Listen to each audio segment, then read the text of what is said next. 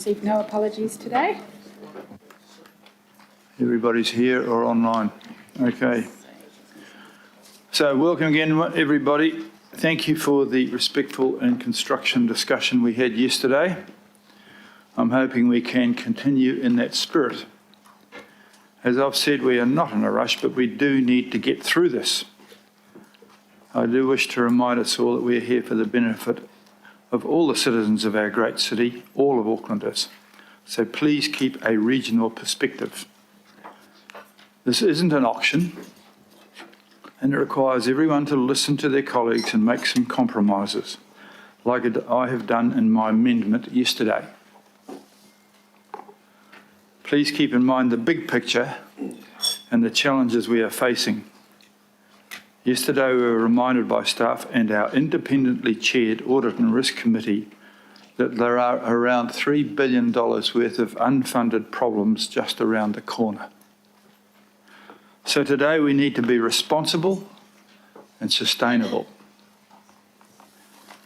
We heard a lot yesterday about hopes for the long-term plan. I want us to be cautious about putting our problems today off until tomorrow. The long-term plan is an important document and we're going to have a lot to do to put it together, but it can't fix everything. And it can't be characterised by wishful thinking. We do need to start fixing things today. Councillor Foley has put forward an amendment which is an alternative, which removes the debt reduction or asset sales lever completely and puts up debt. We've all had a chance to consider that overnight, and indeed so have commentators in the media. Where we got to last night is that Councillor Foley's motion had been moved and seconded, and she has started her speech in the debate and still has 9 minutes and 30 seconds to go. Once she has finished, we will move to questions on the amendments. Thank you. So I shall hand it to you, Councillor Foley. Hand it back to you. Your Worship, can I ask a question of process, please? I mean, I don't want to invoke standing orders, which is around how to run the meeting, but I just want to ask a question on process in regards to today around the amendments that have been put forward. My question of process is the amendments, there's Councillor Foley plus mine that has been seconded. I know that there have been other amendments put in. So how, well, there have been, sorry, and so I want to know what process they will be in, whether, from my perspective, Councillor Dalton has an alternative, Councillor Walker has an alternative, and possibly Councillor Darby. So I want to have a look at the process as to which ones of those amendments will be dealt with, depending on what happens with this particular amendment. So that's the question on the process. Is it Councillor Lotu's, which is going first, and then is it Councillor Dalton's, and then Councillor Walker's, and then Councillor Darby's? Thank you, Your Worship.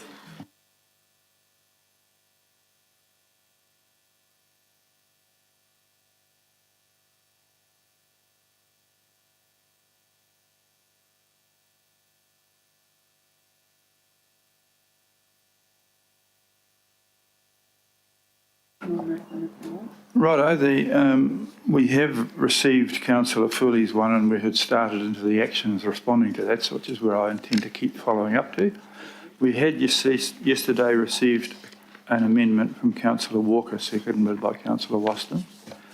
And apparently overnight we have received a third one from Councillor Darby, not seconded. And there is a fourth one apparently here from Councillor Dalton, also not seconded.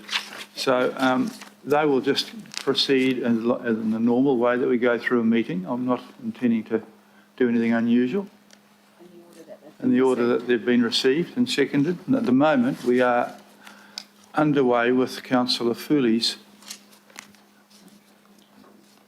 amendment. And you have 9 minutes and 30 seconds left to go.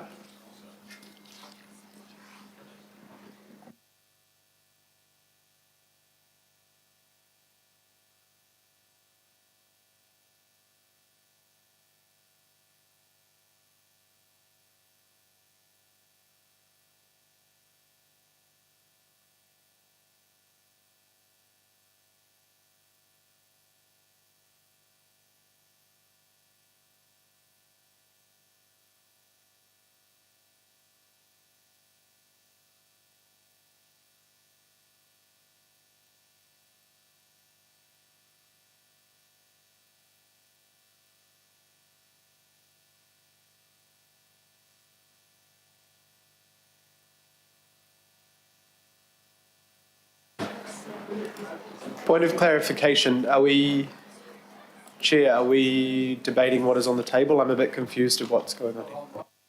Waiting for Councillor Philly to continue in 9 minutes and 50 seconds, and I'm going to knock off 3 if you don't use them. Sorry, Your Worship, I'm just waiting because there's a whole lot of stuff going on. Well, the thing is that you are the current speaker to an amendment, and we've resumed the meeting, right. so No, that's I'm okay. chewing through your time. So Kia ora. if there are Thank other you. things happening, that's fine, but under you, the Your standing Worship. orders, you are speaking to your amendment. Kia ora, thank you. Just yesterday, I thought that we were starting with questions, but that's fine. All right. You can forgo that, but normally the proposer has 10 minutes to speak to their amendment. That's Yes. the rules. Yes, that's fine. Yeah. Then we go to questions. Kia ora. Yeah. At your request, I'm closely following standard rules, okay? All right. Thank you. Kia ora. E ngā mana, e ngā reo, rau rangatira mā. Tēnā koutou, tēnā koutou, tēnā koutou katoa. Mā lo lava le soifua maua, ma le langi mama. Warm tāmaki makaurau greetings to you all, Your Worship, and to all of our learned colleagues around this table. And I do say that with the greatest of respect for yourself, Your Worship, and for all of our elected members around this table. I recognise, Your Worship, that this has been a very difficult time for all of us. But I do want to mihi to each and every one of you. I want to recognise your mana, and I recognise that each of you sits here with a mandate from your communities and as leaders for your communities. You represent the different voices and the different aspirations of our diverse communities. And of course, because of that, we have different views. And I hope that as a result of this process, although we have had different discussions, robust discussions and disagreements, I hope that at the end of this process that we will all still remain colleagues, and that any relationships and friendships that may have been frayed along the way will be healed by the end of this process. Thank you. Kia ora. Your Worship, I'll go now to my amendment that everyone has had an opportunity to have a look at, and I'll point out those key differences between your final proposal that we received yesterday afternoon and the alternative that's being presented for you. And Your Worship, it is an alternative and it is a balanced budget. Finance have had a look, they've checked the numbers, and it does balance. And that's the key for us here today. This alternative proposes a different way forward. It gives for us a way to keep our shares for the people of Tāmaki Makaurau, Auckland, to keep our most significant asset that we currently have. It also allows for us to put back some of the cuts that you have proposed in your original proposal, and even more cuts than you proposed in your most current proposal as well. It puts back, and I'm mindful of that, Your Worship, because we've heard from others around the table yesterday that for some people that was the key. It was the cuts to our communities that they were most concerned about, which is why many people said and voiced yesterday that they would rather sell our shares than see those cuts continue. And so, Your Worship, this alternative I present to you does allow for us to return all of the funding to our local boards, which have been crucial for all of us, especially during the flood response and especially during our cyclone that we had recently. We saw, especially in the West, we saw out in the South, how many of our community groups who are funded by our local boards, who are funded through some of the initiatives that they receive from those grants, they stood in that gap when we ourselves failed to stand in that gap for our vulnerable communities during the January floods. And so I'm very pleased, Your Worship, that this alternative puts back all of the funding for our local boards. I'm pleased also, Your Worship, that it reinstates the $1 million to our ECEs. We've heard the strong cry from our parents and our families of our kauri kids. It does, though, and I have reached out to some of our parents to tell them that it is really just to say, let's have a pause, let's work with our staff, Let's work with our local boards going forward and consider a local approach rather than a regional approach to our Kauri kids going forward. But reinstating that $1 million does allow for that time to happen. It allows them to continue operating as they do currently and gives us that time to have that local approach. But it also takes away from the boards that extra burden of trying to do that with the existing funding that they have, as you've proposed in your proposal. And I do, I totally respect the work that's been done in the background by others, including Councillor Ferry, to achieve that. But I'm mindful of that extra burden on the local boards. And so I'm proud that our alternative budget does allow for that ECE funding to be returned. Your Worship, the rates we have kept as low as possible. Many around this table have said that they did not want rates to go into double digits. I am more comfortable with them going into double digits, as you know, as I've said in the past. But because I've spoken to many others around the table and in this room, and there was a strong desire to keep the rates as low as possible. And I'm also mindful of my local boards, the Otara Papatoe local board and the Mangele o Tahu local board, who have said to me, they've given me a mandate and given Councillor Alpha mandate to increase rates and to increase our debt funding in order to keep the shares. But they did impress upon me that if possible, please put it more on the short-term debt than on the rates. And that's reflected in the alternative that we have here. So we've kept rates at 9.9%, mitigated to 6.8, or rounded down to 6.7, as the staff have said, in order to achieve that. The trade-off, of course, is the short-term debt. And we've put that to the maximum amount that staff advised previously of $140 million. However, Your Worship, as others I'm sure will comment on during the debate, we understand that the dividend from the airports has not been factored in because there is an assumption that the dividend would not be received because we were going to sell the airport shares. And so there is a great expectation from many around the room that that $140 million in debt will be mitigated by that dividend. If that's not correct, then that's fine, and we will find that out later on today. But I'm comfortable with putting on that debt to the maximum of $140 million in order to keep the cuts as low as we've proposed, as well as keeping the rates down to below 10%. So, Your Worship, that's the alternative budget that's been proposed. I'm asking members around the room to consider it. I'm sure you've had all night to consider it. And I'm appealing to, as you said, Your Worship, you listened yesterday, and I also listened yesterday and over the last 6 months. And we've heard a strong desire to keep the shares from many, a strong desire to keep the rates down as low as possible, but recognising that increasing the rates to 9.9 for general rates and to 6.7 or 6.8, and that mitigated figure is still a big increase compared to past terms. So I recognise that. And keeping the debt to a reasonable level of $140 million that we can afford. Your Worship, I do want to speak now about why some of these things have been proposed as an alternative to your budget. I've said to you previously that I personally don't mind rates going up a little bit further, but like I said, I'm mindful of the opinions of others, and I'm very mindful of the struggle that our families are going through with the cost of living.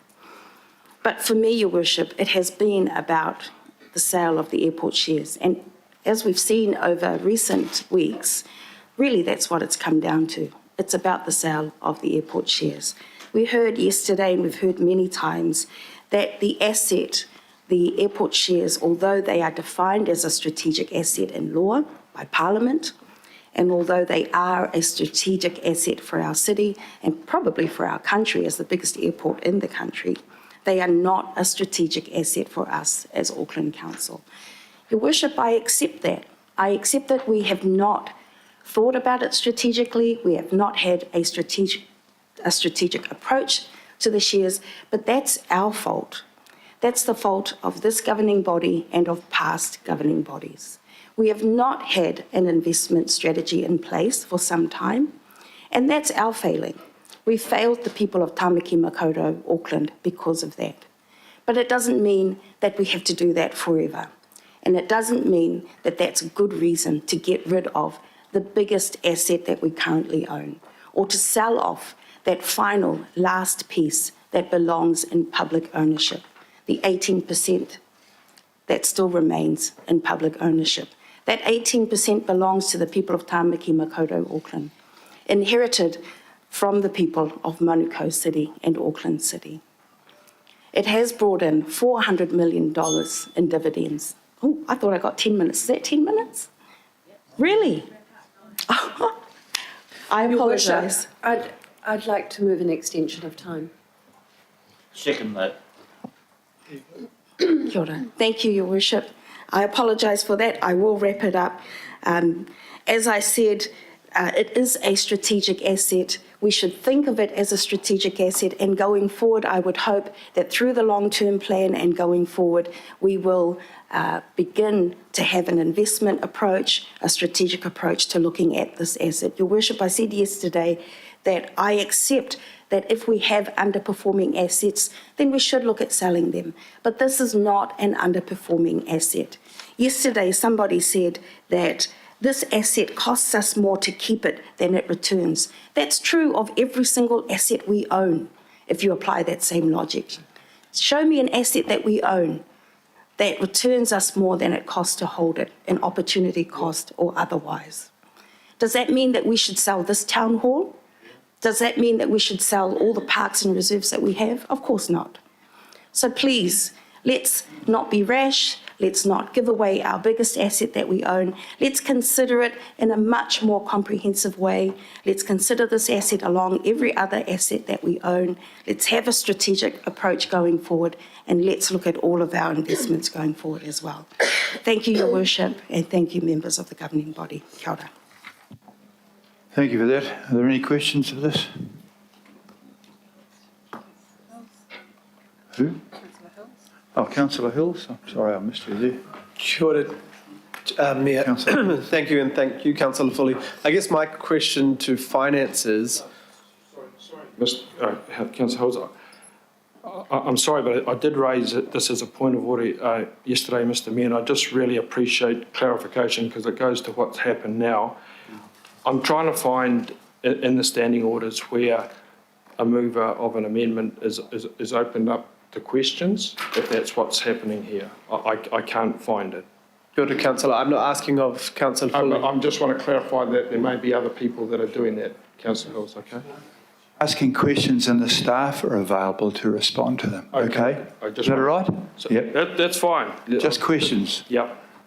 You toss a question in and an answer will arrive somewhere. Thank you very much. I have... Kia ora, Mayor. Thank you. I guess I just need the finance advice on what this means.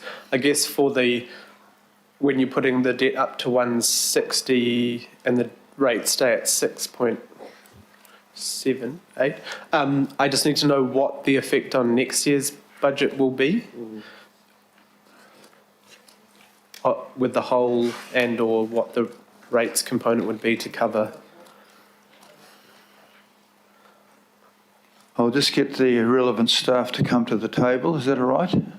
Thank you. Mr. Guts will bring his staff, who are the experts on this, and they'll tell us.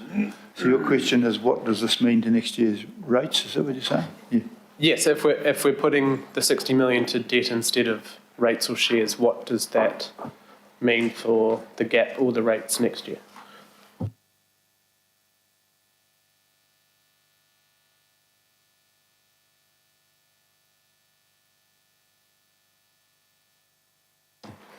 Thank you for the question, Councillor Hills. A couple of points from me.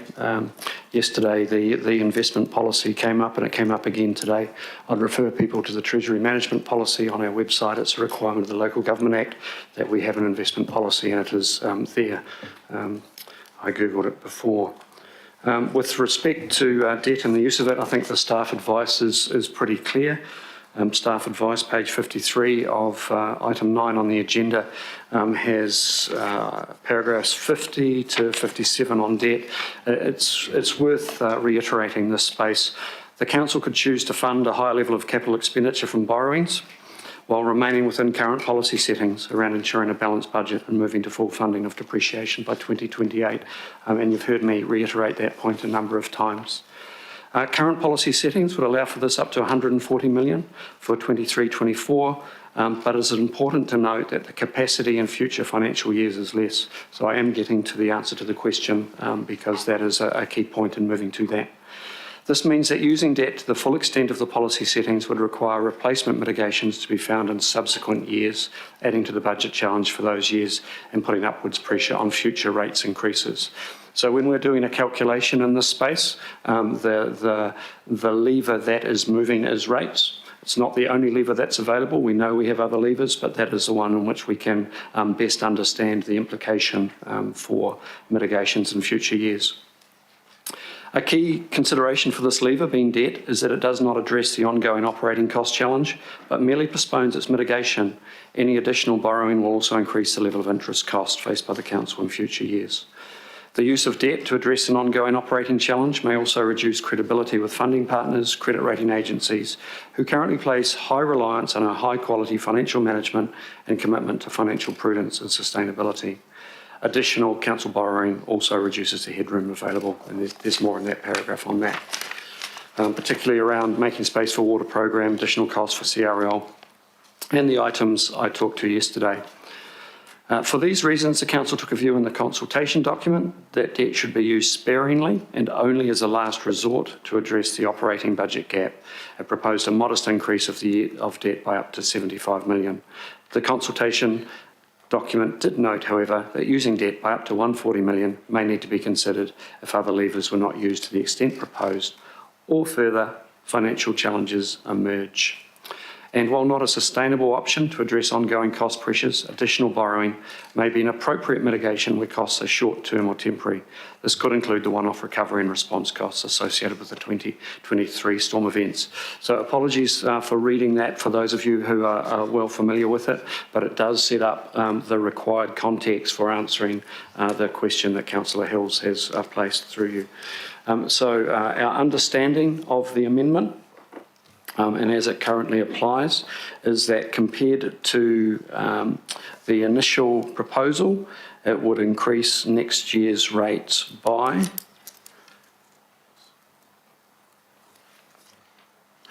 (2.3%), and compared to the updated proposal, slightly under 3%.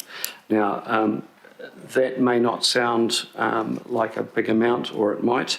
However, the absolute overall average general rates increase that we would be looking at for 24-25 before mitigations would then be in the range of 13.2%. So if we pulled that back to the criteria that we have discussed earlier, we would challenge the fit of some of those criteria, particularly around credible, sustainable, affordable and implementable. When we talk about affordable, we talk about avoiding unacceptable shocks for ratepayers, both now and in the future. So through you, Your Worship, that's the impact. So through you, Mayor, so it's 13, so if we pass this amendment, it would take us to 13.2% next year. But are you saying that's without adding the targeted rates back? So with the targeted rates, with the targeted rates increased back to, which the Mayor has said would be in his proposal, what does that take the rate rise to next year? So as the starting point for year one of the LTP, yes, 13.2, the general rates. If the long-term differential strategy starts again and the two targeted rates both start up again, for residential ratepayers, that would be an average total rates increase of 15%, and for business ratepayers, a total average rates increase of 13.9. Thank you.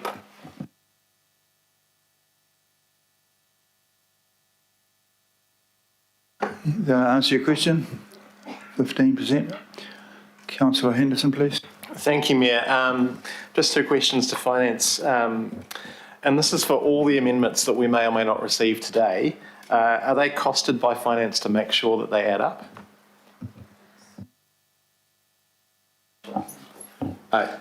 Yes, the amendments that we've received, we've run them through our models to ensure that they produce balance. Thank you, that's great. My second and final question, this amendment actually includes 160 million of debt, so that's 20 more than we have consulted on. Are we able to do that? This might be a legal question or if I... Thank you, Councillor. Yes, I believe so. The last paragraph that I talked to there was around the recovery and response costs associated with the 2023 storm events of around 20 million. So that 20 million would be on top of the 140 to allow for 160 to fit within the framework. Thank you. Thank you, Councillor Henderson. Councillor Lee, please. I take it, even at this stage, the finance officers have not factored in the dividend from Auckland International Airport due in October, which is, I understand at this stage, 42 million, nor is there much awareness of the significant amount of money due in next year, I believe, from the renewal of the West Haven Marina berth licences, and also I will leave it at that. It's still not there, is it? The 40 million? No, the modelling that we've done, the proposal put forward by Councillor Foley does include the projected dividend received from Auckland Airport for next year. If it is included, that would mean the 140 million borrowing could actually come down by that amount. No, that's baked in and treated as operating revenue. So that dividend is part of that calculation. And with respect to the marina issue, we understand, having checked with Ikipanuku who manage these aspects, that those berths are becoming available 26 and 29, so not within the immediate short term. Councillor Foley. Kia ora, thank you. Officers, you mentioned that it would go up by 2% or 3%, the rates. Can you give us in real dollar terms, what is a 2% rate rise per week for the average householder? Usually Andrew Duncan's very good at giving us those numbers if he's in the room. Yes, I'll wait for the calculation on that.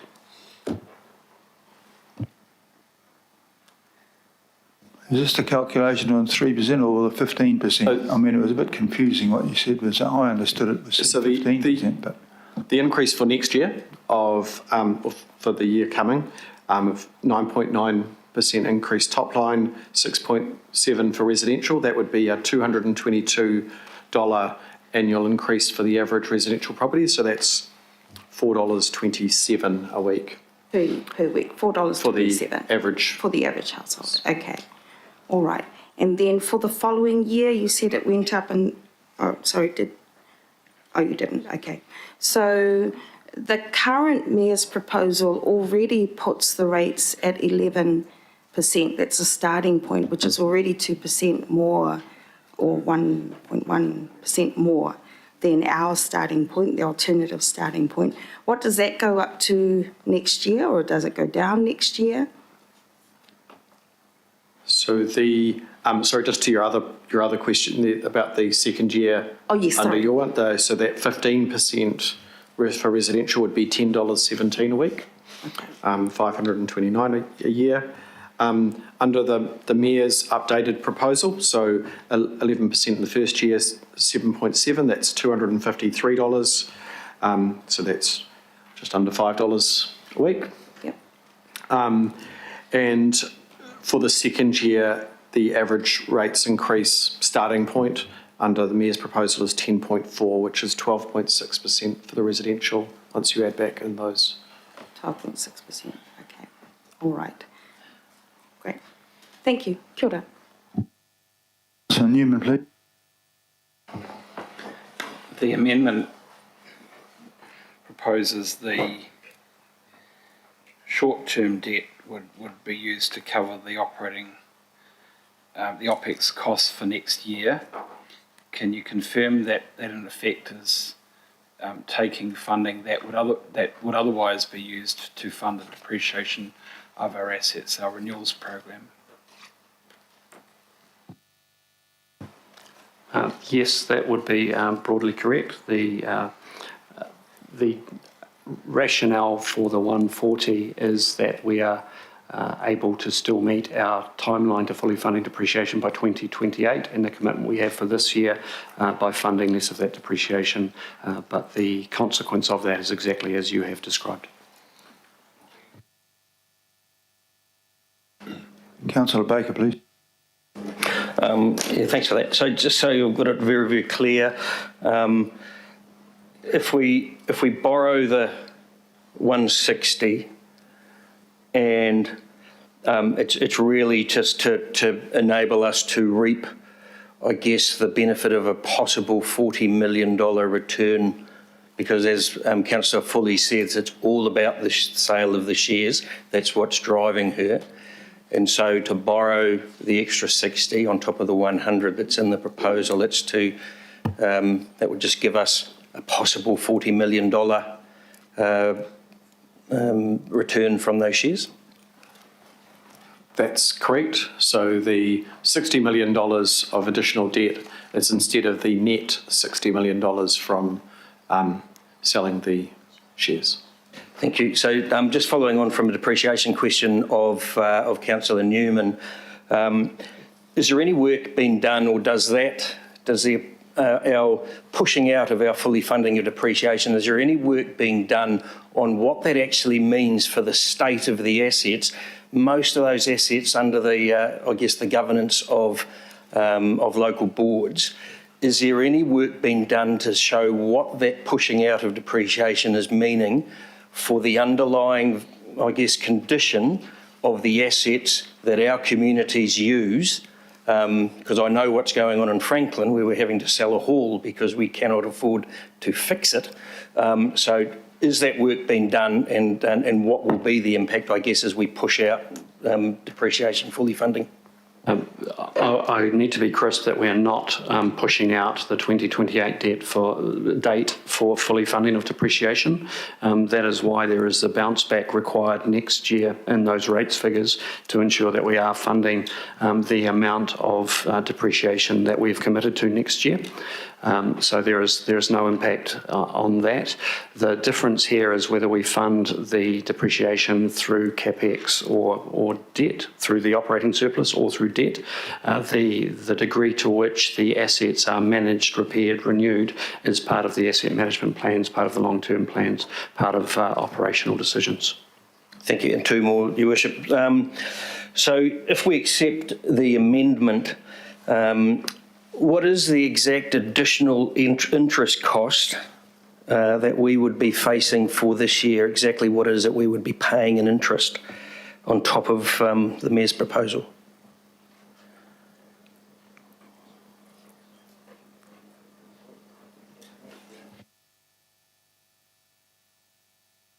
Sorry, compared with the Mayor's updated proposal? Yeah. So there's the addition, you don't have the $45 million savings from selling the airport shares, plus the additional $60 million would give you about $3 million for a full year, so maybe half of that over the course of the year.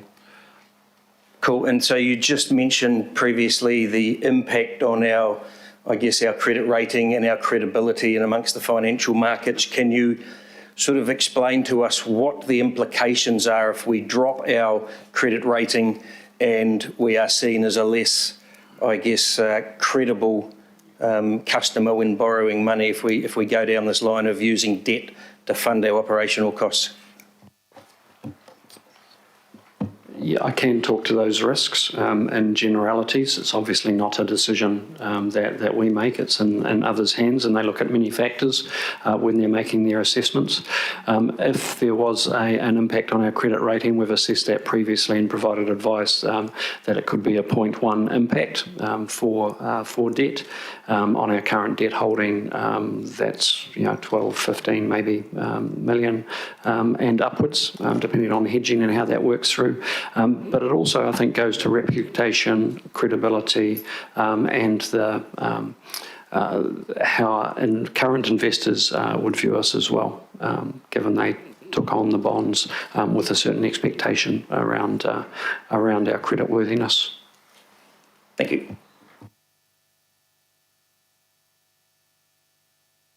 Councillor Watson, please.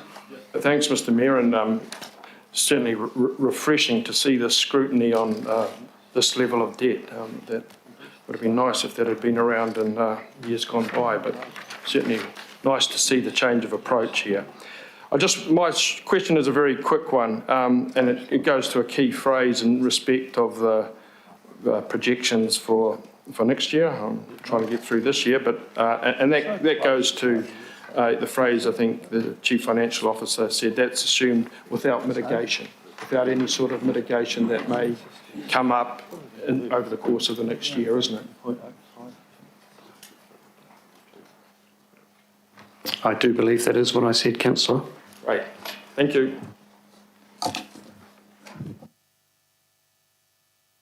Deputy Mayor Simpson, please. Thanks, Mayor. Councillor Baker asked some of my questions, so I might just put them maybe a different way. So just in real clear language, and I'm, yes, I know. I was just trying to, I was watching my words, Your Worship. It's always a good idea to watch what you say.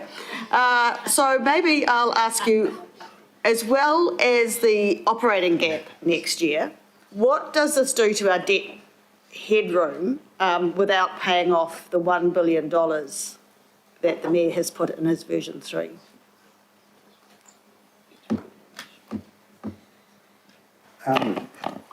So the debt headroom without a sell down is the debt to revenue ratio will be 230%. With the partial sell down, it was 230%. So that's partial without anything. Oh, sorry, it's without, the partial is 230. This one would have a 250, so an extra 20%. It reduces your debt to revenue headroom by 20%. Right. And to try non-accountant speak, obviously without the $1 billion being sold down, debt would be $1 billion higher. Yeah. So that's probably the key differential. There's some movement around the increase in that short-term debt, but that would be the key reduction in the headroom in dollar terms. $1 billion higher, that's right. Now this is a bit of a tough one, and I don't mean to be disrespectful, but in your professional opinion, would this be a prudent budget for us to pass this year? No, I'm just asking. We're getting into debate by the management. That's not appropriate. It's a question. It's a rhetorical question. Well, I've heard a few It's not the first time we don't always accept professional advice. It is a question, and they can choose to answer it or not answer it. And you can choose to put your fingers over the ears if you don't want to hear it.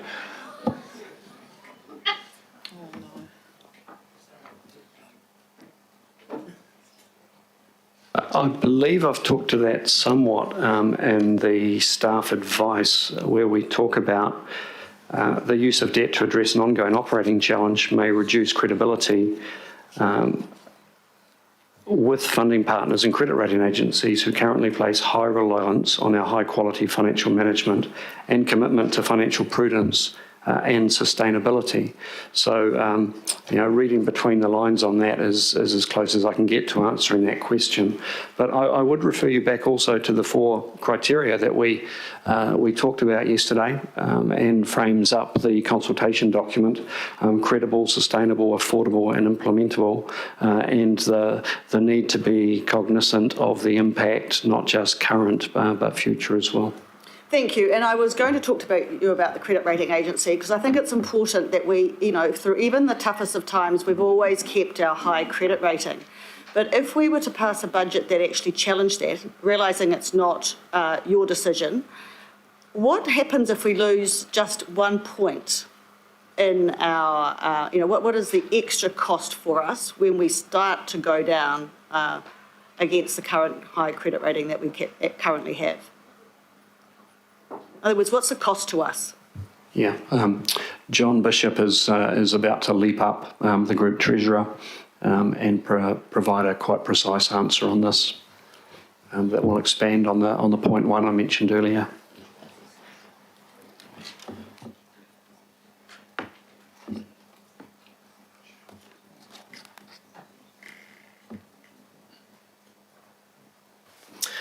Thank you, through you, Chair. So look, a one-notch downgrade in rating would add between about 10 and 15 basis points to the cost of our debt. So on debt of 12 billion, that's between about 12 to 18 million dollars per annum. Extra. Right, thank you. Okay, so, and then just finally, so this amendment puts our debt up to 250% debt to revenue, right? Which is the highest we've ever gone. Through you, Chair, I'm not sure it's the highest we've ever gone.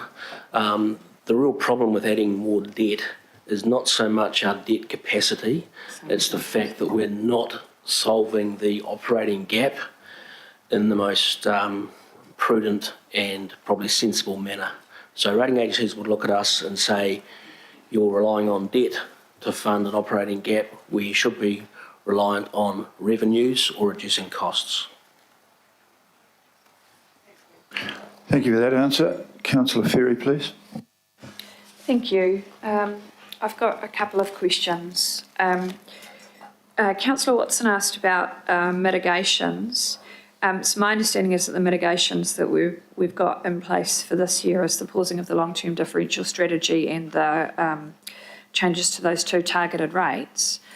Are those the only mitigation options for this year or for next year? Are there other mitigation options that we are using now? I think the mitigations are really the levers that we have and that we've talked to that exist this year and next year. Rates, debt, OPEX, asset sales being the four key cogs. I think I'm specifically asking about, we've talked about mitigated and unmitigated for the rates increase number. So specifically on that. So looking at the difference between the general rates increase and the total rates paid by a different group of ratepayers, those are the key ones that we identified this year.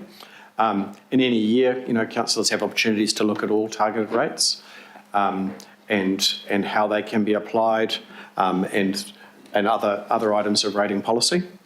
But those are the ones that were identified at this stage.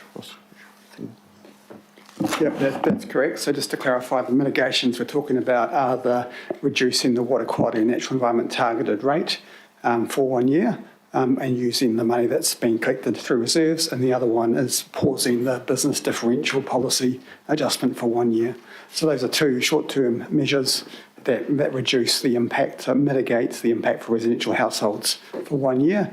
And the key point to note with those things is they are only a 1 year thing, they reverse and create more pressure on rates the following year. We haven't considered any other targeted rate mitigations or changes through this annual budget. Thank you. So if there were to be mitigations applied next year, then we're potentially repeating what we've done this year. Is that correct? Well, for the water quality and natural environment target rates, if you weren't to sort of reinstate those, put them back to where they were, catch up, you would be raising less money for those programs. So that would be LTP decision about how much money you're collecting and what you're doing with it. So that's a whole other different discussion. Okay, thank you. My other question is, so you've given us a figure for next year based on this amendment that would be around 15%. If we were to go with the Mayor's proposal on debt, but rates at 12.7%, which I understand would be sufficient to cover the OPEX hole without selling the shares, what would rates look like next year? What I'm trying to understand is if we put rates up a bit more this year, do we need a lower rates increase than the 15 next year? That's what I'm trying to sort of trade off in my considerations. Yes, that's correct. We don't have the calculator in front of us set up to do that right on the fly, but absolutely, if you run that through the spreadsheet calculator, that's exactly what it does. If you were to put rates up this year rather than use debt, it would help alleviate the problem for the following year. Okay, so I guess for members, there's a consideration there of 15% next year for a large amount of debt against advice this year, or a higher rates increase this year with a lower rates increase next year. Thank you. Councillor Walker, please. Sure. I've got a question, first of all, about financial prudence. And you point out the issue of solving the operational gap. Is it not the case that over successive years we have not acted financially prudently and our expenditure has been way out of whack, far more than our revenue? And by that I mean putting aside rate increases to cover significant increases in expenditure. And in particular between 2019 and the 23 projection, increases of well over in excess of inflation cumulatively. So if we're talking about financial prudence, how is it we've been able to act so imprudently up until now? No, is my answer to that. And I'll expand on that answer. We're audited on an annual basis.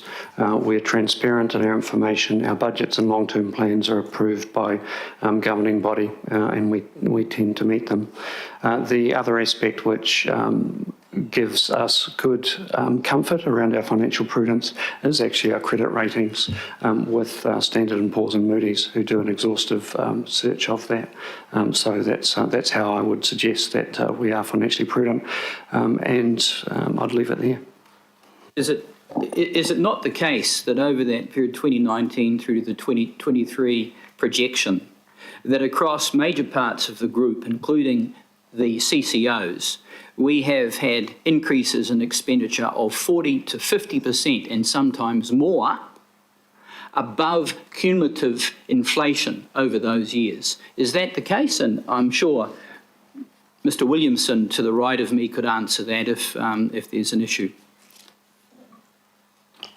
Through you, Your Worship, I'm not sure that this is a topic relating to the amendment which I came up here to provide financial advice on.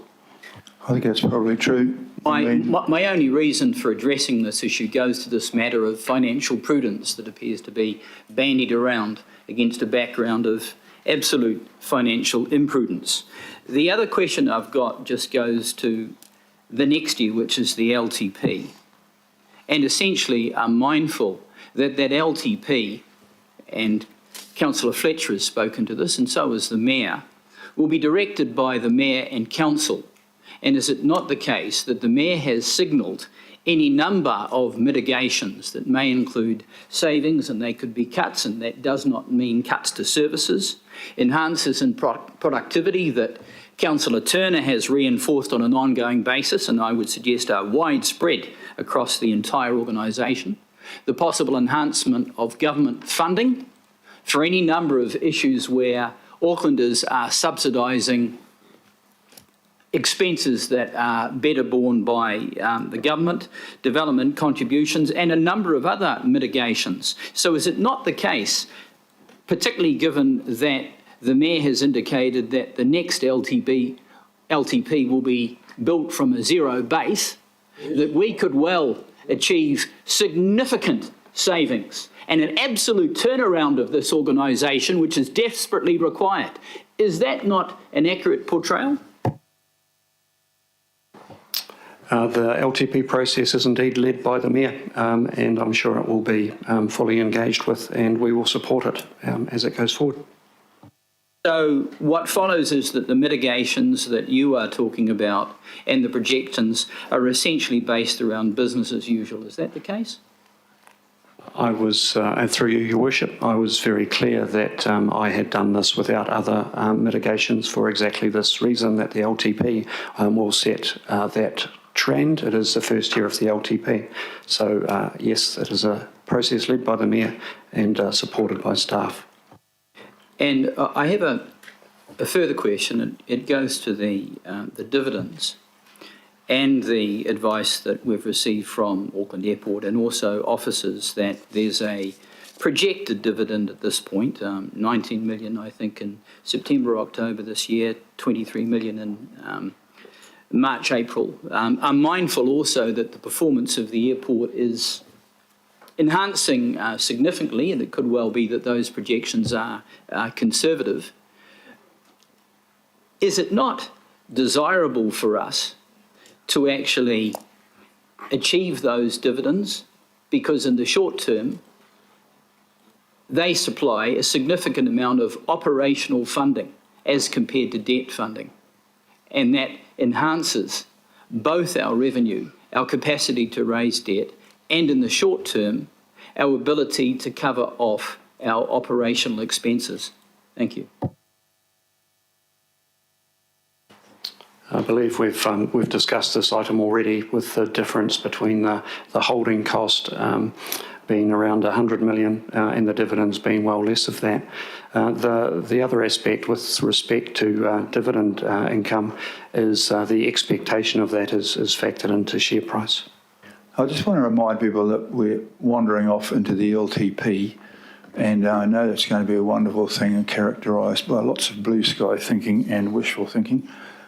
But we are debating Councillor Foley's amendment rather than the LTP, in which I will hope to lead, but I will hope to lead it through sensible debate. I have a question next from... Through you, my apologies, Mr Mayor. I only raised these issues because they've been raised by other councillors. They were talking about financial prudence. They were talking about projections for next year. It grows and it wanders off, and so I wasn't particularly picking on you, but I'm saying it's time that we just... Mr Filipina is the next speaker, and he's a stickler for things being done right. So we'll stick to questions only, please, Mr Filipina. Yep, I know standing orders, Your Worship, so I know that it's part-time. So, tēnā koe te rangatira, tēnā koutou katoa to our staff, and tēnā koe, John. And the reason I'm leaving you last is because my questions relate to Standard & Poor's and Moody's. But the first question is to Peter. Peter, you mentioned that the depreciation in the policy that we have currently to 2028.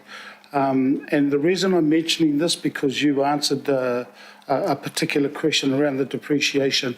Can you advise me that with the depreciation, is that a conversation can be had at the long-term plan, which starts about the 1st of July, that a conversation can happen around this governing body around changing that depreciation policy? Yes, as with all policies, including the revenue and financing policy and the long-term plan, you can consider how you want to enact that. Oh, thank you. John, questions to you around our debt to revenue ratio, but also Standard & Poor's and Moody's. Can you tell me what is our current headroom?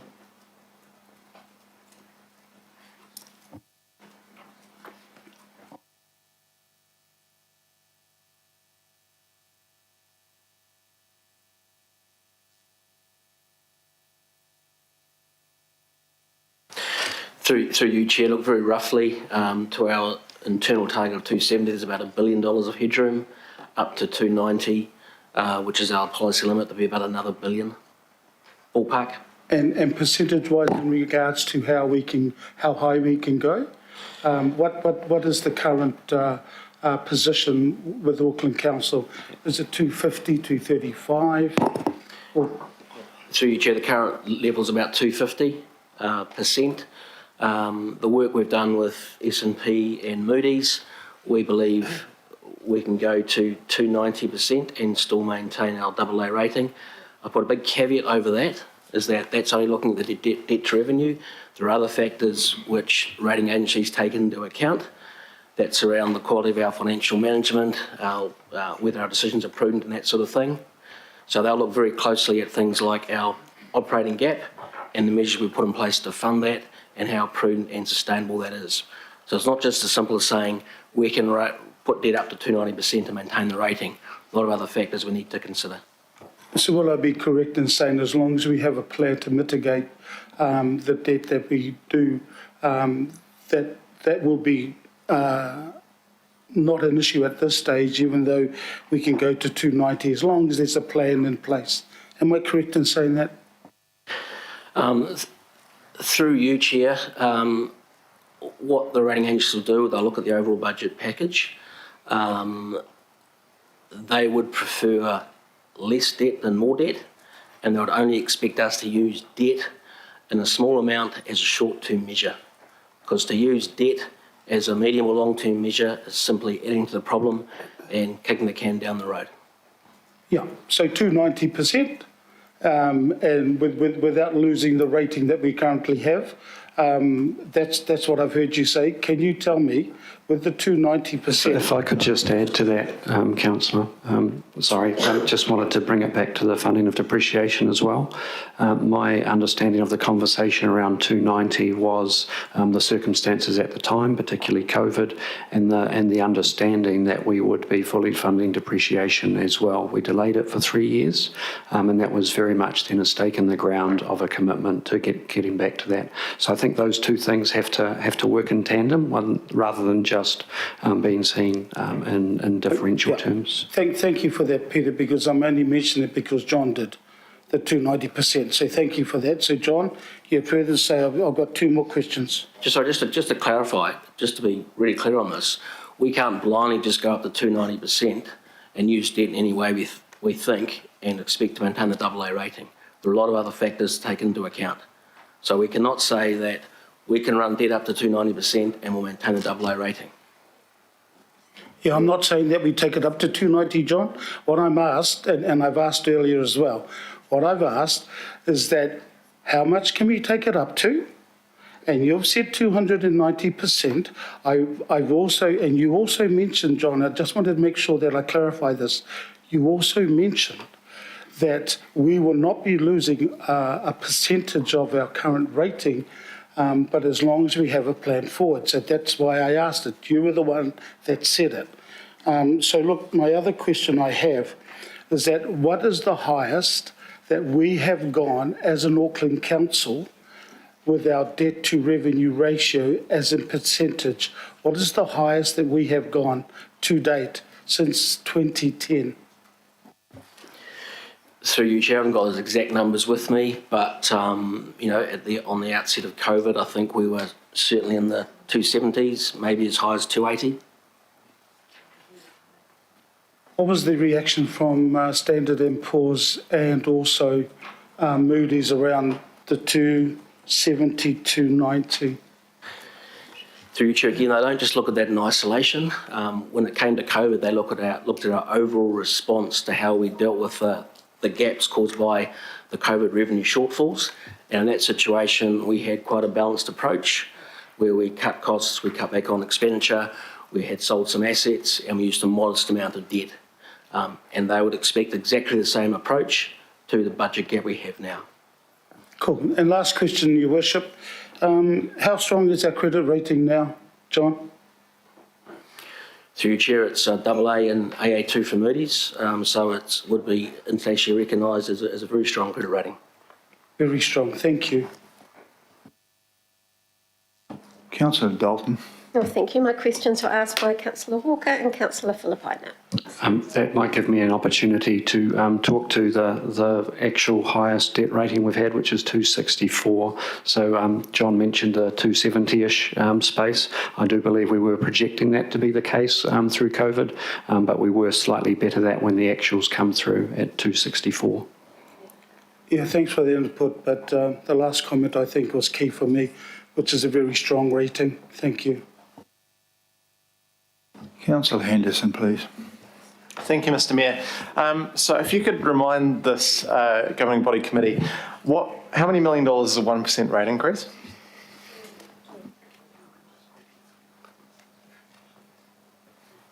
A 1% increase in general rates equates to about $20 million.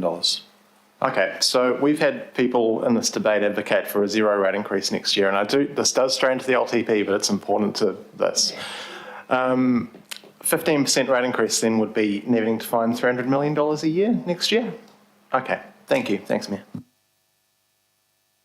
Thank you, Councillor Henderson. Councillor Hills, please. Kia ora, thank you, Mayor. I just want to check on the numbers. So we are at 250 now without the shares, with holding our shares. We're at 250. And are you saying that 1 billion takes us up 20%? Is that right? Around that? Okay, so with you keep the shares in full, and there's another 570, I think, borrowed this year for capital, and then we've got potentially up to 3 billion with CRL, level crossings, and storm. So doesn't that take us well over 290? Yeah, all those numbers obviously are very, very rough and subject to negotiations with government on a number of them. But yes, even if those numbers, if we were not to sell and we were to sit at 250 and then incurred another couple of $1 billion of spend, then we'd be at risk. So at the very least, with the 560 plus the CRL, you're looking at 270 definite, and then we haven't factored in the storm-related costs and the potential buyouts. Yes, that's correct. So the advice John's given is that there's about 2 billion of debt headroom. As we go through the LTP, we have to consider all of those things, the timing of when things occur, and revenue projections, and look at it as a whole. But with the proposal, with the revised meal proposal of the sell down an extra $1 billion less debt, that gives you 3 billion of headroom. Clearly, you're in a better position, have more flexibility with 3 billion of headroom than 2 billion of headroom. Okay. Thank you. And just a question for Jim. Sorry, Councillor. Sorry, Jim. Just a question for Jim, and which you shouldn't, but put the debt headroom aside. If you fill the operations gap with more debt, so you have to find it again, and take the assumption, which is just an assumption, that we don't go past the rates again next year, that we're sitting here 7-8%. You'd already be looking for about 140 or more of savings again next year if councillors aren't willing to go above 8%. If you're looking at a 15.7% rates increase, like your options for staff and services again. Well, I guess every 20 million is either 1% of rates or it comes out of expenses. So, to balance the operating budget in one way or another, it would have to be funded either from rates increases or from an expense reduction.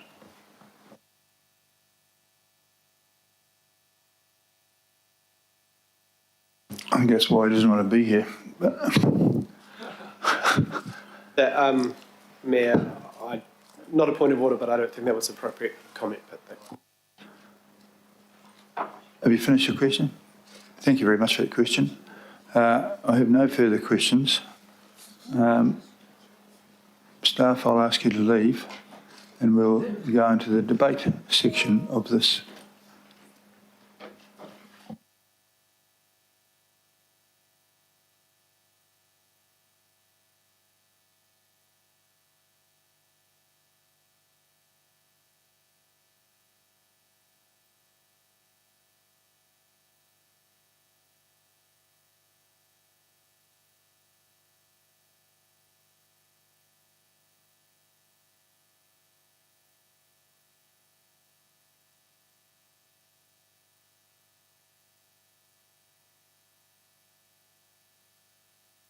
Rightio, we're about to go into the debate over Councillor Foley's amendment, and she gets the right to be first. Understanding rules, I can limit this to 3 each way, but I'd rather just urge you to be discreet. We have had a lot of debate about this already, and this is way down the track of months of debate about this. So, Councillor Foley, are you paying attention? We're going to the debate and you're the first cab off the rank too. You done? Okay. I think... Thank you. No, she's just... Councillor Sayers.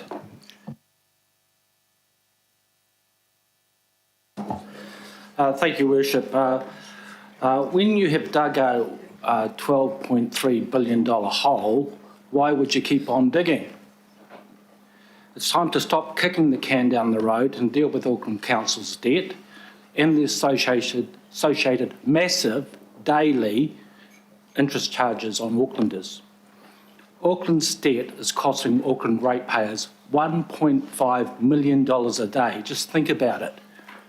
Auckland Council's debt is costing Aucklanders a lotto win of $1.5 million a day each and every day throughout the year. The professional finance advice being given by the Chief Executive Officer, and I quote, increasing debt is a short-term answer that could make up the remainder of the year, or next year harder, and is not a prudent approach. The professional financial advice to all councillors goes further, where the Chief Financial Officer adds, and I quote, debt reduces headroom to deal with future shocks and is not a credible or a prudent approach to financial management. We have been told there are future shocks coming. We know at least $3 billion worth of borrowing will be required. That's the City Rail link, the storm damage, buying out red stickered properties and more. But there's others we don't even know about yet. This amendment potentially puts Aucklanders in risk of not being able to deal with another emergency. Taking on even more debt and ballooning out Auckland Council's debt even further, instead of being wise governors of Auckland and fixing Auckland Council, is not a prudent or the right thing to do. Taking on more debt is kicking the can down the road of fixing Auckland. Taking on more debt to deal with Auckland's overspending has been the approach by the majority of councillors under both Len Brown and Phil Goff administrations, and Aucklanders have had a gutsful of paying for it. It's time to fix Auckland and to get rate rises and debt under control. Instead of using debt as a last resort, debt is being used as a first resort. That's what got us into this mess in the first place. I am wholeheartedly in support of keeping residential rates below the rate of inflation. That's because Auckland is in a cost of living crisis and we need to avoid dipping further into Aucklanders' pockets. Equally, I'm keen not to further increase the massive amount of council debt. This is because debt attracts interest repayment costs, which also hits Aucklanders in the pockets because debt has to be repaid. Now is the time for bold and brave decisions to stop wastage and overspending, to get council back to core business and to get control over council-controlled organisations. The Mayor has bent over backwards to reach a compromise. His balanced budget should be supported. Thank you. Thank you for that. Councillor Dalton. Thank you very much. That was a well-written speech, Councillor Sayers. I am going to speak in support of Councillor Foley's amendment, and I've been listening to all the questions around debt, and I hear the concerns around additional debt from councillors. We're talking about an additional 60 million on top of the Mayor's proposal, which is 80 million. I felt like 100 million. I felt like we're talking about $1 billion, and we're worried a lot about what's going to happen next year. Yet I've heard really clearly from Councillor Fletcher and Councillor Williamson, we're going to be taking a new approach to the long-term plan. Every year we do this. Every year has been difficult in more recent times, but we have the opportunity next year to really hone in on those costs. We are still in an unprecedented time. This is not a business as usual budget. Debt is there for us to use at this point in time, and I hear what councillors are saying about the rate increases next year being larger based on business as usual this year. We are saying business will not be as usual when we go through the long-term plan. We do need to reduce debt, and we need to do that properly. We need to do that with a strong evidence base. But we do need to get through this year.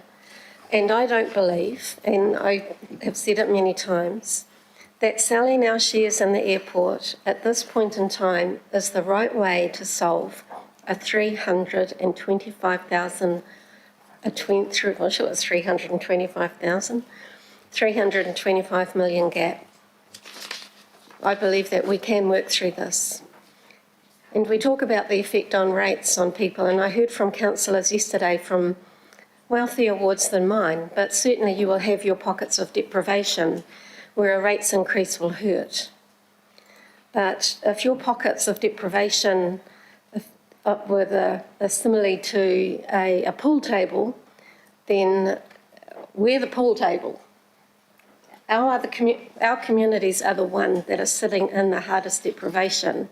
And they do own homes, and they do pay rates, and they have said that they would rather pay higher rates, and they've asked us to take on a bit more debt, 60 million, not $1 billion, to get us through these cuts and to retain the airport shares. I'll be supporting Councillor Foley in her amendment, and I look forward to being able to sit down and have a really good look under the bonnet, all of us looking under the bonnet instead of some of us looking under the bonnet, so we can all get the right information at the right time at the same time and get some collaboration going on around here as we build a budget for the next 10 years for the city. Thank you. Thank you for that. Deputy Mayor Simpson, please. Councillor Foley, whaawhiti, thank you. You know, you've worked really hard on this, and I commend you for coming to the table with something that balances and not just saying no. So well done, well done. It takes a lot of work, and I really appreciate all the effort that you've put in to stand by what you believe in. So thank you. My issue is we have a proposal by the Mayor to reduce our debt by $1 billion. So, Councillor Dalton, we are talking about $1 billion. It's really hard for me to support a budget that keeps our debt and adds $60 million more rather than the Mayor's option, which lowers it by $1 billion. I also don't think that adding $60 million worth of debt to pay OPEX bills just so we can keep the airport shares, which may bring us in $40 million, is a sound financial decision. The other thing that concerns me about it is it risks a credit rating downgrade, which, councillors, we should be very proud of that we've kept, even in the toughest of times, because it reflects our financial management. So there is a lot I congratulate you for, councillor. Your rates option, you know, and your reducing of cuts, but actually how you pay for it is really the one that I'm struggling with. So again, I say thank you, well done, but I'm sorry, I just can't do it. I just don't think that looking at the financial options around debt, which is how we pay for stuff, is the breaking point for me. So I can't support it, I'm sorry, thank you. Thank you for that. Councillor Henderson, please. Thank you, Mr. Mayor. And, you know, I'd like to add my thanks as well. I do appreciate that we're having this debate. It's a debate that we've needed to have because it's a debate that in the public, these are the questions that are on people's minds. And I know people have approached me about this all the time. I'm still getting texts right now as I'm talking. So I do appreciate that you bring this to the table, but look, I have to say that I'm not going to support this. And if I did support this, I would feel irresponsible to my ward, irresponsible to Aucklanders and their future services. We have huge things coming down the pipeline. We've got the CRL, we've got storm-related costs to come, add in buyouts of people's homes that are flooding all the time and risking their lives. This is mainly West Auckland issues as well, those buyouts, I would suggest. I'd be letting down West Aucklanders if I put that in jeopardy, and we need the debt headroom for these kind of things. They're coming toward us and we know it. We know it. Look, the other thing is that we also need debt headroom to cover over the decades of underfunding that we have done for infrastructure in this city. Suburban Auckland has taken on all the housing. 12 years, Henderson Massey's been packing it in. And what investment have they got for that? Bugger all. One pool for 250,000 people in West Auckland. How are we going to pay for these things? We pay for these investments through debt, and we need that headroom for these investments. They'll be in trouble anyway. We need to fight for that in future years. We vote this through, I think that fight's already over. I don't want to go back to my ward and say, no Massey pool, I'm sorry. You know, the other thing that's come up is there's been some discussion around hooning in on our costs and our savings in future years.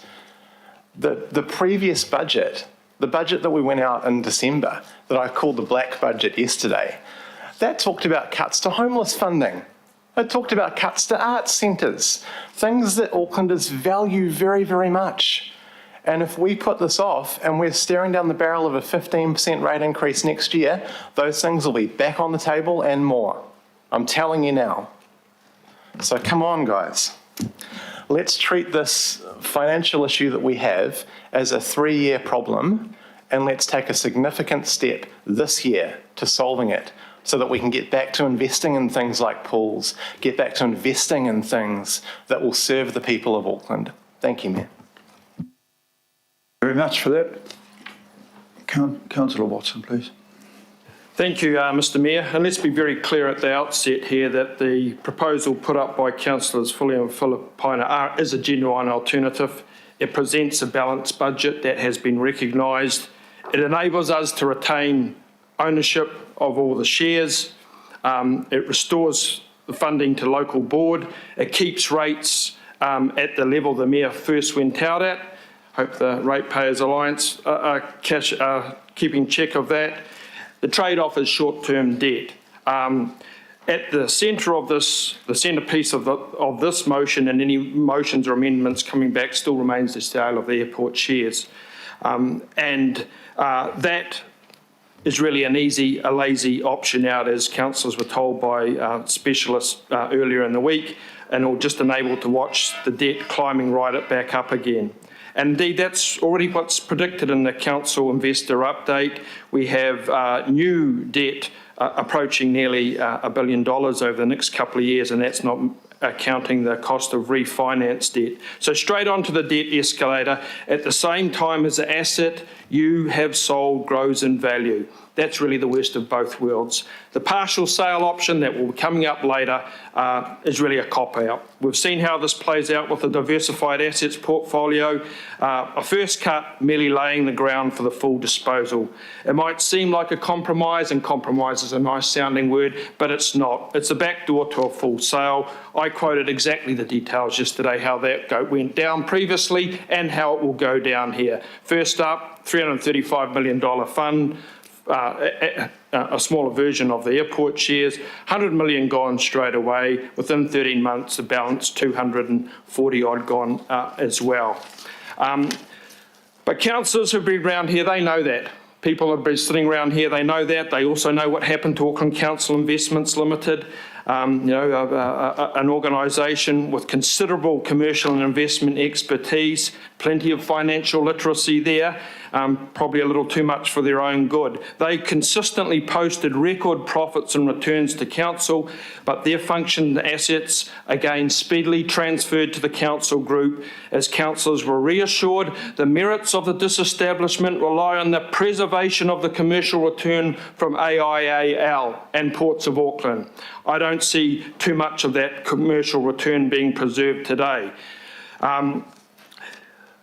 Even as recently as the last term of council under Phil Goff, there was another attempt to address this or advance this airport sale. That was, interestingly enough, summarily dismissed by the Mayor at that time, and Mr Goff wasn't exactly a man averse to selling off public assets over his career, but even he drew the line at the airport shares, emphatically and expeditiously dismissing this proposal, along with its proponents, on the basis that there was no shortage of eager buyers who would be lining up to buy the shares, and in those circumstances, why would you consider any sort of sale?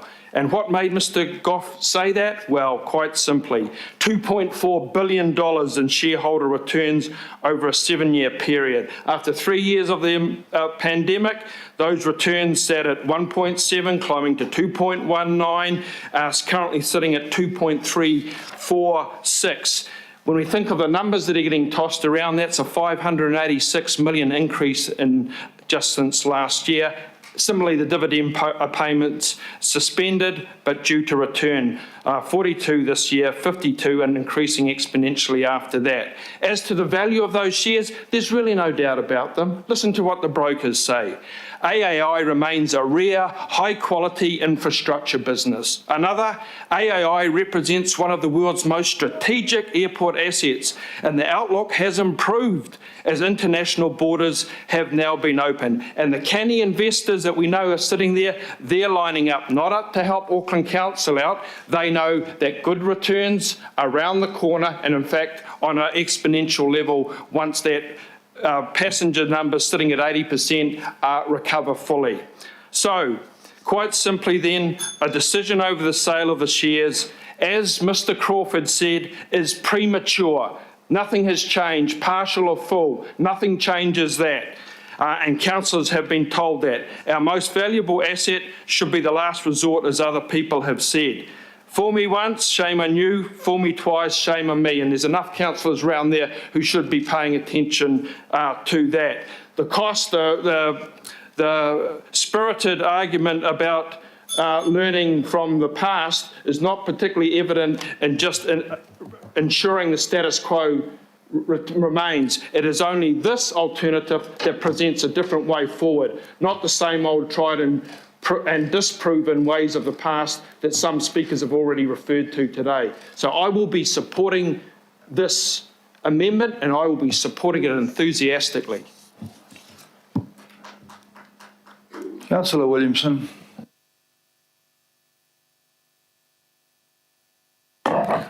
Thank you, Mr. Mayor. Hopefully I can have something come up on the screen in a minute.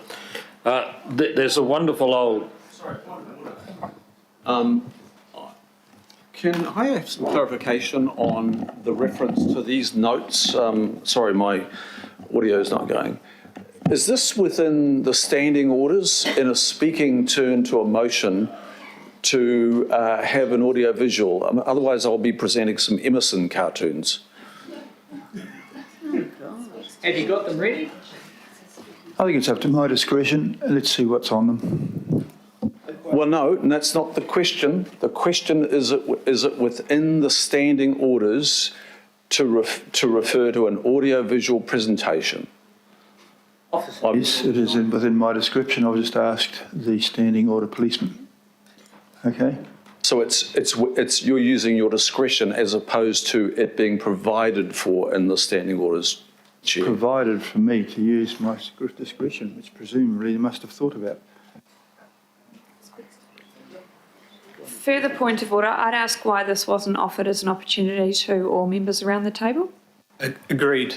It was up to him.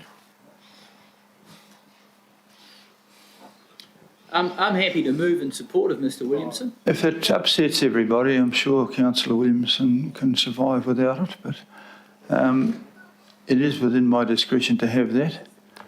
And if it aids the thing, we'll see. I don't know what's in this any more than anybody else does. My understanding is the precedent was yesterday. Only 2 slides, and it's actually just information, that's all. I've got a compromise, Mr. Mayor. Perhaps if Councillor Williamson wants to email it around to us, that'd be... I'd prefer to see it on the screen. It's a lot easier. It's big print. Well, so far I have speakers from both sides of this argument who are okay about it, and speakers from both sides of the argument who aren't. So I think we'll let it up there, and we'll see how we go. Okay. Close your eyes. Excuse me, Mayor. Sorry, sort of maybe it's not a point of order, but it does, I just want to say it does set a strange precedent to, I've never seen this before, and I think there's a risk that 20 of us bring presentations every time, and that's not something we've discussed, so I find it very strange, but. Well, it is unusual, but then again, quite a lot of the debate we've had is unusual, so, and I'm prepared to listen. So, and as I say, there are people on both sides of the vote here who seem to be okay about it, so, and if you don't, you can always look away. So, Your Worship, just to confirm, your ruling is that they will be allowed? At this stage, I have the discretion to allow it. I've asked around the room, and there are people from both sides of the argument who don't seem to be upset by it. So, in the interests of a fairness, there are people on both sides. So now that I'm going to do a presentation when I speak, where do I send that presentation to? To Sandra? I mean, I got no problems. I'll do a presentation during the break, and then I'll send it to Sandra so then that can be up there. Thank you, Your Worship. Good ruling. Yeah, well, I mean, if we're going to do it for one, we must do it for all. But and I may have opened a can of worms. We'll see how well we go with this one. If everyone behaves sensibly about this, we'll allow it in the future. But if they're all going to use it as point scoring, we won't. Let's take a big risk. I have no idea what's in these things, just to make sure you're not thinking I'm prejudging. But let's see how this goes. Thank you, Mr. Mayor. There's a wonderful old Latin saying, which is contra vera nihil obstat, which is against fact, there is no argument. So I wanted to put these numbers up for you now, if I can. I don't want you to read that because I've got it in a graphical form, but these are figures from the council showing what's happened to our rates and what has happened to CPI. And if I turn it to the graphical form, you will be able to see that this first graph, if it moves, there we go. Oops, I need to go back to the third one if we could, Sandra. Okay, I'll take it through. The remote's not. Okay, the first graph is what's happened to rates, and you can see that that has run on an index basis from the 1 since this council was formed up to around 1600. The second graph is what's happened to CPI over that time, running to an index of about 1300. The reason I'm putting that up there is to make every councillor here aware that rates have run significantly ahead of CPI year on year on year, and I find that unconscionable. I've heard councillors sitting around this table saying they have got constituents who are having to make tough decisions about whether they heat their house or pay for food on the table.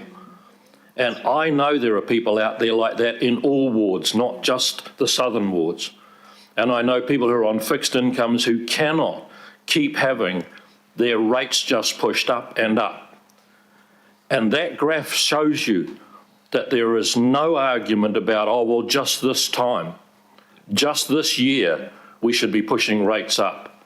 It's happened year on year on year, and now you've had a doubling from a 60% increase in rates over a 30% CPI from those numbers. That's why I wanted that graph put up, because I cannot be even slightly comfortable with people wanting to shove rates up again just this year above CPI, because we've done it every other year, and now it's all right just for one more year. And the other thing, I don't know what exists because I don't know the meaning, but I've heard it used by so many people, short-term debt. Because I don't think this council knows what short-term debt is. I would have I only slapped that together in the last couple of minutes, but I'd love to have put a graph of our debt. It's just going up all the time, year on year on year. So if it was short-term, it would have gone up and then gone right back down again. But it didn't. And I'm making a plea to every one of you who are concerned about people in your wards who are on fixed incomes, who you say they can't even afford to put food on the table, or the decisions they're having to make to try and keep afloat. And families who couldn't afford $3 to an event centre, I heard. They haven't got that $3 to send their kids to one of those things. They haven't got it, but we're prepared to rank their rates up significantly again, as we have done year on year. So my plea is to you, whatever your solutions be, I'll be voting against this amendment, but whatever your solutions are, please look towards the bottom box, the bottom right-hand box of your calculator that you've got, and please make sure that that red arrow of rates both this year and future years is not keeping that graph carrying on where we go above inflation year on year. Thank you. Thank you very much for that. I think it was fairly clear. Councillor Newman. I can't believe that we are spending several hours today talking about amendments based on pulling the debt lever. I just can't believe that. Borrowing your way to prosperity is no solution. It is like trying to run the council's budget like an Afterpay app. That's what's being proposed. Crumbling assets that need to be renewed, proper asset stewardship. That is why we have to fund depreciation. And I'm sorry, but that is my constituents are most definitely not asking me to borrow more money for the purpose of funding the operating cost of this organisation, which will be paid for by not maintaining our assets properly. And they see what we're doing in the Woody Licensing Trust space. We are properly renewing assets, and they're saying to me, why can't you do that with council-owned assets? The answer is that we're continuing to run a balance sheet which is based on funding groceries through debt rather than paying for the depreciation of our assets. And that has to stop. And I have to say, Councillor Foley, I respect you, but I'm looking at this draft budget and I'm seeing a whole lot more short-term debt for 1 year. What comes the year after that? And the year after that, and the year after that? The reality is the costs that are described in the proposed amendments, they are operating costs, and they're not 1 year only. They have to be paid every year, and I don't see that solution. That what is being talked about, a conversation about the long-term plan. The long-term plan will not be a conversation. The long-term plan will be a fix-up job for the stuff that we don't do properly now and for the costs that are just kicked down the road for another 12 months. So I think that depreciation is the worst lever to pull. Been better off, frankly, to just propose an amendment to hike the rates up in order to pay for some of this, and that's not going to get passed. So, Councillor Foley, respectfully, I don't know about you, but I am very nervous about the scale of the changes in that long-term plan. And I think if there's someone around this table this morning who has articulated it the best, it's actually Councillor Henderson, who has had the foresight to say no, because if we don't act now, you won't have a choice in that long-term plan discussion. The mitigations that are coming will be far more expensive to your constituents and mine than what could otherwise be achieved. I hope that we're not going to have debates along these lines all morning because, frankly, the debt lever is no solution. Thank you very much for that. Councillor Baker. Oh, look, I'd absolutely endorse what Councillor Newman said, and well, that's something you don't hear every day. But also, I just want to acknowledge the comments of Councillor Henderson, Councillor Sayers and the Deputy Mayor thus far. Absolutely agree. I mean, no surprise, I don't support the use of debt or hiking rates. Made that fairly clear yesterday. And I also just want to acknowledge, I think through this whole annual plan process, but today as well, the objective and quality advice we've had from our staff. And I'm not one to buy into conspiracy theories. We are part of a team, and they have, I believe, I've been sitting in here most of the time as a local board chair for 12 years, listening to annual plan debates and long-term plan debates, and interesting on some of the decisions, and quite right, Councillor Watson, about heads being hung in shame on occasions. But I just want to say, I believe this year the quality advice has been outstanding, and I want to, publicly, I guess, thank the staff because I found it incredibly useful, and I've sat there with an open mind from day one, and it's allowed me to form my opinion now.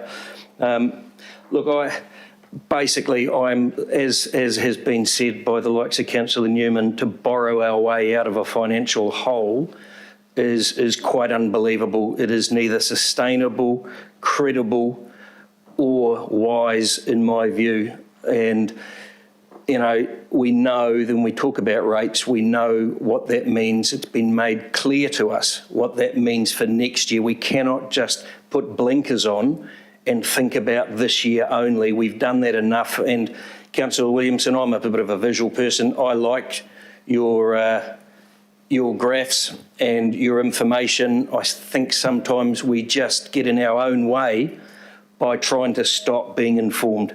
And so I appreciate the fact that you put up. I look forward to Councillor Filipaina's history lesson and pictures later to take the place of the history lesson thus far. Look, you know, I will not be supporting this amendment. It is a huge step backwards. It's sort of ironic that it's coming from the people figuratively to my right, but who come to this council with a Labour Party banner, and I look at the government. So I look at the government responsible lending. I didn't think it was a secret. The government's responsible lending policy that was to prevent vulnerable people from putting themselves into dodgy situations with lending. And I don't think we're vulnerable, but I think, you know, you could apply that to us. So I will not be supporting it and endorse what's been said by some of my colleagues. Thank you very much for that. Councillor Hills, please. Thank you. Thank you, Mayor. This is a interesting vibe for me, because I was annoyed that I couldn't bring my own PowerPoint presentation, because I would have shown Councillor Williamson why we have increased rates slightly higher than inflation for the last 10 years, because for decades and decades, councils have not invested in the infrastructure we needed for this city. They have not invested in the depreciation, and they have not invested in the interest payments for that debt. Debt is okay when we're building new assets. And guess what? When I got on this council, we had a 2015 long-term plan which put $18 billion in capital over the 10 years.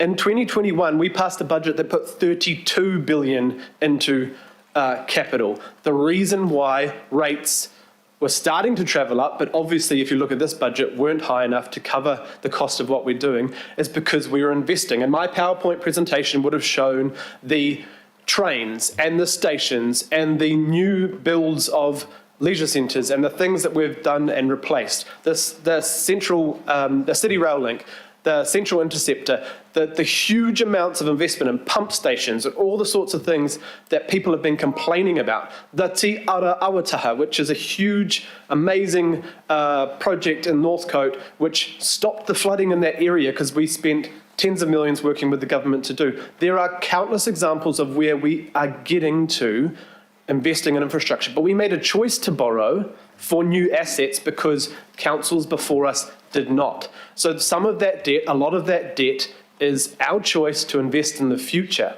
My problem with this amendment is that it pushes more into the operational space, which leaves a gaping hole in next year. And as I said yesterday, I cannot sit here and do this to our staff again, to our city again, to our organisations who literally came up to me the last few months saying, we are thinking about making staff redundant in the environment space, in our community organisations. Our local boards were losing significant amounts of funding.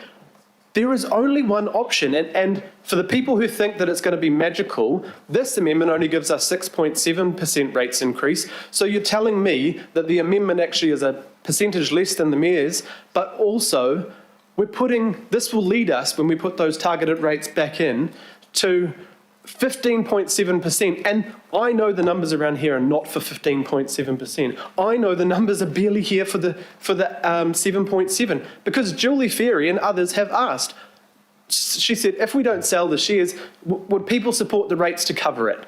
And there were very few people that said that, and there definitely wasn't 11 votes. So we are at an issue. I've lost votes around this term, including what I believe is a mean-spirited one on discretionary spending, which took away traps and seedlings from our volunteers. It took away Anzac Day wreaths. It took away our coffee machines for our staff, the very one little benefit they get for working here. It took away professional development. So I was on the losing side of that vote. So I know if what Morris and others have planned to fill that gap, because I know that the rates won't be there to cover it, I will lose a vote on hundreds of millions of dollars of cuts next year. I know that. So if I don't make a good decision here today to fill that gap with either revenue or something, we're going to lose more jobs, and the people who've come to me in tears who are up for jobs being lost or think they are finding a new job because they're sick of the lack of vision and the constant cuts, it's 4 years of it.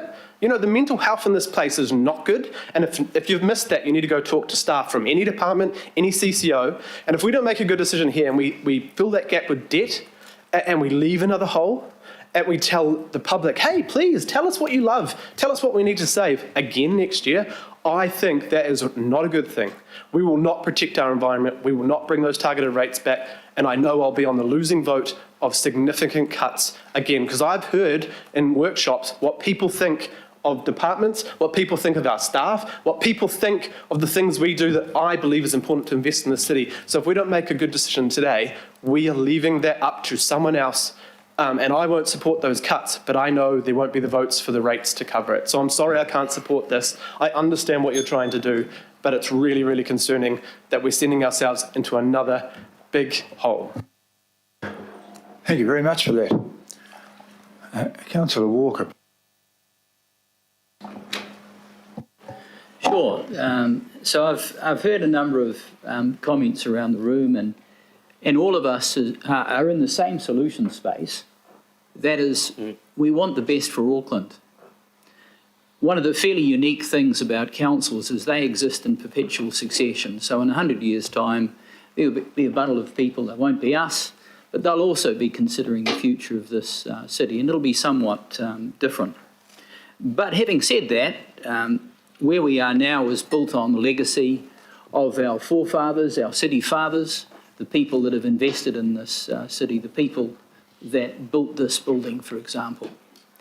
And I think we should be immensely grateful to Legacy Manukau, Sir Barry Curtis in particular, Legacy Auckland City and the other councils that put in place the investments that have enabled us to get where we are and get through the difficulties we have now. And I'll come back to that in a minute.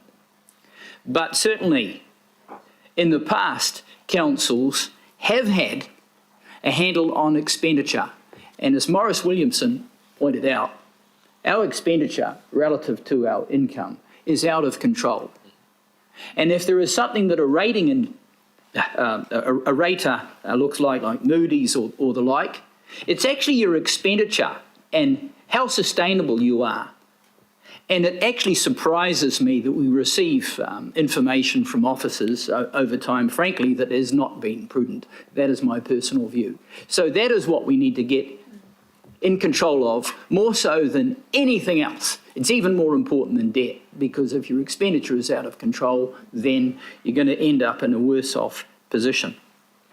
What really concerns me in terms of timing is our city fathers would not have made a long-term decision like this so quickly.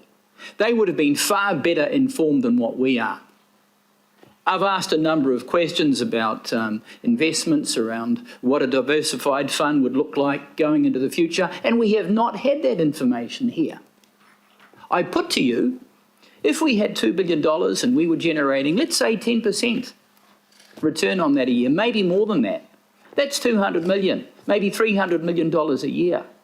What difference would that make to this city going forward? What would a diversified fund like that make in terms of our rainy day provision for dealing with things into the future? How much would that enhance our credit standing and so on? and Aucklanders' confidence in our future. Now, we have not had that conversation, and this motion at least gives us the opportunity to have that discussion in the long-term plan where it is best considered. As far as the airport is concerned, we have no need to move on this quickly. It is a rock-solid investment. It's giving a dividend this next year. That dividend will go up significantly. I would suggest it will go up in capital appreciably over the next year, and we would be far better off to retain it until a position where we're in a sound position to consider all the merits, which we are not now. The suggestion by Lotu and others is a balanced budget.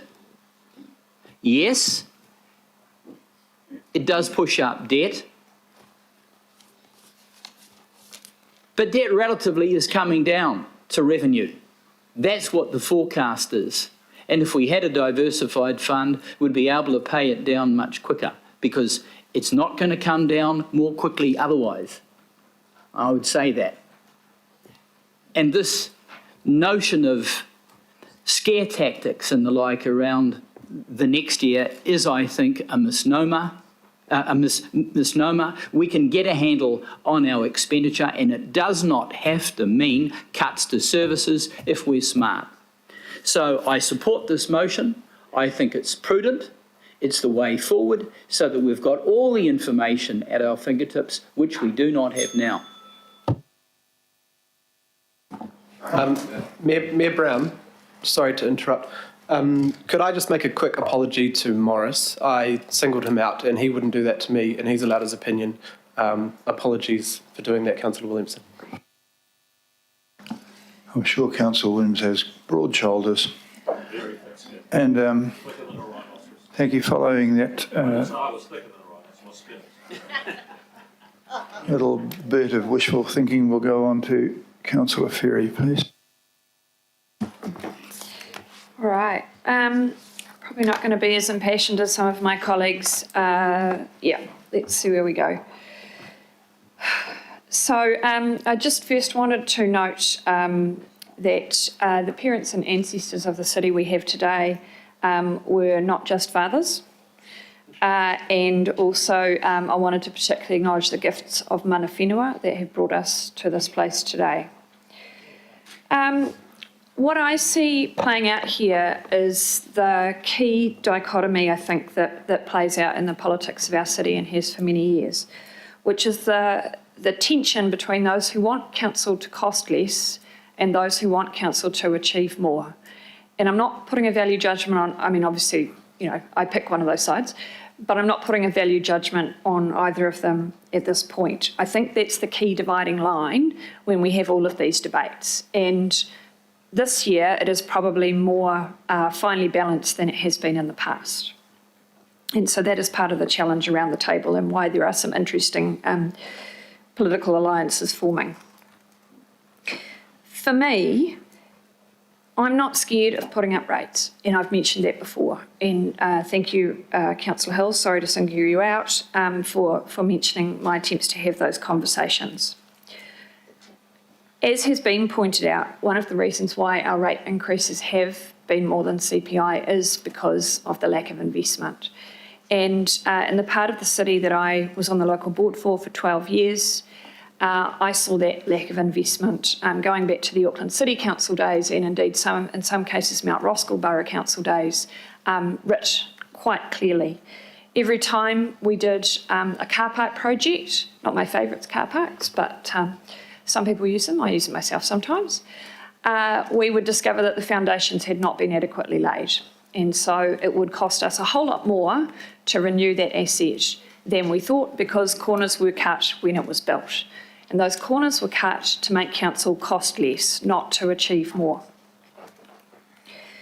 I can give many examples in that space. We had a roof of the Wesley Community Centre, the only community centre in Mount Roskill supported by the council, which failed after only 10 years.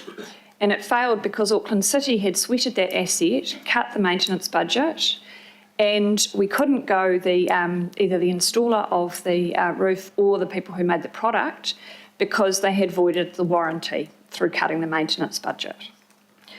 So costing less has consequences, and it has had a lot of consequences in my neck of the woods. When we think about the impact of rates on the cost of living, there are several elements to cost of living type indexes like the CPI. There's food, there's shelter, transport, energy, clothing, healthcare and childcare. Those are the ones commonly used internationally. So cost of living, rates speaks to the shelter portion, right? We know that internationally, the affordable level of rates in terms of as a percentage of household income is around 5% of a household income. Our rates have been consistently well under this, and even if we went to 12.7% rates, which is the number I would prefer, would still be well under 4%. I think it works out at 3.51, something like that. It's 3.5 at the moment. By far, the greater contribution to the cost of living issues around the cost of shelter specifically are not rates. They are around things like rents, which are actually set more by what the market will bear. Yes, landlords will pass on rates increases, they always do, but what they're actually doing is setting them based on a shortage of housing, which again goes back to underinvestment and bad decisions in the past. Whew. What also we would potentially increase for cost of living were we to reduce services and make cuts, whether it's this year or next year or in the future, would be to increase the cost of transport, to potentially increase the cost of childcare, and to increase the other components of shelter as well. So I don't buy the argument that rates is the only thing that we're doing that can potentially put the cost of living up. There's a lot of other stuff that we have an influence on that influences the cost of living. I want to finally turn to the issue about the ECE. I've been a staunch supporter for the ECE sector, and I'm kind of disappointed with the approach that's been taken with this amendment, partly because I'd been working on a compromise which I thought people were on board with, and this was a surprise, but also because it doesn't acknowledge the wish of local boards to get the revenue, in particular the Otara Papatoetoe local board, which said they wanted to exit regional service. I'll leave it there. Thank you. Thank you very much, Councillor Ferry. Councillor Bartley. Thank you. I did send through a PowerPoint because I was inspired by Councillor Williamson. No way. So I'm hoping it can go up. Thank you. Look forward to it. Tēnā koutou katoa. I only have 2 slides, but tēnā koutou katoa, talofa lava, ni hao.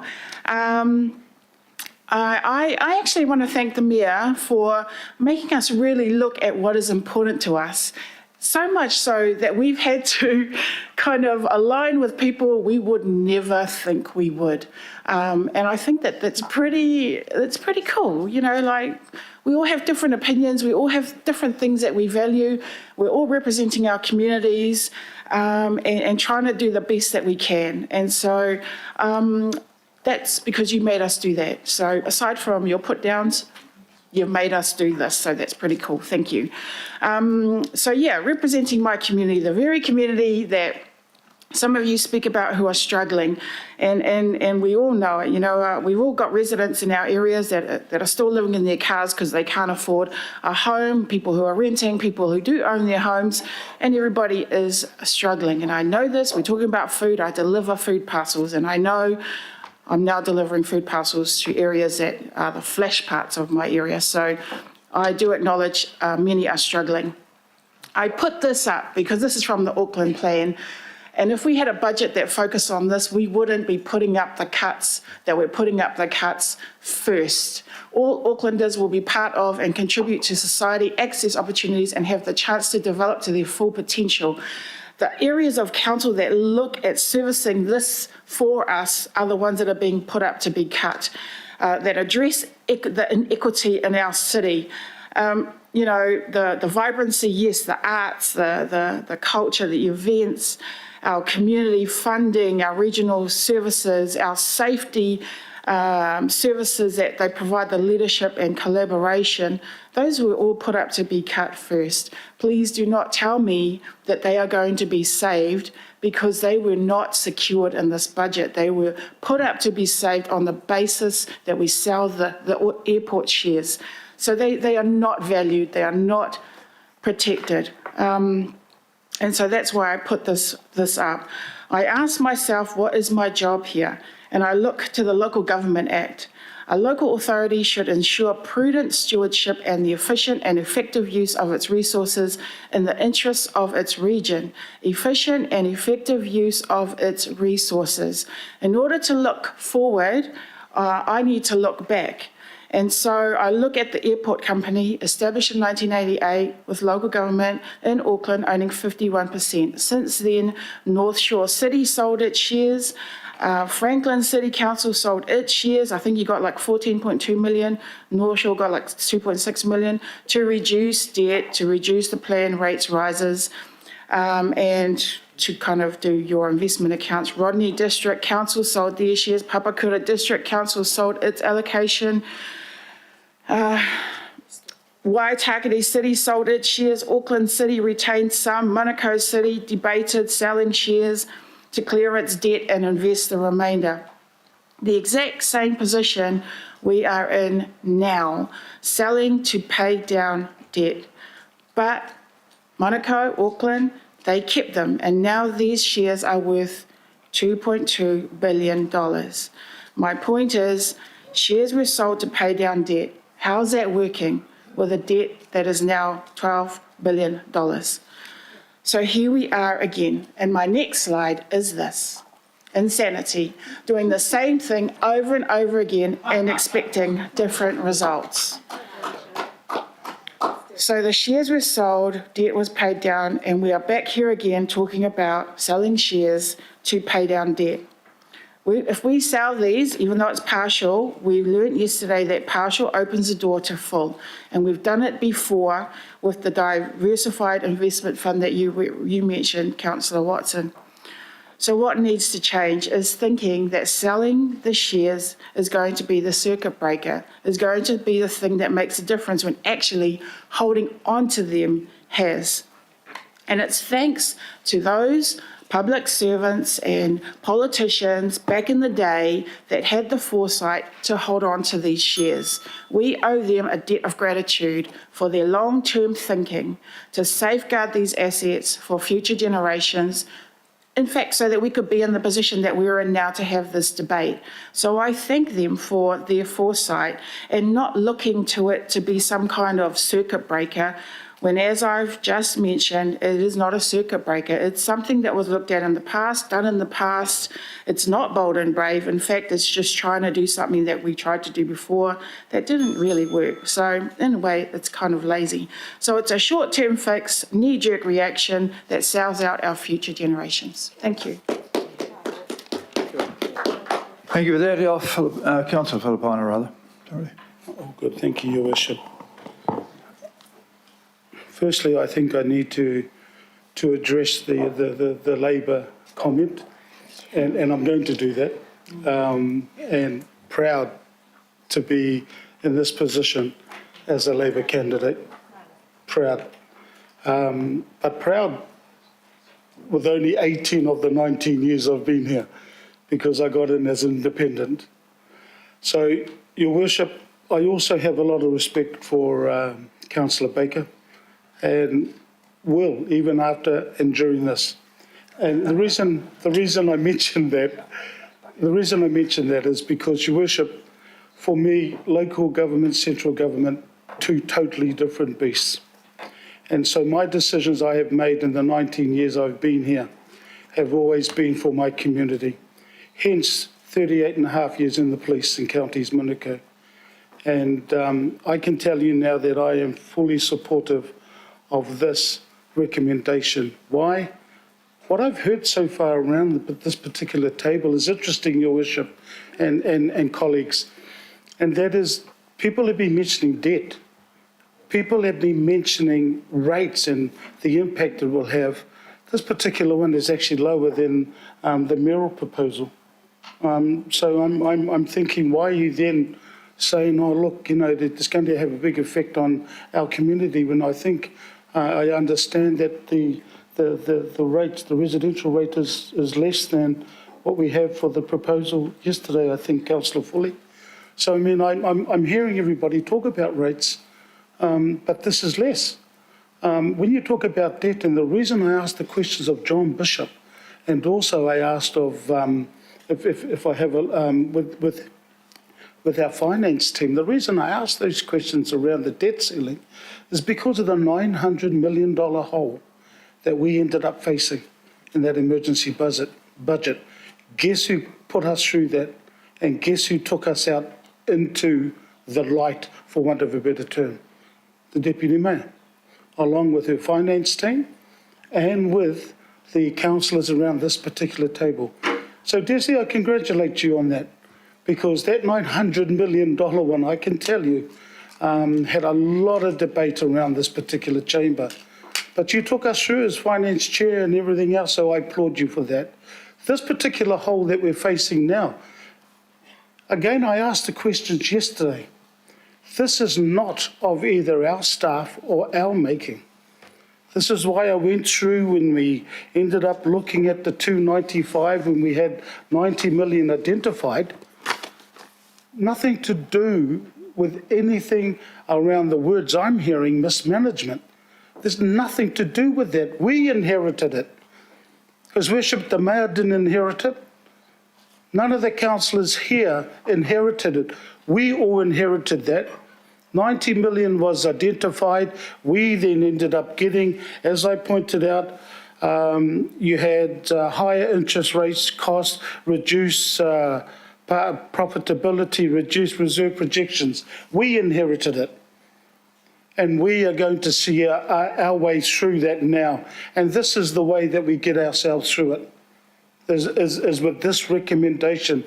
And Councillor Bartley, I'm glad you mentioned the sale and which Legacy Council sold, because I'm not going to go through that, because my colleague on the left said if I did, he was going to walk out. So I'm not going to even go back on the history. So thank you for that history. But look, I just needed to put one thing on the table in regards to that. This is about the airport shares. And I will have, Your Worship, I will have a PowerPoint. I'm still trying to do it now. When we end up, depending on how we get on with this, I will be voting for this, because this is the right thing to do.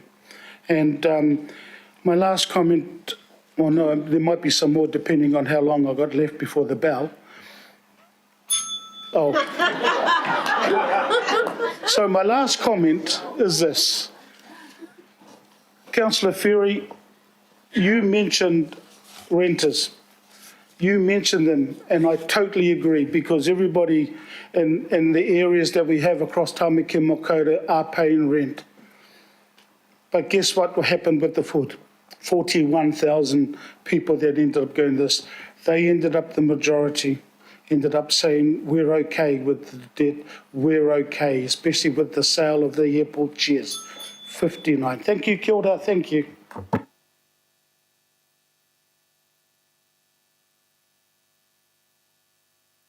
you with that. Councillor Leone, please. Kia ora. I want to start by just saying that I will be supporting this. And I just also want to continue with the kōrero that I started with yesterday by saying this is not the right time to look at one of our most significant assets we have, especially when we know the shares are predicted for the $40 million dividend and the value that the shares have increased since we started this discussion. I want to go back about the rates and talk about the rates. There are some cities in Aotearoa that have gone up to 18% because they didn't increase their rates sooner. I am concerned that in previous terms that they weren't increased sooner. Wellington's gone up by 13%, and others have mentioned that unfortunately we know we would not have had the numbers for that to pass here. If we look at the partial sale, then this will only solve the problem for this year's budget. And I also support the concerns that Councillor Henderson has raised, specifically around West Auckland. I absolutely agree with the concerns highlighted. I'm just asking that we go into those discussions with everything on the table when we go into the LTP. We do not have a clearly set out plan on this $1 billion. If we did, and if we knew exactly that it was going to go on the things that were highlighted by Councillor Henderson, then I think it'd be a very different discussion. The impact of the floods will go on for years, but we don't need to solve it today. There are a number of other assets we should consider selling in the long-term plan. We've heard about the golf courses, we've heard about a number of other things, but I believe that we have not been given all of that information to make the best informed decisions that we can as councillors. After discussions with the experienced financial advisors, we were informed that we could go above our debt ceiling as long as we have a clear plan to address this within a clear time frame, and I believe that we can do that. What I'm saying is I'm not ruling out having discussions about selling the shares in the future, even in the near future, but to have all of those things on the table and to weigh that up clearly. I agree that we have to cut back, and we need to continue to cut back in certain areas, given our costs outweigh our revenue and inflation. But again, that in-depth discussion should be in LTP. We can discuss all those options there. I'll end my kōrero with the struggle is real, but let's not address this by selling one of our most significant assets.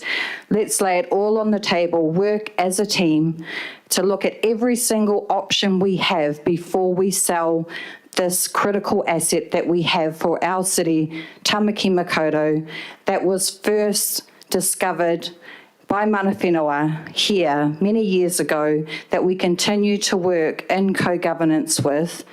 And my final concern that I want to highlight about the alternative is mana whenua and the option of them selling the airport shares. I'm very uncomfortable with the fact that that has not been prioritised in the discussions, and I know that we will be able to, there may be an option to discuss that later. But I think, again, we need that additional time through LTP if we are going to be true to our relationship with mana whenua here in Tamaki Makaurau, to ensure we are doing our best to sell our assets to mana whenua as point of first refusal, rather than just diving into this decision straight away today. Kia ora. Thank you very much for that. Councillor Lee, please. Thank you, Mr. Mayor and members. I commended you, Mr. Mayor, for the display of leadership during that long day yesterday, and I listened carefully to your advice this morning about your willingness to compromise and that we should be willing to compromise.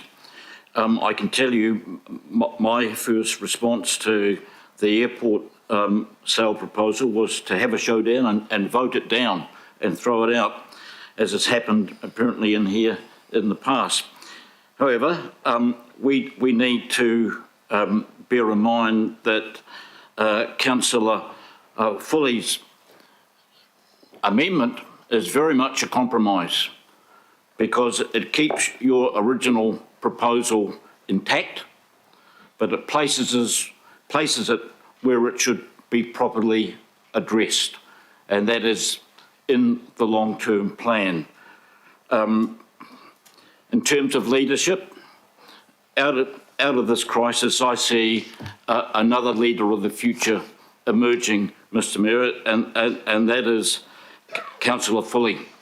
I've been in politics for over 30 years in Auckland, and so I think I see talent. I know talent when I see it. The English statesman Edmund Burke once said that society is a contract between three interested parties: the living, the dead, the ancestors, and the unborn, the future generations. And if any issue pertains to Edmund Burke's social contract, this airport, the shares of which were bequeathed to us by Aucklanders of the past and should be used to benefit the people of the people of Auckland now, the living, and should be handed on to future generations. I just want to make the point that addressing this question in the long-term plan, other councillors have made this point also, and that will enable us to look at all the contributing factors regarding our financial budget challenge that we have in front of us in the present day. It will enable a comprehensive and systematic examination of our whole budget. And, you know, while we're arguing about a million here or a point of a rates rise there, we're talking about a record budget. There's no mystery about why there's a deficit. We have advocated, our advisors have advocated, and you, Mr Mayor, a spend up of 3.6 billion in OPEX and 2.8 billion in CAPEX, and the whole debate has been focused on Kauri kids and CAB and local board cuts and library hours, when the bulk of the spending has been kept away not only from the councillors but from the public. And next year we have the chance, in the coming next month, beginning next month, we have the chance to do what you have advocated in your election campaign, a fundamental examination and change to the way we do things here in this council. Rushing to judgment, rushing to the market now, as we've been advised to, it is not prudent. If anything is prudent, it's not that. If anything is imprudent, is a bulk sale of all our shares on the 1st of July, and that's what we've been advised. Can I say that there are a number of concerns? There are another good, apart from the positive aspects of getting all the information that we need before we make a decision, there are some disquieting concerns about this proposed selling these shares right now. There is concern about the way we've gone about it, that in terms of the Local Government Act, our requirements under Section 82, 83, in terms of consultation, in terms of the special consultative procedure. The fact of the matter is there's no formal resolution to adopt the special consultative procedure. The way we've conducted this annual plan is just like any other annual plan, very much like have your say and the council will have its way, which I mentioned yesterday. Even in terms of the discussion we had on the 15th of February,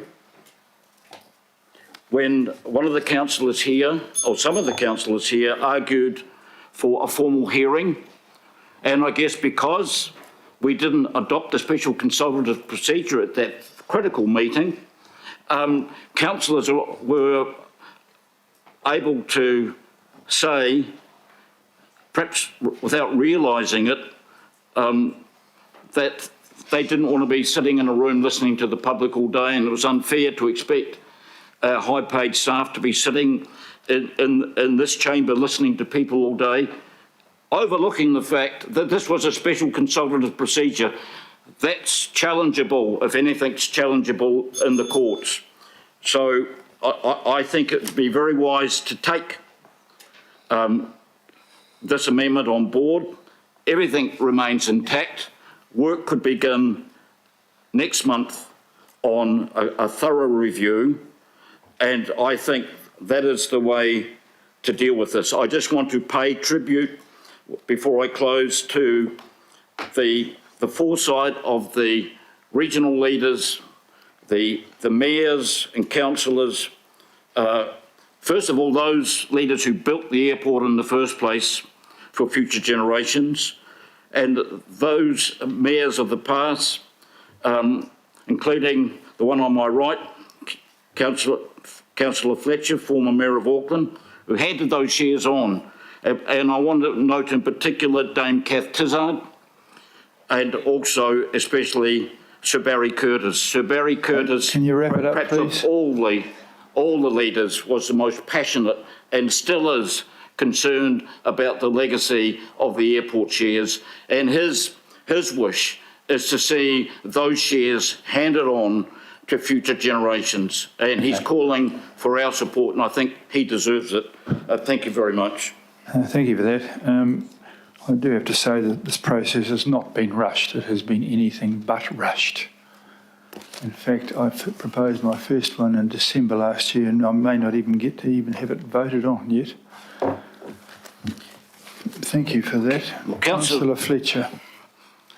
Councillor Foley's process is going to be even less rushed. Your Worship,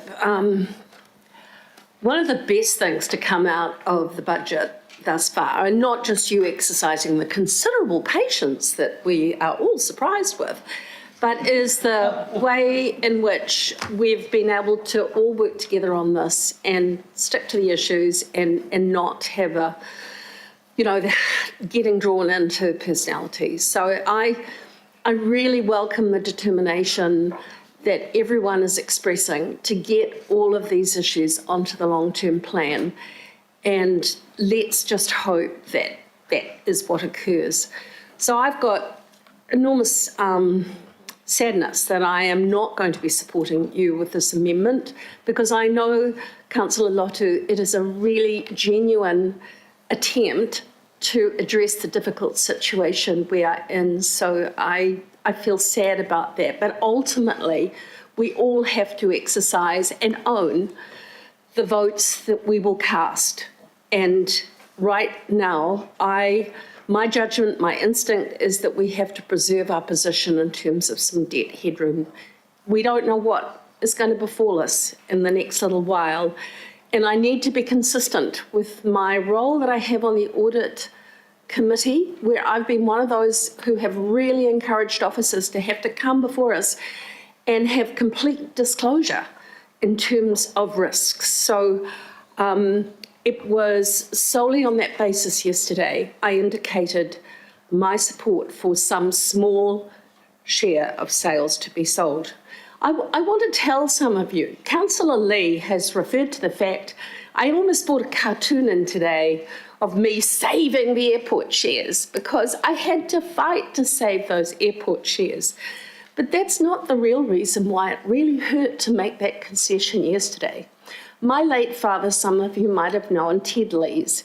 He was a World War II veteran. He was part of the original Hush Hush, which became the SAS. He served through Italy.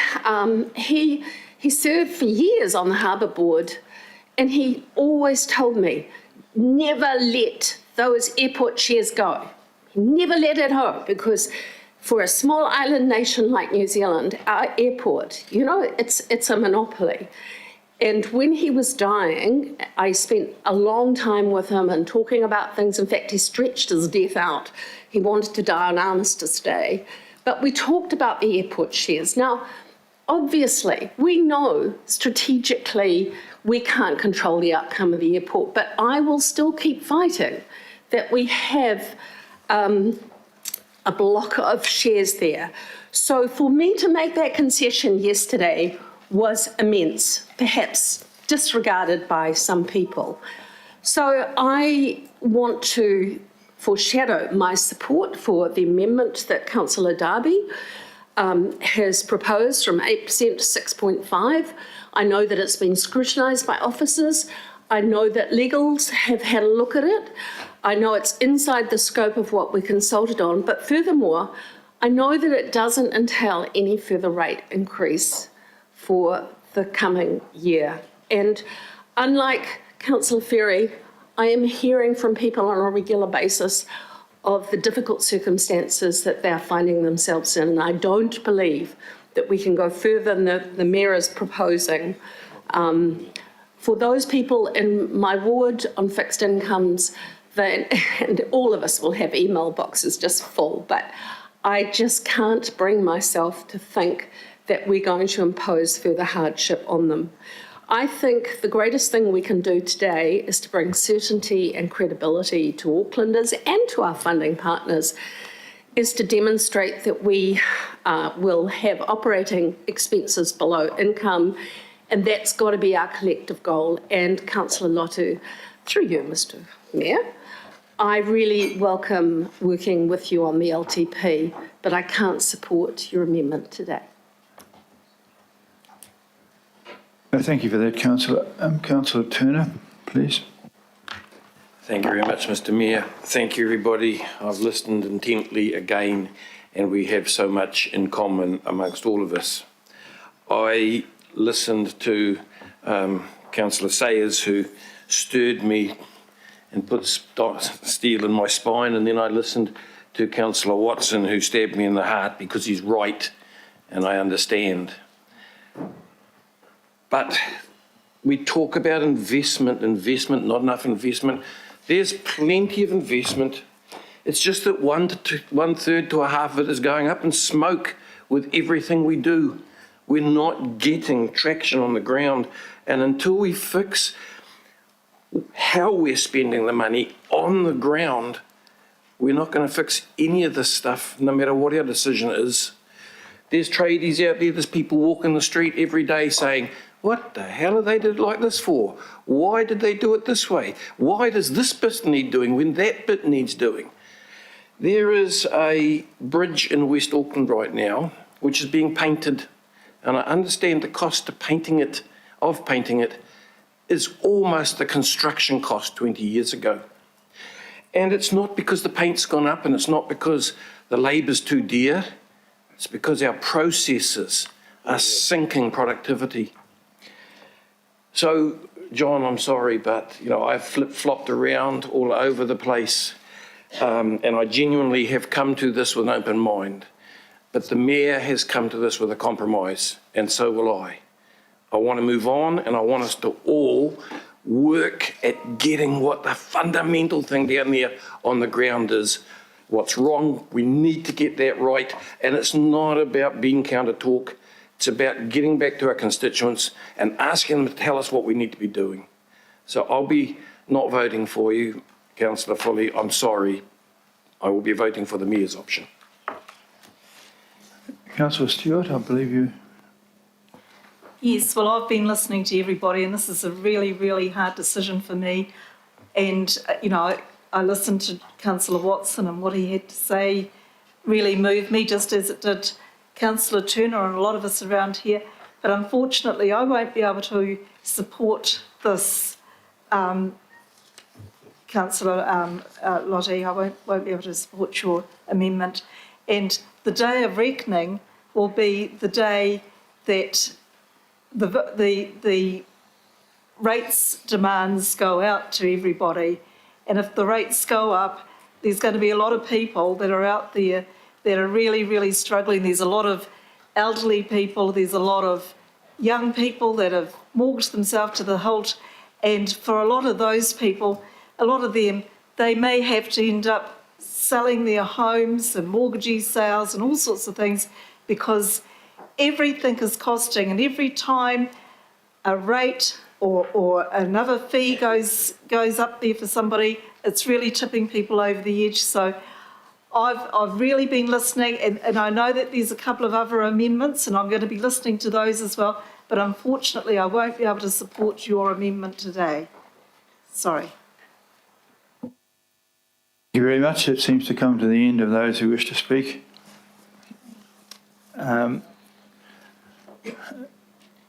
With regard to Lottie's amendment, I acknowledge that you've put a fair bit of work into this amendment. I'll make a brief comment on it. The Kantar survey, which is the more scientific part of the survey, had on the sell of the shares 24% to sell it all, but 52%, the largest number of all of them, were to sell only some of its shares. So think about that. we've all claimed that they've got the backing for you, but of the Kantar survey, 52% sell some of its shares. Borrowing to fund our operating expenditure is what has got us into this trouble, and we have to stop. Thank you, Councillor Bartley, for that picture of the gentleman who said not to do the same thing again and again. We have borrowed our way into this. This is not a borrowing competition. I'm uncomfortable with the amount of debt we are using, even in my proposal, but it is balanced against paying down $1 billion of debt, which is not the case in this amendment. I think the concern we should all have about this amendment is that it represents more of what got us here and kicks the can down the road into the long-term plan, which is not a magic bullet. I'm looking forward to the debate over that, but it is not a magic bullet. This long-term plan suddenly won't immediately erase $12 billion of debt or years of avoiding difficult things. But this amendment will only make the challenges harder. So with that, we've completed this round of the process, and I'm going to... Division. Yes. Very quick out of the blocks, isn't he, eh? Must have been like that in the footy field. Division. To put this motion, and I'm calling upon my assistant here, Sandra, to carry out the division, if that's okay. Councillors, you're voting on the amendment from Councillor Foley. Councillor Baker. No. Councillor Bartley. For. Councillor Dalton. For. Councillor Darby. Against. Councillor Ferry. Against. That's green. Councillor Filipina. Aye. Councillor Fletcher. Against. Councillor Foley. For. Councillor Henderson. Against. Councillor Hills. Against. Councillor Lee. For. Councillor Leone. For. Councillor Newman. Against. Councillor Sayers. Against. Deputy Mayor Simpson. Against. Councillor Stewart. Against. Councillor Turner. Against.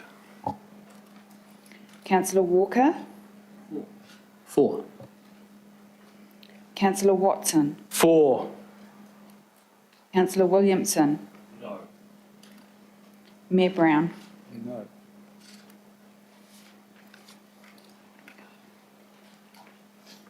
So that is lost, 8 votes to 13.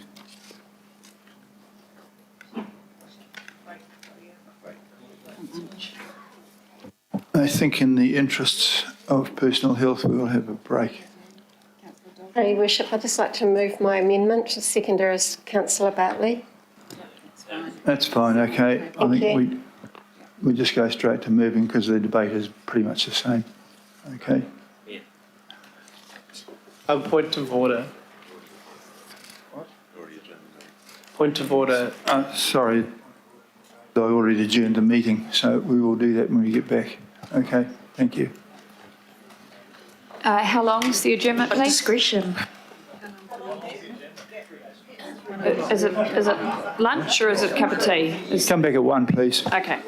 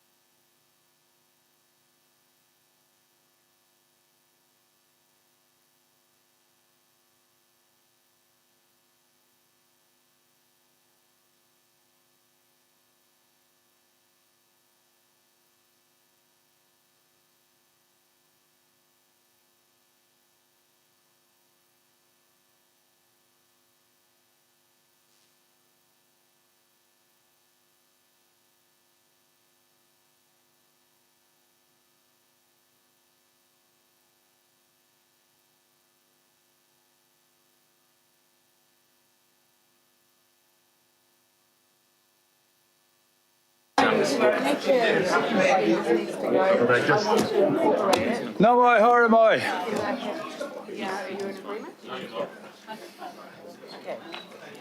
Could I ask you all to resume your seats and positions?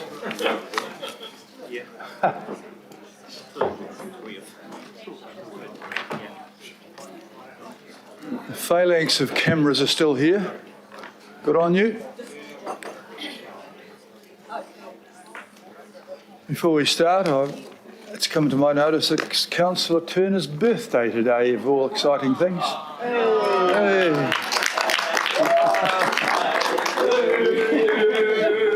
Happy birthday to you. Happy birthday, dear Ken. Happy birthday to you.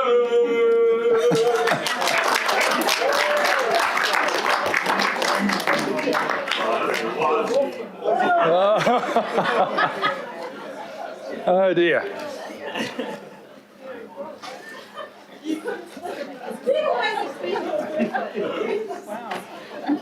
There's a deeply embarrassing moment for you, Councillor Turner. It wasn't much of a party, but a lot of people came. The order of amendments will be addressed in the order that they received. And the next one is the, hello, pay attention, is the Walker and Watson one received yesterday about the Hibiscus Centre. Since that has happened, Councillor Walker has brought to my attention new facts which have come to light.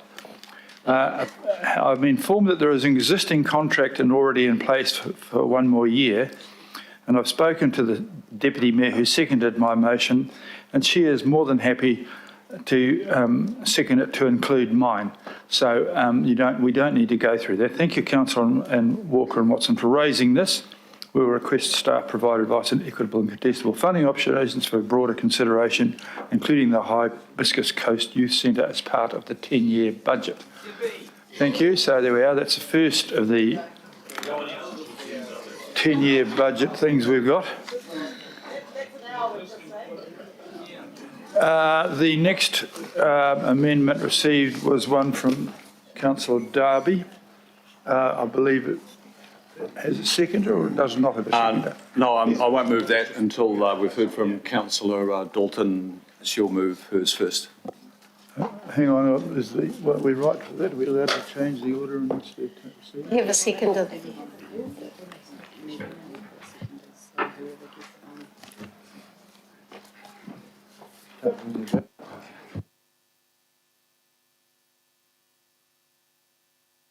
Understanding as though I received them in that order, apparently they can be altered by the fact that they haven't actually been seconded yet, either of them. So whoever's going to be first to become second will come second, and who second will come first. Dalton and Bartley. Okay, thank you for that. Now this one's largely the same as the other one, so I hope we don't have to have every speech again. Is it possible that we could do this a little bit quicker? Okay. Sorry. Councillor Dalton, would you like to address us? Point of order before we start. Please. Are we going to have an opportunity to ask questions of staff in regard to this? Because I have some, as we did with the last one. Absolutely, we are. Thank you. I'm not shortening that, but I would be. No, sorry, I think most of us have heard the impassioned speeches from everybody at least once.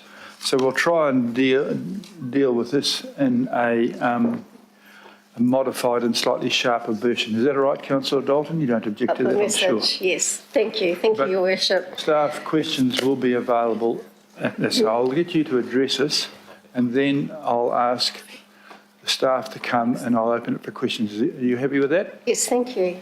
Okay. Thank you, Your Worship. And you, everyone will note that it's very similar to Councillor Foley, so I won't need my full time to speak. The adjustment that has been made in this one is in listening to increase the rates to 7.7, not quite going as high as I know Councillor Ferry, and actually I'd support higher rates as well, but 7.7. It is reducing the cuts down to 69.8. So the Mayor's latest proposal has $83 million in cuts. This amendment has 69.8 in cuts. The rates increase is the same as the Mayor's proposal, 7.7 or 11%, mitigated to 7.7. Reducing the debt to 120 and the one-off 20 million for storm-related costs, which is higher than the Mayor's proposed debt, which is 80 million and 20 million. This is also restoring all of the local board funding. It means the Chief Executive does not need to find another $5 million. It is reducing the savings for Tātaki Auckland from 17.5 to 15.5. And that is to cover the Western Initiative to be included, as it isn't included at the moment. The Southern Initiative is. That's probably the guts of it. Everything else is pretty much the same as Councillor Foley's. The intention, once again, is that we retain our airport shares and we present to you a balanced budget that enables the airport shares from Manukau City Council and Auckland to be retained for discussion into the long-term plan, where we can have a fuller discussion with more information so we can make a fully informed decision. So I'll leave it there. Thanks, Your Worship. Thank you very much, Councillor Dalton. I'm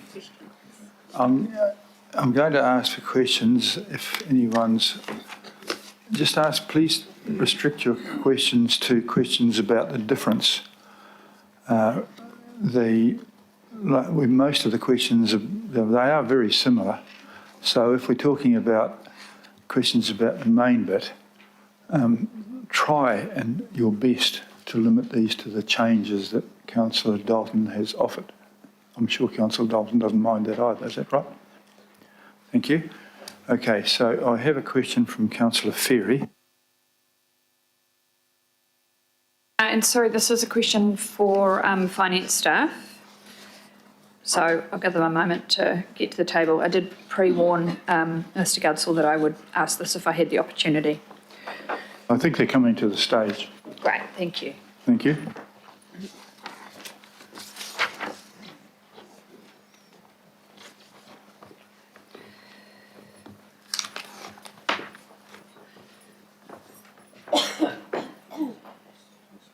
Thank you. I'm going to feel bad about this if it's a short answer. In regard to the rates portion, so the amendment is an average general rates increase of 11%. So what does that mean in terms of the conversation we had about the previous amendment in regard to what was being talked about as requiring 15% next year? So I'd just like to understand the same sort of figures, but for this. Thank you. Thank you for the question, through the chair. Yes, so this amendment looks to 11% in 23-24 as a general rates increase, which would mean a 7.7% total rates increase average for residential ratepayers. For the following year, the first year of the LTP, all things being equal, as Peter went through earlier, that would be 12.1% as a general rates increase, and then with the long-term differential strategy starting again, the two targeted rates coming back in, that would mean 14.1% for residential ratepayers and 12.8% for business ratepayers. So just to clarify, I put my question a little bit around the wrong way, but just to clarify, so that's the impact of 140 million of debt in the next portion, rather than covering the difference through continuing to do a higher rates increase, is that correct? Like it's the debt, it's using that much debt that creates that issue, is that correct? It's using the debt to cover the gap for 23-24. That gap will remain the following year, and as Peter said earlier, the assumption is that in the following year, the starting point is that rates will cover that gap. Okay. And that gap will rise a bit by the level of debt. And so turning to the original of 100, what do those figures look like for 100 million in terms of the starting point for rates for next year, which is the mayoral proposal? The mayoral proposal with the 100 million and partial sale of airport shares. So that for the first year of the LTP, again, is 10.4% general rates, which would increase to 12.6% for residential total rates and 11.2% for business total rates. Okay, thank you very much for that context. That's really helpful for me. Thanks. Thank you for that, Councillor Ferry. At this stage, there are no further questions. I think I'm sorry. Councillor Filipaina. Thank you, Your Worship. There's maybe a question for you initially, Your Worship, because is the Western Initiative in your proposal, your fourth one, I think, or third one? I got confused. Latest one, yeah. Is the Western Initiative in there? It is. Okay, thank you. And this amendment, just to you, Peter, that this amendment here has gone through the budget calculator and budget staff?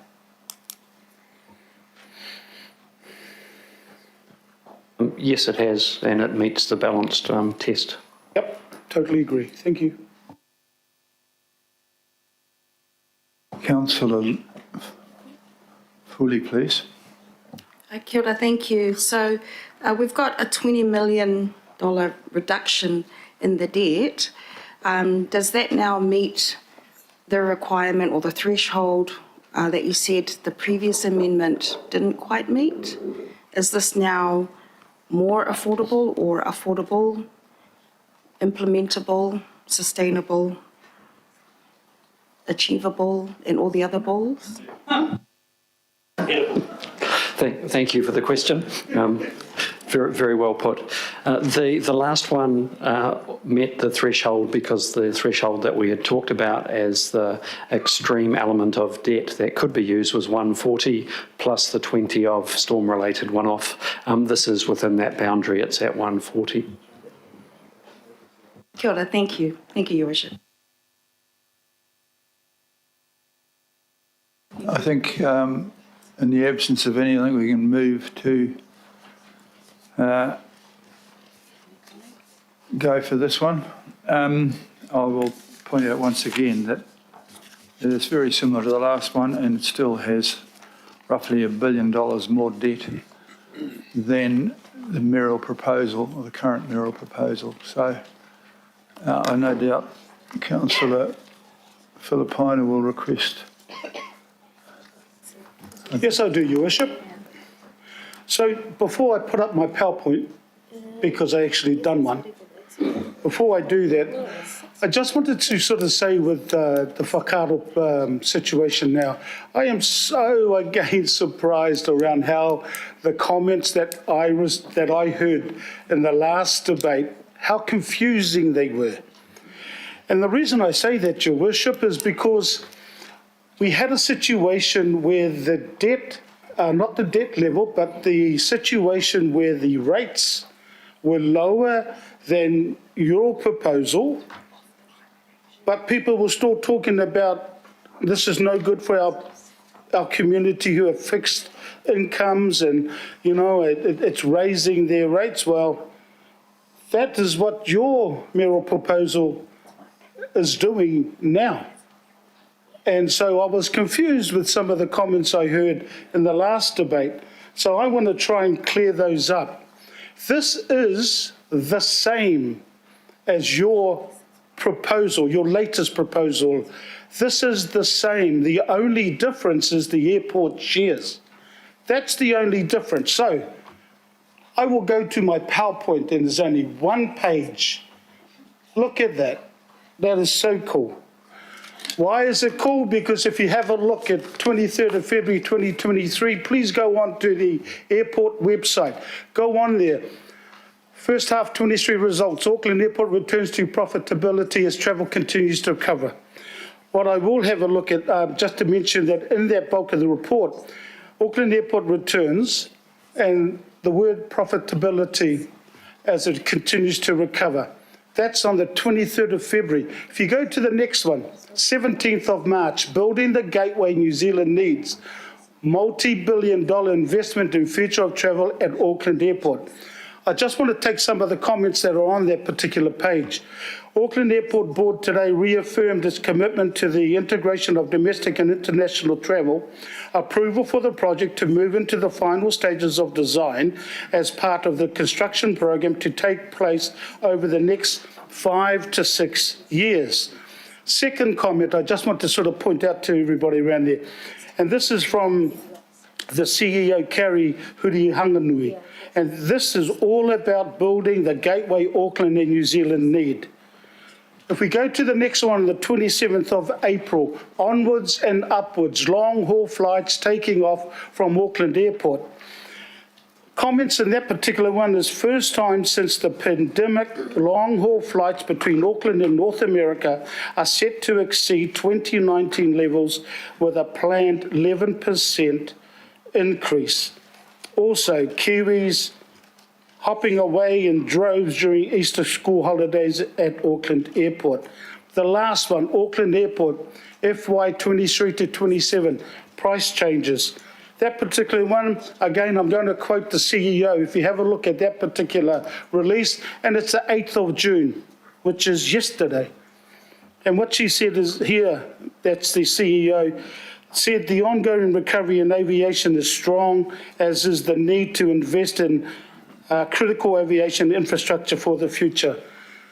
So, colleagues around this table, that's the only difference. The difference is that looking at just those 4 headlines on their website, we will end up getting more profits that are going to come through. But no, look, what we're looking at doing, if this doesn't go through, what we're looking at doing is that, no, we're going to cut back all these profits that we end up having.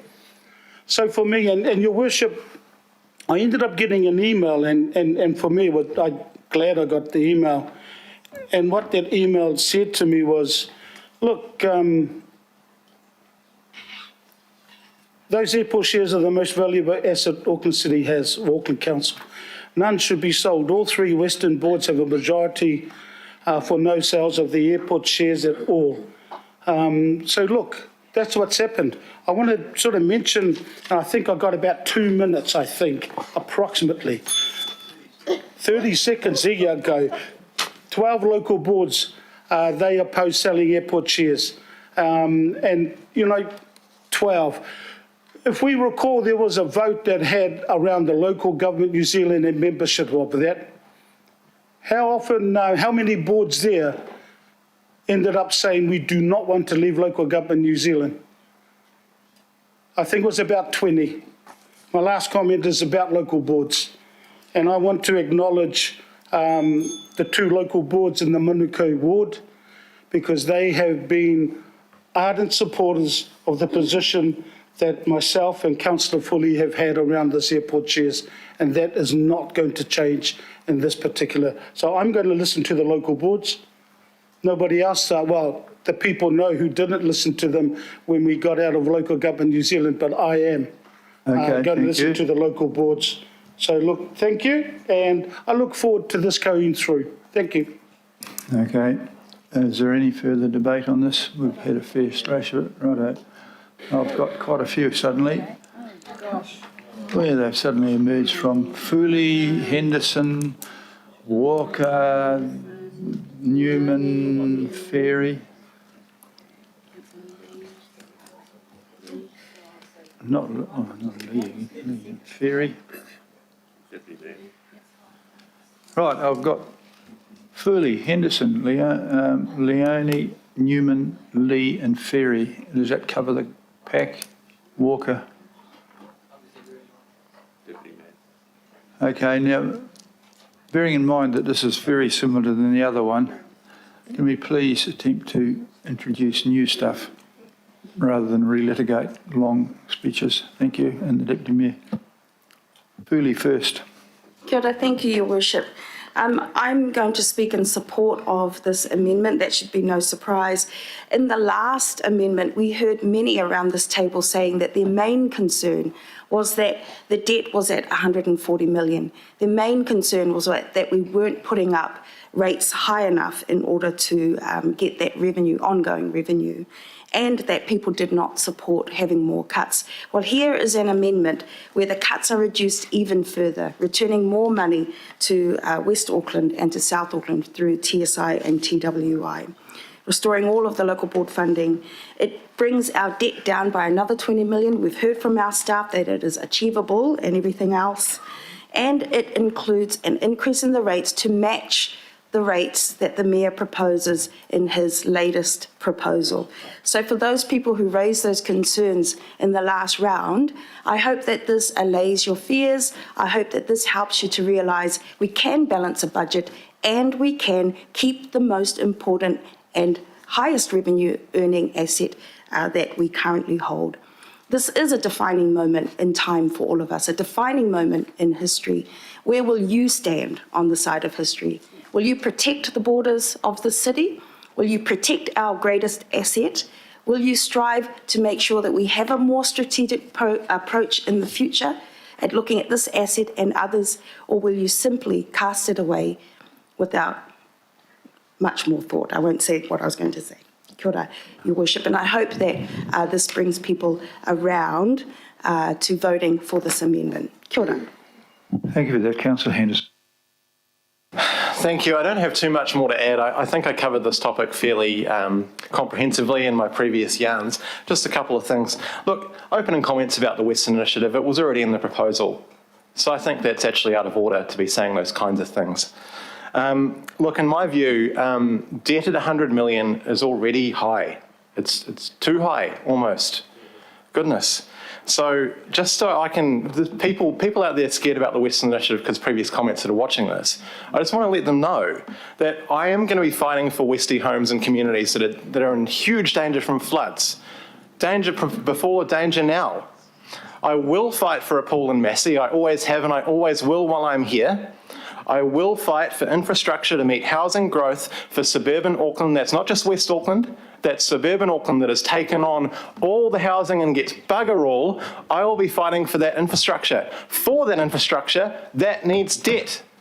So for West Aucklanders that are concerned about having one pool for 250,000 people, I'm here fighting for that. Thank you. Thank you for that impassioned speech. I'll join you in there. Councillor Leone, I believe. Councillor Newman, please. This pulls a short-term lever on the debt, and I am not going to compromise the need to fully fund depreciation and the renewal of our assets. This is about a $20 million variation from the debate that we had this morning.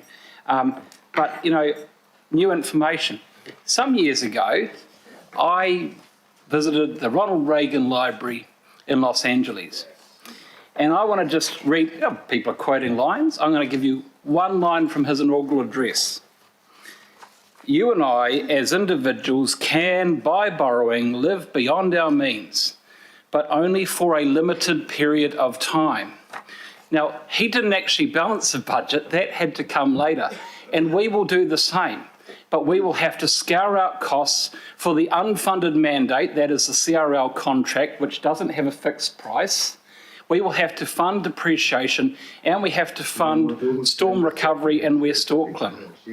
And the interesting thing about, I love the library there, and the speech was pertinent, and Councillor Dalton, thank you for joining me on that trip. Isn't that unusual? We were both there, but we're not here on this issue.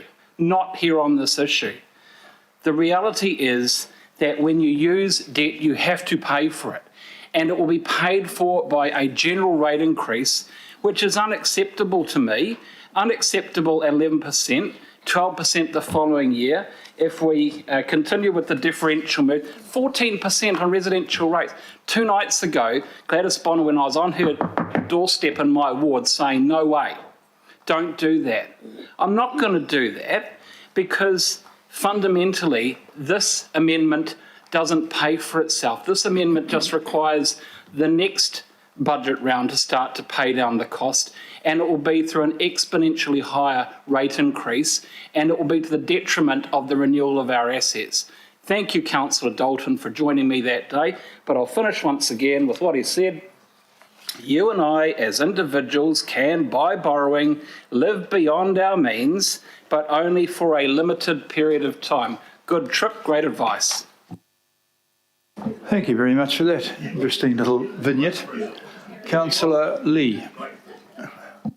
Yes, Mr Mayor, I take on board your instruction that we shouldn't repeat arguments that have already been rehearsed. So I do want to place on record my concern that the amendment by Councillor Foley had actually a lower rates increase than your own, sir, and yet there were members around the table trumpeting about the ratepayer and about not putting up rates and how it wasn't fair, and they're quite willing, evidently, to support a higher rates increase than Councillor Foley's. I don't think that's logical, nor do I think it's particularly fair. Now, the new information I'd like to table regards Auckland International Airport and concern in the marketplace that the 15 million square metres of land, which is rateable in the Auckland International Airport holding, obviously not the airport itself, but the vast industrial commercial estate, is significantly undervalued before this major transaction is about to take place. The average land value in the area generally is between $2,000 to $3,000 per square metre of industrial land, and the Auckland International Airport, I'm told, is around about $846 per square metre. Now, I don't know how true this is, but it is a matter of concern. But what I do know is that the Auckland International Airport executives and a squadron of lawyers turned up at the council demanding that their rates, the council's valuation, be decreased. And the council, I am told, complied, and so it backed off on its valuation. So these are issues, I think, that need to be investigated before we get into any airport sale, which is why I don't think you're talking about the changes here, you're talking about... Councillor Dalton's amendment still gives that good advice, so let's consider all these issues starting in 3 weeks' time with the long-term plan. Thank you. Okay, thank you, Councillor. Councillor Ferry, please. Thank you. I've been approaching today with very much an open mind. I would note that the quote from Ronald Reagan was very problematic for a number of reasons I won't go into, but I did just want to note that. I'm glad you had a really good time. Let's leave it there. I've seen Ho Chi Minh's body lying in his mausoleum, but I'm not going to go on about it. So, what I did want to say is that I wanted to support this because I don't want to sell the airport shares. However, if I cannot get enough people to support an amendment for 12.7% this year, there is no way we are going to get support around the table next year for the kind of rates increase that we would need as a result of passing this amendment. And that will mean that my colleagues who like cuts will put all of the cuts that we saved this year back on the table again and more. And I'm afraid I cannot support that. So I will not be supporting the amendment. Thank you. Thank you, Councillor Ferry. Councillor Walker? Sure. I'll just start off with being entirely mystified about these references to next year, which is the long-term plan. And the very, very clear signals that the Mayor has put, and any number of councillors around this table have put, that it will be a significantly different budget. And I have every confidence in that. Every confidence in that, if there is the will around this chamber. The suggestion that I've put forward that John Crawford put forward that goes to the diversified fund, which we do have the opportunity to have, is that you would pay down your debt. You would be able to make better provision for depreciation. You would have a better handle on rates. You would actually solve all of those problems because we have an existing rock-solid investment, but we can diversify that investment, and we should. And John Crawford said, it's not desirable to have all your eggs in one basket. So that is what we're giving up, because my belief is as soon as we have sunk this investment and put it into debt, we will not be revisiting that to create a divestment fund of the stature that we might otherwise have. And I would remind councillors that one of the particularly unique things about this council is the substantial sum of money that we have ordinarily had from the ports of Auckland and the airport that has contributed hugely to the success of this city. And what we are doing progressively is selling off the silver that is generating a significant return, and we could be getting a significantly better return than what we are now. These are the structural decisions that we are making now that should be being made in the long-term plan, and we are considerably under-informed around any of this. And I doubt that anybody would disagree around that. If you think we're adequately informed, well, then I think you're very under-informed.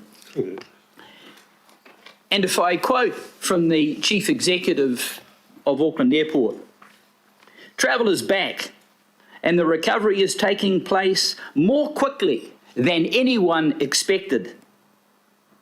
Now is the time for investment in Auckland Airport if we are to deliver the resilience and customer experience travellers want and the gateway New Zealand needs for the future. End of quote. Now that is also Auckland's gateway. It is also woven inextricably with our future. As Councillor Lee mentioned, you've got 1,500 hectares, I think, of commercial space there that we rate, and I have no doubt that we could extract a far better return from an even more successful Auckland Airport. So what is being suggested in this amendment, yet again, is that we consider the sell down of the shareholding in the long-term plan, which is the most prudent thing that we could be doing. And if we had contestable advice to that effect, I'm sure that we would all be voting that way, but we have an absence of that advice, regretfully. So I will be voting for this amendment also. Thank you for that. Deputy Mayor Simpson, please. Thanks, Your Worship. Look, I have to look at this amendment against yours. So again, thank you, Councillor Dalton, for putting one up. You've kept the rates the same, but it's about selling the airport shares and debt. And at the end of the day, the decision I have to make is one of the two pays down $1 billion worth of debt and doesn't increase it by an extra 20 million, but yours doesn't pay back $1 billion worth of debt and asks us to borrow more. So quite simply, if that's my choice, I'm going for paying down debt and having less debt.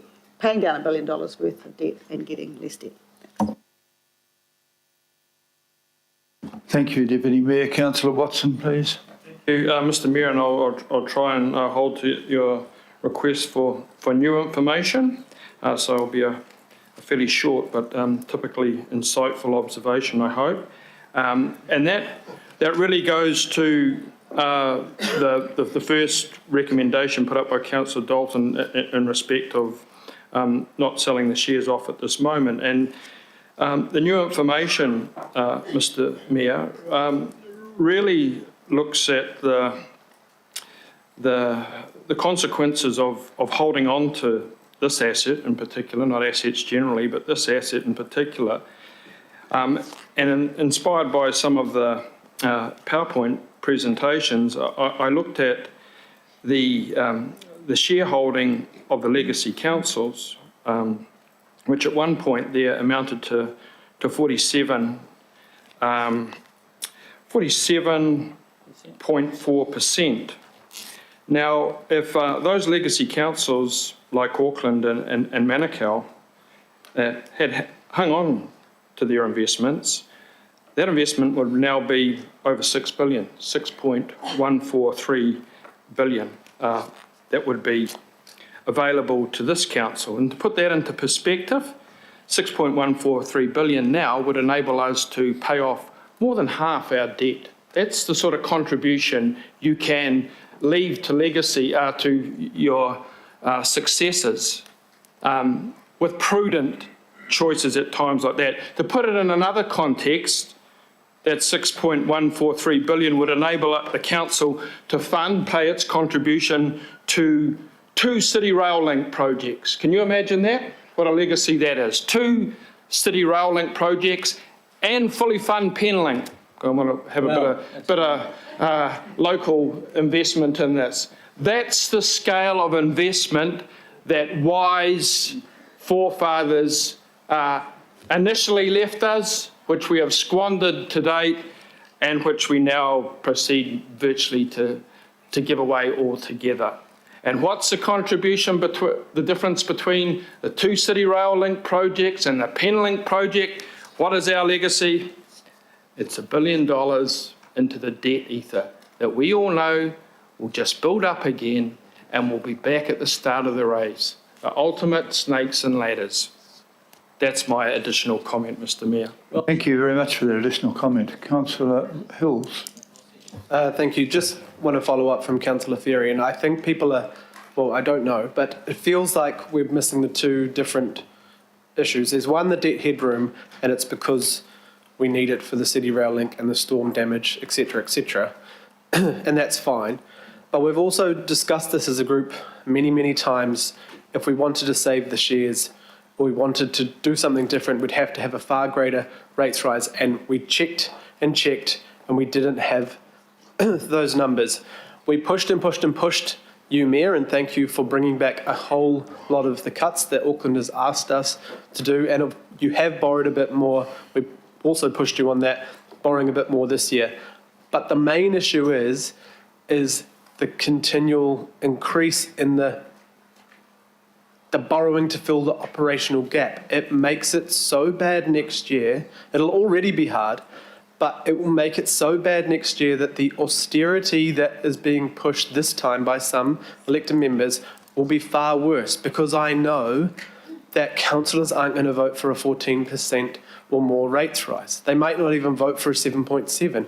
You're talking about deep cuts, and I'm sorry, some of the debate around here has focused on we're just going to find more savings. We're just going to end things that we do around here. Jim has said to us through the last 4 years of deep cuts through COVID and other things, there isn't much left. That's why it's dipping into the horrible things, in my opinion, that climate, which we brought back, environment, which we brought back, grants, culture, events, CABs. I can list them all again, but I won't. Those things will be on the table and more if we don't fill the gap some other way than just that short-term, borrowing for short-term use. And it seems to be like an ideological argument, but we're just filling the gap. And last time we got told there'd be a gap of 90 to 150, and look what we're at, 325. We didn't fill it properly last year, and then if we do this again, I think I'm really worried that and I've been on the side of votes that I have lost this term, I'll say it again, on cuts to things that I didn't agree with. So I believe that if we don't fix and fill the gap properly, we will then have no choice but to put up the rates to 14%, which clearly is not going to happen around this table, especially as inflation drops down, or severe cuts, which I won't support, but I will be part of that problem if we don't do something about it now. So, you know, there have been a few times in the last 6 or 7 years that a lot of people have voted for a budget and voted down the rates, some councillors many times, and that was when you're looking at a 3.5% rate increase. Andy and I were approached by one councillor saying, we can save everything as long as you guys get 11 votes for the rates. My question to that councillor who's spoken today was, will you be one of those 11? That was on the 6.7, And they said, no, as long as there's 11 of you to cover the rates, that will be fine. And so I guess that's my issue, is that I'm really worried if we don't make a structural change today, then we're just leaving our city, our community organisations, our environment, our climate, our staff to the wolves again, because I don't believe that people will make those harder decisions next year. Thank you, Councillor Hills. Councillor Bartley, the seconder, I believe. Yep. As a seconder, I am speaking in support of this amendment put up by Councillor Dalton. I'm not going to speak too long because I did my bit earlier. But I also want to acknowledge Councillor Foley and Councillor Filipaina for trying to put up the first motion, because they're trying to fight hard to save the shares. And Manukau City Council, Auckland City Council, they still held on to their shares. If this all goes through and you get your partial sale of the shares, I understand that will go into contribute to some kind of fund, which all of Auckland will be able to benefit from. So again, other parts of Auckland that benefited from the sale of their own shares will get the benefit of Manukau and Auckland, but just specifically Manukau selling, having their shares sold out. So it doesn't really sound very equitable or fair to me. Anyway, the other difference that this amendment brings is that it saves the cuts without selling the shares. So yes, a last minute plea to please consider what is being sold in order to plug this little, well, not little, this gap, but in comparison to the 2.2 billion that's on the table. So yeah, it's keeping to your rates, it's keeping to, well, it's bringing the debt down by 20 million to a more acceptable level, which people have voiced concern about. And it's also putting a little bit more back into the what's proposed to be cut. So also want to pick up on Councillor Henderson. Absolutely no disrespect was meant to you regarding the West Auckland being mentioned there, because we all know you live and die for your area. So acknowledging that, and what Councillor Turner does too. But yeah, as a seconder, no disrespect was meant. And that's all I have to say. So yeah, thank you. Thank you very much for that, Councillor Baker, and I think we might then go to moving on. Oh, thank you, Your Worship. So I think we're just getting a little bit lost too. I mean, for me, it's certainly my opposition to the last amendment and to this one. It's not about the numbers, it's about the philosophy of using debt to pay down our operational expenses. And we've moved away from PowerPoints into quotes and crystal ball gazing and sort of in terms of the value of the shares. But if we want to just, quote some things in the media, it's the Herald article this morning that talks about the stoush between Air New Zealand and Qantas, and where they warn that the increases could close the door on New Zealand and that travel will become unaffordable, and so that will obviously potentially, if we're crystal ball gazing and not really knowing what's coming, have an effect. But and I'm also intrigued that we spend a lot of time and heard a lot of comments how we need to be looking ahead and creating strategies and for the future, yet we don't want to look at what the potential rates increase is for a discussion we're going to start in about 2 weeks for next year. And so I don't accept that we should be ignoring what is coming in a bow wave or a hangover, however you want to put it, in terms of the decisions we make today. So I will be opposing this and any amendment that requires us to use more debt than the Mayor's proposal. Okay, thank you for that. We're about to move towards this. I do want to just point out a couple of things there. The difference between this and my one is not just about the rates this year, it's about the rates next year, because my one will propose $1 billion reduction in debt. And whilst everyone's quoting very famous people, Chairman Mao said that the 1,000-mile march to reduce debt starts with the first step. And it's about time we took the first step in reducing debt. And the impact on next year by doing nothing about it, it will make it even harder. And so in the very last thing, just remind us from the Kantar survey that 52% wanted to sell some of the shares. With that in mind, I'm sure Councillor Filipaina will call for a whatever it is. Division. A division. Thank you so much, Your Worship. The Filipina division call, which we can rely upon. And I will call on my excellent helper, Sandra with an O, to lead us into this. Thank you. Councillors, you're voting on Councillor Dalton's amendment. Councillor Baker. No. Councillor Bartley. For. Councillor Dalton. For. Councillor Darby. Against. Councillor Ferry. Against. Councillor Filipina. Aye. Councillor Fletcher. Against. Councillor Foley. For. Councillor Henderson. No. Councillor Hills. Against. Councillor Lee. For. Councillor Leone. For. Councillor Newman. Against. Councillor Sayers. Against. Deputy Mayor Simpson. Against. Councillor Stewart. Councillor Turner. Against. Councillor Walker. Yes. Councillor Watson. For. Councillor Williamson. No. Mayor Brown. No. So that will be lost 8 votes to 13. Okay, we'll just have a 7-minute break till 2 o'clock, just so that people can attend the public health items. Can I just make a note for early departure before we do that I will need to leave at 5. Hopefully we are done by 5. But it is one of my children's birthdays and I need to be home for his dinner. So I'll be leaving at 5. Thank you. I would wish with all my heart that I can meet your requirements for an early departure, or even any form of departure today would be good.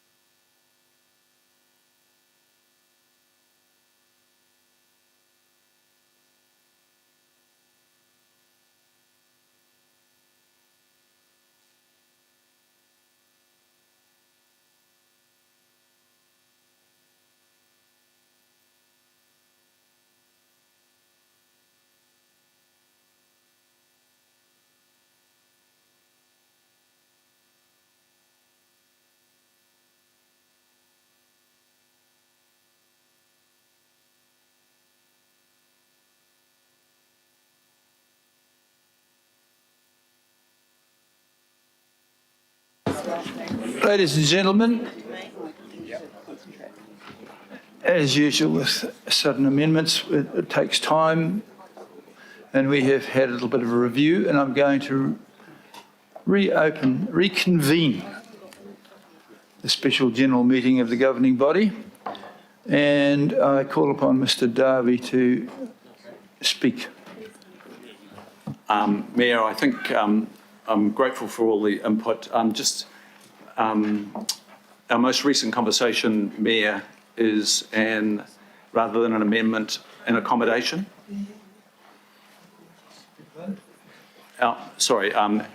Following our most recent discussion on my possible amendment, I think there's a willingness to accommodate.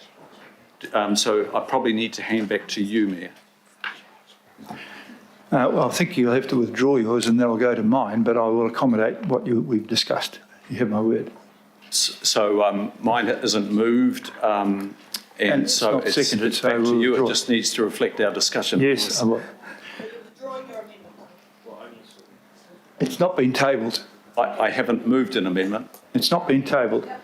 At this stage here, we can return to where we were yesterday afternoon about 3 o'clock, which is we have completed questions on my and the Deputy Mayor's final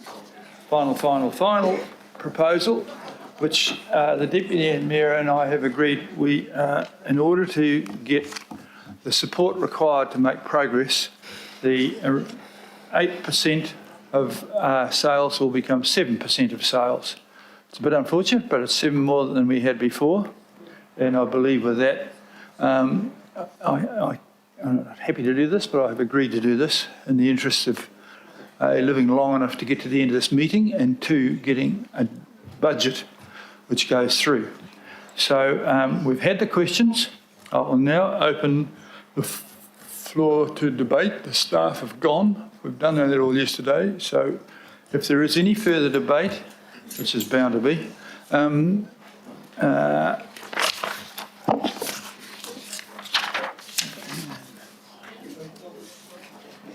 Point of order. I think there's been a number of very minor amendments made by way of sort of conversations and stuff, and I'm not sure that we have that in front of us. So is it possible to get that, please?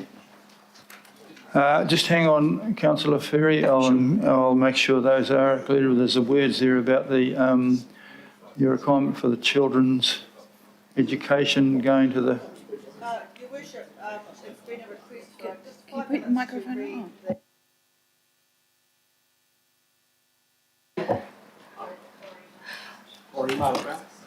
My comments don't relate to the specifics of that. I just want to make a general comment if it fills in a bit of time.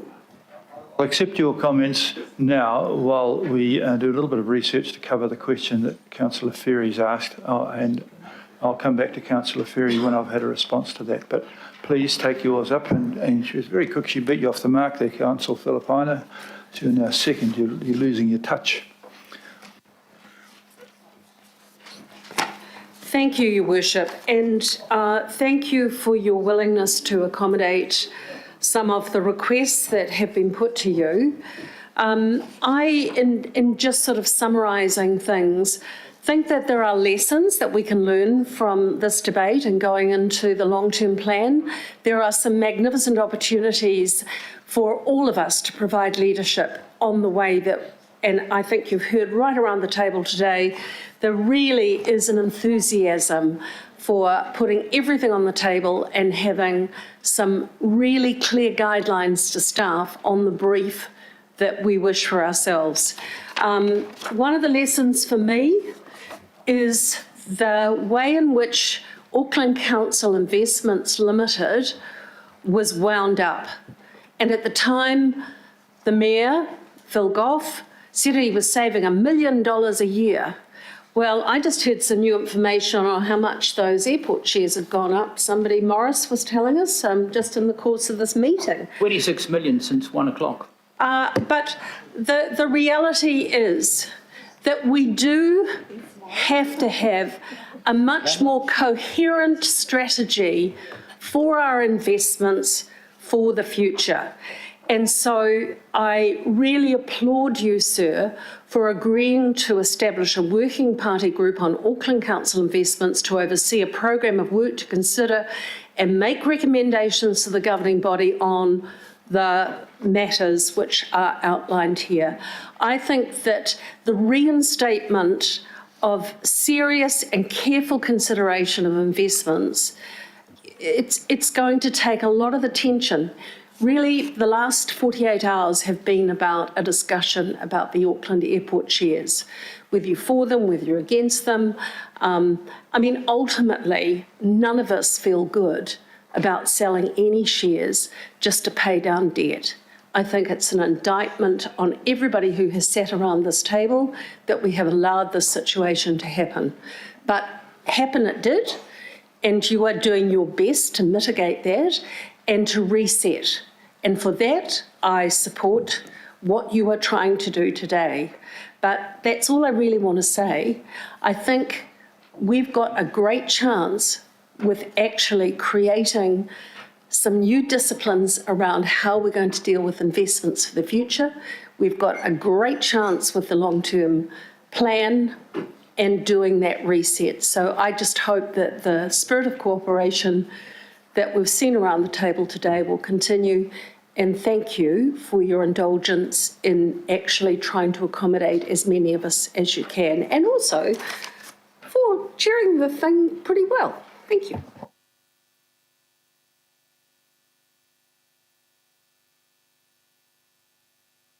Do we have a response to Councillor Ferry's question? You were asking about some. Yeah. The amended amendment is going up there now, and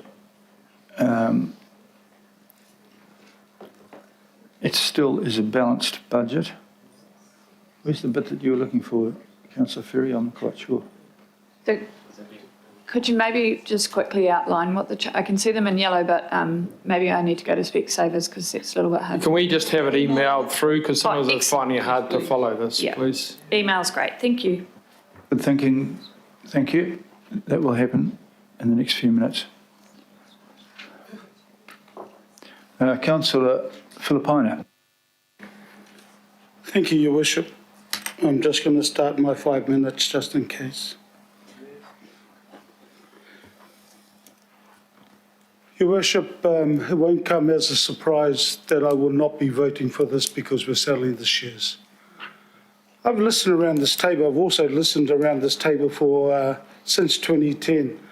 And I get offended sometimes when people start talking about I've been serving my community, I've been doing this and everything else, when all of us have been doing it. But I can tell you that I've taken not only the oath that we ended up getting in when we started Auckland Council, I've taken the oath seriously enough to make sure that I am a regional councillor and I look at regional views. I've done that since 2010, November, when we ended up getting sworn in on the 1st of November. And guess what? I have voted for so many projects around Tamaki, and I can tell you now, at the expense of those in Manukau Ward. Why? Because when we got the information from our officers, we were told that this is the best information at the time. So when people start talking about serving the community, and then all of a sudden it's like, oh, look, I want to do this for West Auckland, North Auckland, East Auckland. My point is, we are regional councillors. So I was going to use a word that starts with P, but I won't. I get very disappointed when people end up implying that none of us around here, and I know that implication is not there, but that's how I took it, that we are not supporting our community. I've been a councillor, and I said this earlier, that I've been a councillor 19 years now, and look, some of the tactics that I have seen used here is another one that I want to mention very briefly, and the reason, because I'm not going to end up swearing, I'm not. But how dare you end up saying to me that, look, we will not vote for the rates that are going down. We just want to sell the airport shares, full stop. You don't even listen. But that's exactly what you want to do. Your Worship, I asked the question yesterday in regards to whether you or your staff ended up giving incentives to councillors so they could vote. Well, guess what? Some of those councillors contacted me and said yes. Look, I'm just saying, I don't care whether you're shaking your head or not. I'm just saying that is not, you should not be doing that. That may be the way that you want to end up doing this council in the 3 years that you have. Your Worship, I also, from my sake, and I'm going to finish off with this because I've only got 2 minutes and 11 seconds. I have ended up looking after this staff since 2010. And Councillor Hills, I totally agree because you've always been there alongside looking at staff. I got contacted when the first thing that ended up going out to the staff was, we have to find cuts. I then found out there was going to be at least 500 people losing. Guess what's going to happen to them? They're going to have no job. They're not going to have any income. People start talking about, oh, look, they're on a fixed finance. Well, guess what? They have the ability, people who own homes, they have their ability to end up getting, not a rebate, but at least saying to Auckland Council, I will pay back the rates. I won't pay it this year or the year after, is when I sell the home. So I'm definitely not going to do this. And Your Worship, I've got, just to let you know, so I've got 1 minute, 14 seconds left. There was something else I was going to mention, but I will not do that because of the advice I got from a colleague that I trust. I will, however, say this, Your Worship. I think there are other ways of communicating with all of us around this table, Your Worship, that needs to be improved. And I'm just going to leave it at that because I am not going to vote for these airport shares. But also, all I really want to end up saying is that I've always been willing to work with everybody or anybody around this table. That is not going to change after this. But I can tell you that whatever project you have in your area, I have no doubt at all that I'll be supporting it based on the information that I get to officers. I've got 24 seconds and this is my last one. Jim, to you, I acknowledge the work that you've done. I also acknowledge the fact that you've said that you are going to find $5 million extra dollars. Good luck, because the people that I'm really looking after and care about is your staff. I know you do that as well. To the finance team as well, I acknowledge you. I've got 1 more second, but I just want to acknowledge the staff because they have been taken through the ringers. I can tell you now, and that should never ever happen again post this particular meeting. Kia ora. Thank you, Councillor. Nobody has benefited, no councillors have benefited from Your Worship, I don't need them. any, sorry, Worship, I don't need any comeback. I'm not prepared to listen in regards to anything that I've said because that time there was mine to give in regards to this particular situation. But I take what you said to me yesterday, Your Worship, and I take that, and that's the point I want to make. I've taken it on board because you said no. Thank you. I just want to repeat that I did not, nobody's benefited personally from me at all. And this one here. Now, at the moment, there's nobody else waiting to speak. Oh, yes, there is. All of it. I've only got to say that and the hands rise. Watson first, and then... Yeah, no, it's just very short, and it just really requires a bit of clarification, Mr. Mayor, but I just really want to acknowledge and thank the update from Councillor Williamson there on the 3 hours that we've been debating, because it's added 26,632,891 to the share value. So maybe we should keep the meeting going because that's like a percent coming up. So thank you for that, Councillor Williamson. What I really wanted to drill in, because I won't repeat my earlier speech, Mr. Mayor, and it really goes to your recommendation B with the early childhood education services. I didn't really get a chance to ask a question. I'll ask it rhetorically then, if I may, if there's no one there to answer it. So we've got this, well, to me anyway, rather incomprehensible mixture of words and phrases here. So that as far as those early childhood education services go, acknowledging the strong local support for some of council's current Kauri Kids Centre. Well, I wouldn't say it's some, I'd say it's all. Certainly the ones I've heard, it's not some, it's all of them in the first instance, so that's not accurate. And allowing for, and this is the bit that I'm finding hard to follow, and allowing for those centres to continue to operate as local services, sitting with local boards in discussion with relevant local boards and communities. So what I'm taking from that is that the money's going, okay, it's being withdrawn, and perhaps some of the favoured local boards that are able to keep going can keep going, and the other ones will go down. So I guess we've maybe got a mechanism here to save a couple, but not the other poor wee kids that happen to be in other parts of Auckland. They just bite the bullet. So I don't find that very clear, Mr. Mayor, so I'm really asking someone to explain, is my interpretation of it correct? Yes. Okay, it is correct, okay. So to continue my speech then on this matter, and this is something that is very important to the area I represent. Unlike a lot of people I imagine sitting around here, I've been and seen the Kauri kids. I wasn't very familiar with them before that. I'll be the first to admit that.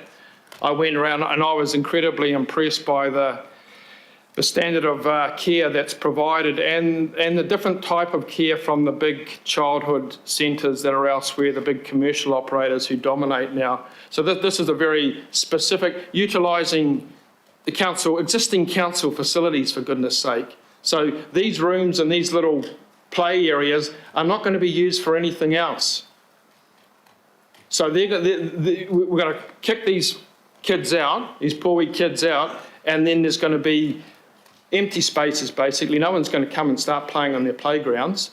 The utilisation of the existing council facilities, because a number of them are leisure centres, pools, basketball court, which are just ideal, which get an additional use. The government's talking about additional funding for this sector that would conceivably improve the balance sheet for council. But I guess the really objectionable thing, Mr. Mayor, without overstating it, is they haven't really been given an opportunity to come up with an alternative themselves to actually get the cost down. And the emails I've been getting from people have said, look, at least give us the chance to try and improve things. And there are differences between different centres. Some centres, the savings is negligible, is absolutely negligible. A couple of them do cost a bit more, I'll admit that, but a numbers of them could conceivably make themselves cost neutral, but they're not even given the opportunity to really do that in a kind of meaningful time frame there. So, I appreciate, Mr. Mayor, that, you made an effort to restore the cuts. You listened and you did that, and I think, people were appreciative for that stance. But I guess the anomaly I see standing out are these centres where, first of all, the $1 million is an estimated, so there's no specificity about that, it's an estimate. There is differences between the centres, so again, we're falling into the old Auckland Council habit of treating everyone the same, from Pukekohe to wherever else there is, Wellsford, and ultimately the people who suffer here are those young kids who I've been around and have seen, so I made the point of going and see that. So that's the kind of, the epitome of the penny-wise, pound-foolish philosophy that prevails here so often, in my view. Thank you, Councillor. Councillor Ferry. Thanks. So I made myself a pros and cons list for this one. And so I wanted to acknowledge that the Mayor has moved significantly from his original proposal in December and even over the last 2 weeks. And there are definitely things I appreciate in what has changed and still some things I don't. And that's what I'm weighing up in my decision today. So I was pleased to see some upward movement on the rates increase, as already canvassed. I was pleased to see the continued pause of the long-term differential strategy. The local board I sat on have been long-term advocates for council to really look seriously at that. to actually do some analysis of what the benefits are for business above and beyond residential, and also their opportunities to do things like claim their tax back and things like that, that offset their rates. And I look forward to us doing that work properly for the long-term plan and hopefully resetting that strategy. I appreciate a lot of the reductions and cuts, in particular the CAB and a little bit of last-minute movement in the climate space. So there's a little bit more there than was going to be cut, and also the changes for Auckland Transport as well, to get back to the previous bus schedules, which would be very appreciated in my neck of the woods. I like the fact that there was $100 million max debt, as already discussed on the previous two debates. And I would like to acknowledge that you have taken on board some wording that was sent through to me via the Hauraki and Gulf Islands boards, who were concerned about how the local board calculations might play out for them, and that I understand now gives them a bit of a fairer go in terms of their issues around equity per capita. The cons for me, though, remain the pauses on the targeted rates. I had a lot of correspondence about that. I do take the reassurance that the reserves are there from past charges. I'm really worried that we won't have the numbers around the table next year to reinstate these. I still don't like a lot of the cuts that remain, acknowledging big movement on that. I'm ambivalent about the cuts for Tātaki in particular, because I think it is deeper than, I know it's what they said they could roughly take, but I think it's probably deeper. I think they're being a bit too optimistic there. Before I turn to the shares, I do just want to address the issue that's just been raised by my colleague around the ECA. When we previously discussed this in workshops, my sense around the table is that there was not support by a majority, particularly not a strong majority, to continue Kāori Kids as a regional service. On that basis, I worked on what I thought was a good compromise position, which I put to the Mayor, and that is reflected in what we see now.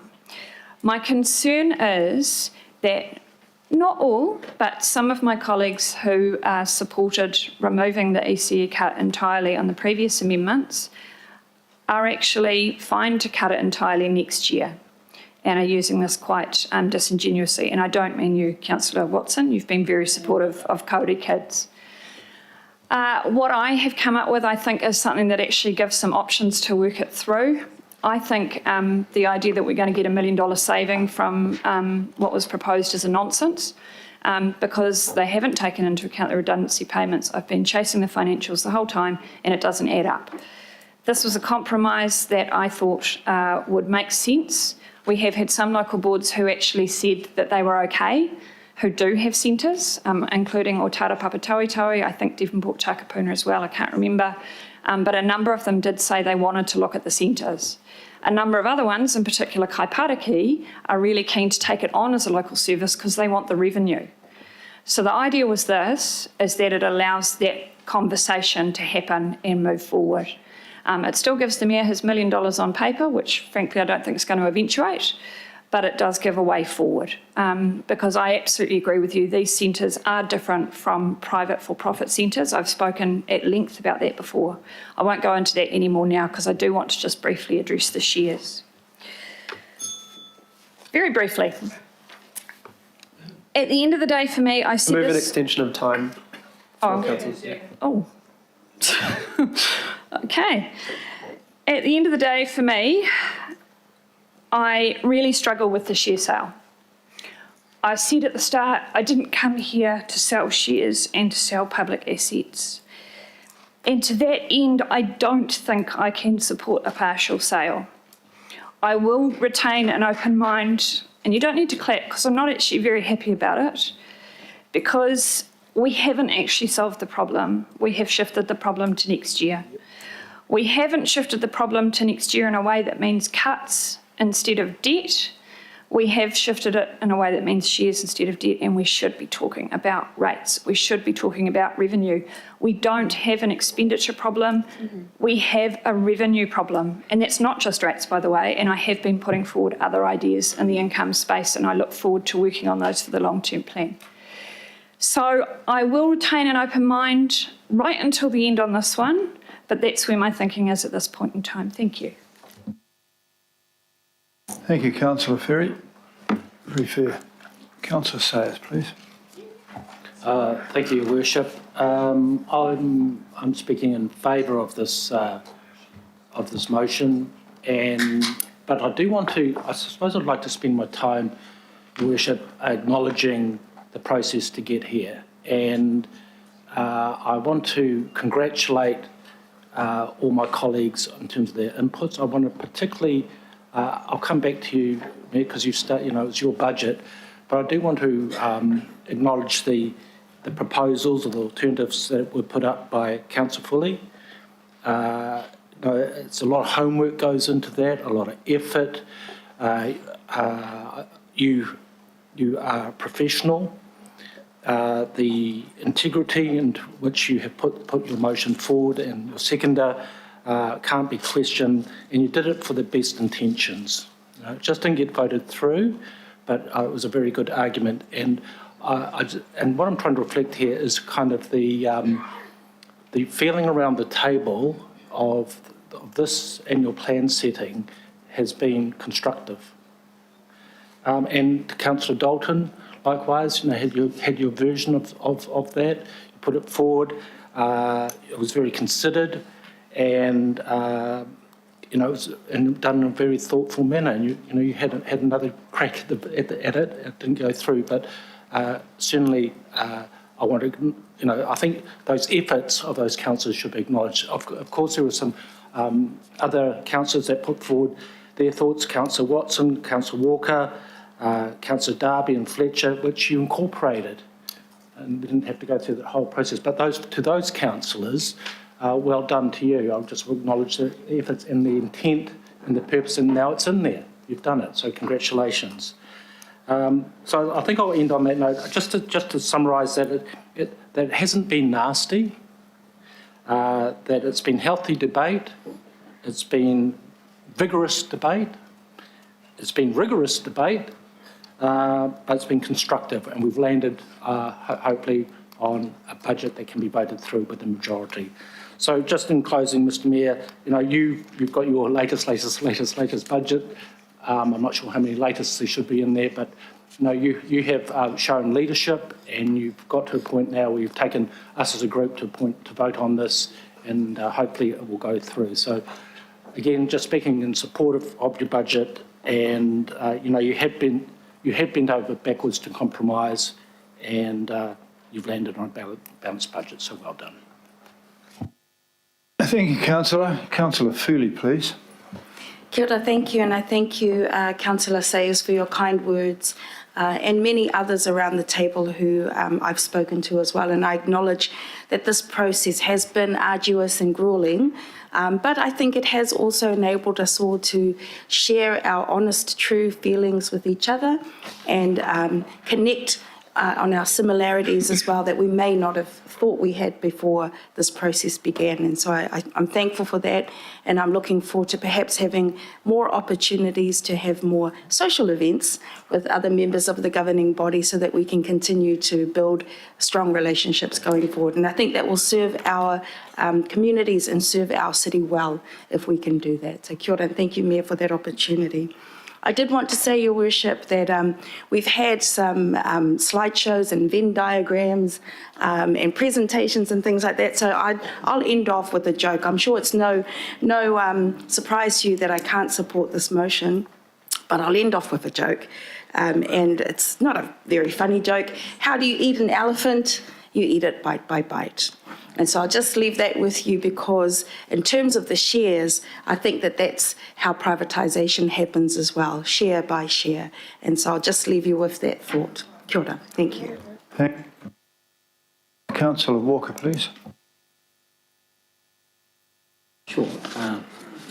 want to speak to just two items. One is to acknowledge that the funding is reinstated for the Hibiscus Coast Youth Centre. That was an error, so thank you very much. The other matter is the early childhood centres, where I support the sentiments expressed by Councillor Ferry. Again, my concern is the lack of contestable advice.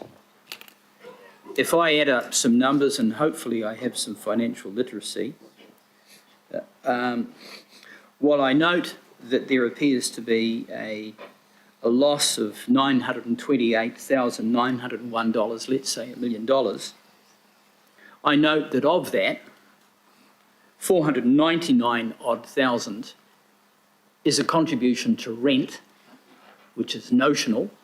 That is one of the expenses.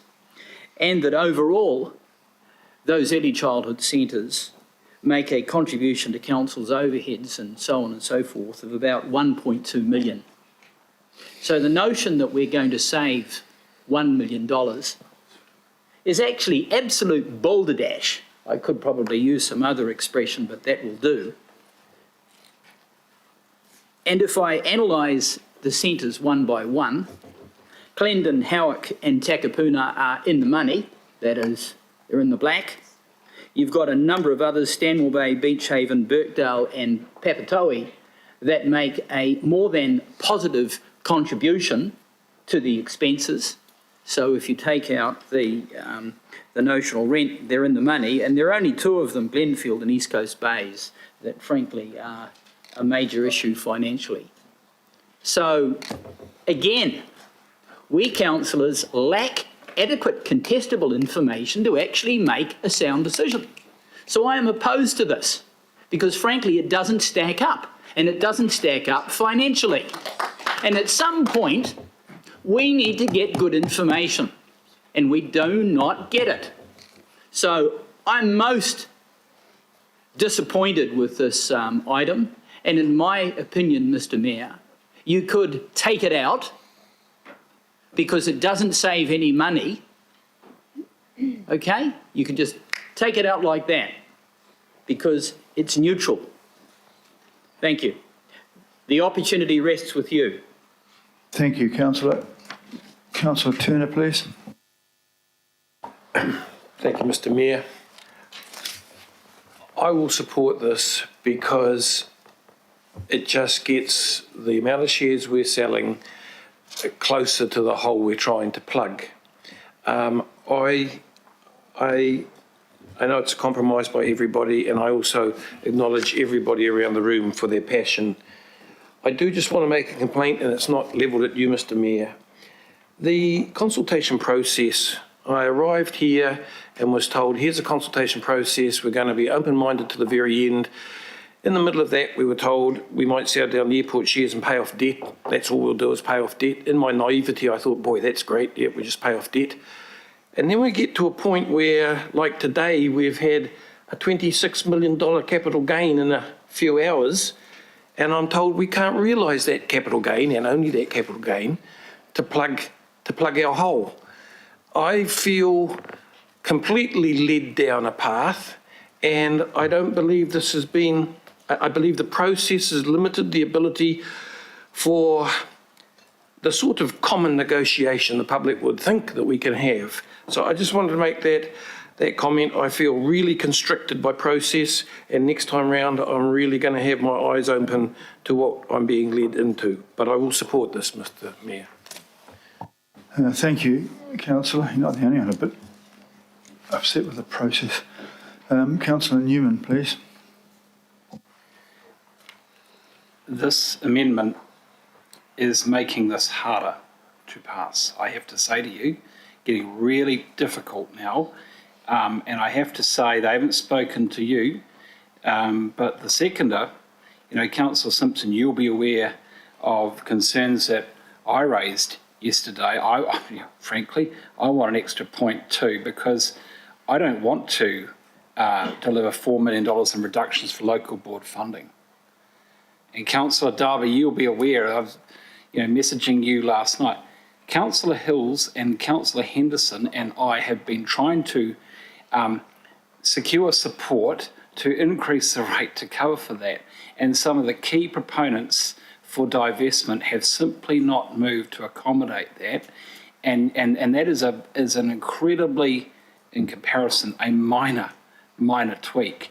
To find an amendment coming late today, which is more than minor, this is substantial.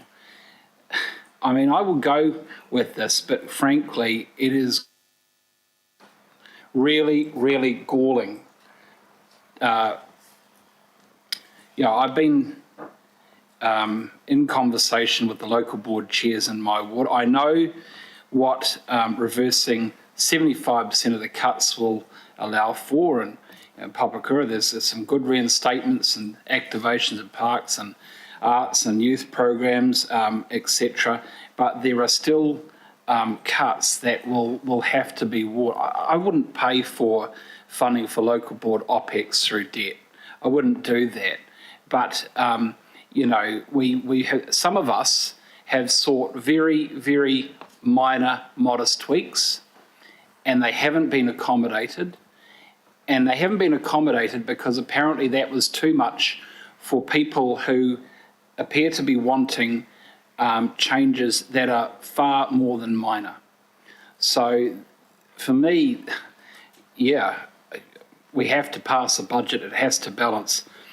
But actually, I mean, Councillor Lee, you talked about future leadership in this council. Future leadership actually has come from Councillor Ferry, because she is absolutely right. What will have to, you are, to my right, on the long-term plan, that will be, this will have to be paid for. And more debt is going to require a harder adjustment. And I worry because this is, anyway, thank you, Your Worship. Thank you, Councillor. Councillor Leon. Kia ora, I'll keep mine brief, but I just want to start by saying that, the city has been dragged through turmoil and stress around this budget for months now. So I'm actually happy that we've got to this point, because it has been really difficult. It's been a huge challenge for our communities that have been emailing us every day, that have been following all the amendments. They've been following every single thing online because they've been so concerned about this budget and the cuts and then reinstating the cuts. So I do want to acknowledge the Mayor for the changes in that. I just also want to talk about, obviously, as I have consistently around the shares, I won't be supporting the budget today specifically because of the shares.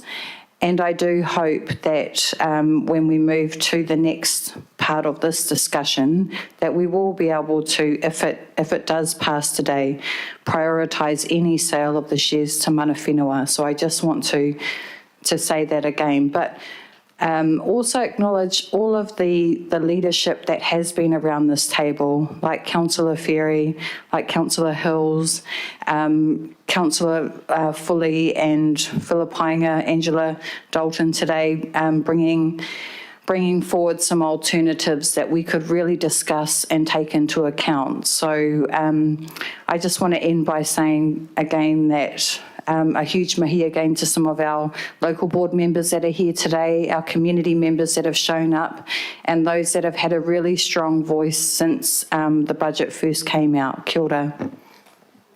Thank you, Councillor. Councillor Henderson, please. Thank you. Look, I'll be brief. Just want to acknowledge yourself, Mayor Brown, acknowledge some of my fellow councillors that have worked so hard to try and pass a budget.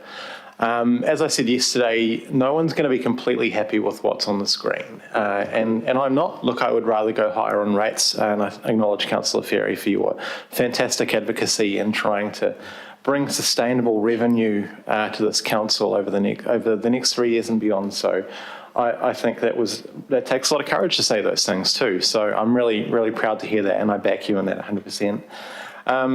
But look, we have to pass a budget, and it has to balance by law.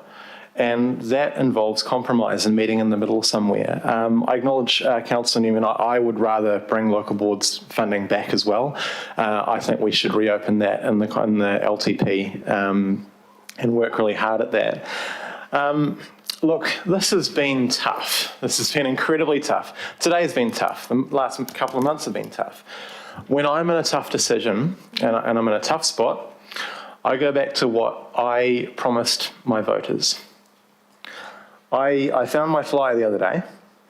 The number one bullet point was to save as much as possible public services from cuts. I believe in keeping my election promises, and I have done so today by supporting this. Thank you, Chair. Thank you, Mayor. Thank you, Councillor Henderson, and thank you, Councillor Hill. Next, please. Kia ora. I think this has been a really hard time for everyone since the election, and I think our community before the storms were pretty shocked by the budget put forward by this council. Then we had the storms, and we saw our communities devastated. Hundreds of people in my ward were 2 metres underwater and right across our city. We have slips right through our reserves. Some of our tracks we've spent millions on building just recently are ruined. We had pump stations spew sewage across the whenua, through our waterways. We had weeks and weeks and weeks of people not being able to access our waterways. We have this budget had a massive hole in it before the storms and before we knew about the City Rail Link, and now we have potentially. And I sit on the recovery group with Minister Wood, Minister of Auckland, and people from Auckland talking about how we address that. The government will back us to build some infrastructure to protect homes, and people are expecting us to buy out their homes. I know there are hundreds of people who want us to buy their homes, but I know we're only going to be able to buy a small percentage of that, and we're going to be disappointing people whose homes are ruined and they have nowhere to live. That came after this budget was put out. And so when staff and the CEO tell us if we don't fill the budget hole this year, it will make it worse. We will have more and more jobs cut next year, more and more services, more delays to the climate, more bus service cuts. I had to find a middle ground. I told the Mayor I did not support full sale at the beginning. I told the Mayor I didn't support, and Deputy Mayor, for months that I didn't support the cuts as they were. This change to the budget, I don't think in the history of Auckland Council has there been this much change to a budget. We pushed into the questionnaire to have, I asked if we could have the question saying up to 13. I remember, we had the debate. If you go out with a 5.6, which was the original, 4.6. If we went out with 4.6% rates increase, but only said 4.6, the advice was we could only move up about 1%. I asked, and a number of others asked, if we could have the question saying up to 13.7. We've moved to 7.7, and the Mayor, I think the original document said 40 to 75 of debt. We've moved to 100.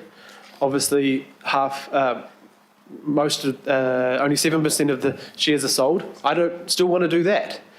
But at some point, we've got to try and get 11 votes on every bit. And what the community said was push back on the cuts. And what the staff said is if you don't push back.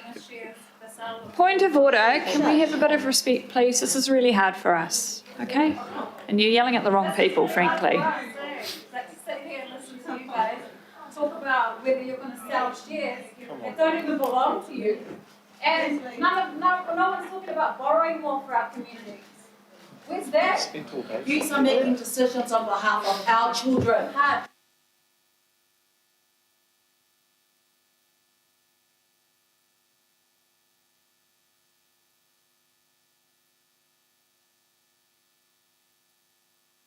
Can you restore order, please, and remove these people? This is... No, because what this. Your Worship, you should adjourn the meeting. Ask you to stop, please, and I'll adjourn the meeting until you... No, I'm not. We're gonna sit here and listen to you guys. I'm adjourning the meeting until this lady gets removed, please.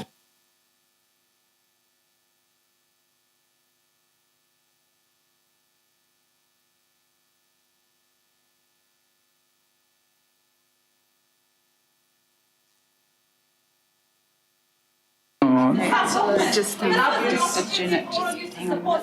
Yeah, I'm adjourning the meeting now.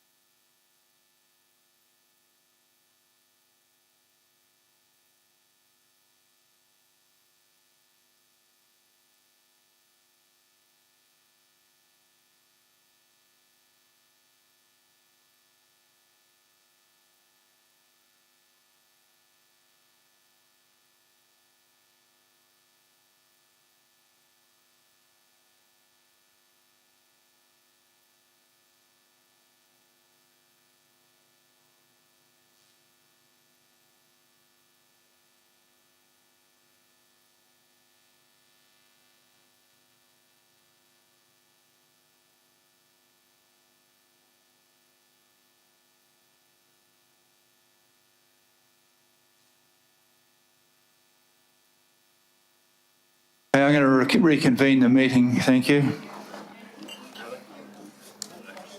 Come and volunteer with us, Mayor. 1 week. Just come and have a look.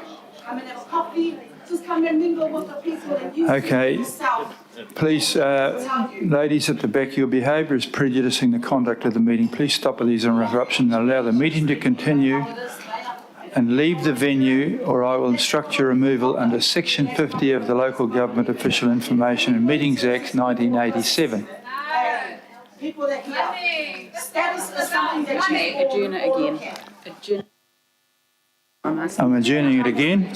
I'm asking that you be removed from the meeting. I'm now asking that you're removed from the meeting, please. Like slaves to keep you Where's people that behind your security? jobs. Hey, keep your businesses running. I have. No, they've got to get security. Okay. Sorry.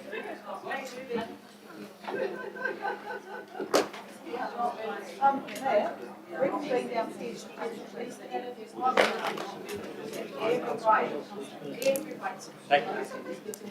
Write it out. Write it out. 5 minutes. Tell him to go away. Take a drink. Come in. I've written dropped you a fantastic speech, but I'm not.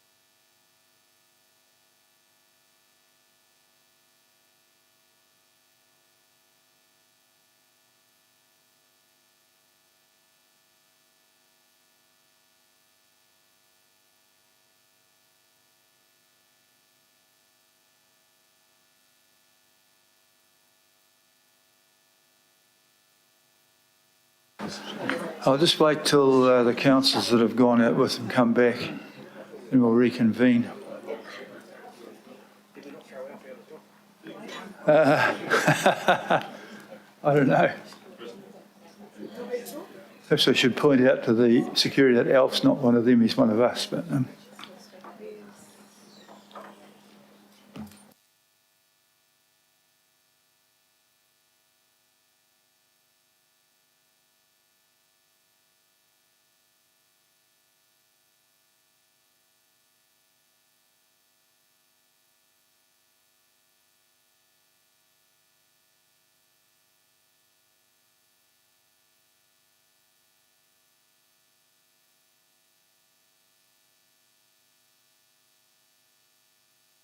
I'm going to reconvene the meeting. Richard, you've got 1 minute and 10 seconds left of your speech, which was rather spoilt.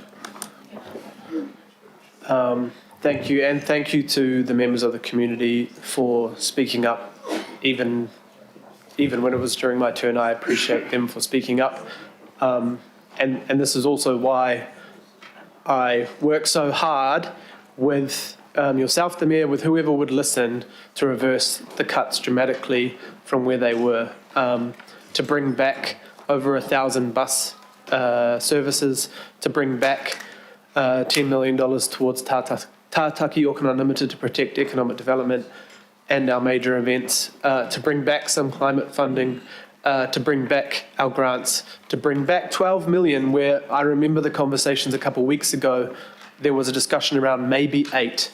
And I remember pushing for please 12, assuming we'd get 10, and today we're sitting with 12.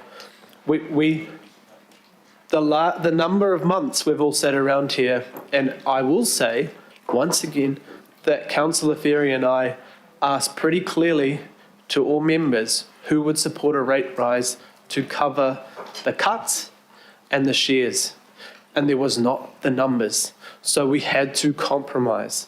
So I can either vote no on everything and we fail and have no budget, and then the CEO who gave us advice, the CEO doesn't have delegation on rates, the CEO doesn't have delegation on sales, the CEO doesn't have delegation on debt. He has delegation on cuts. And we were told if we don't pass the budget, the cuts get deeper, faster. And we're also told if we don't try fill the gap as far as we can this time, the cuts next year are deeper.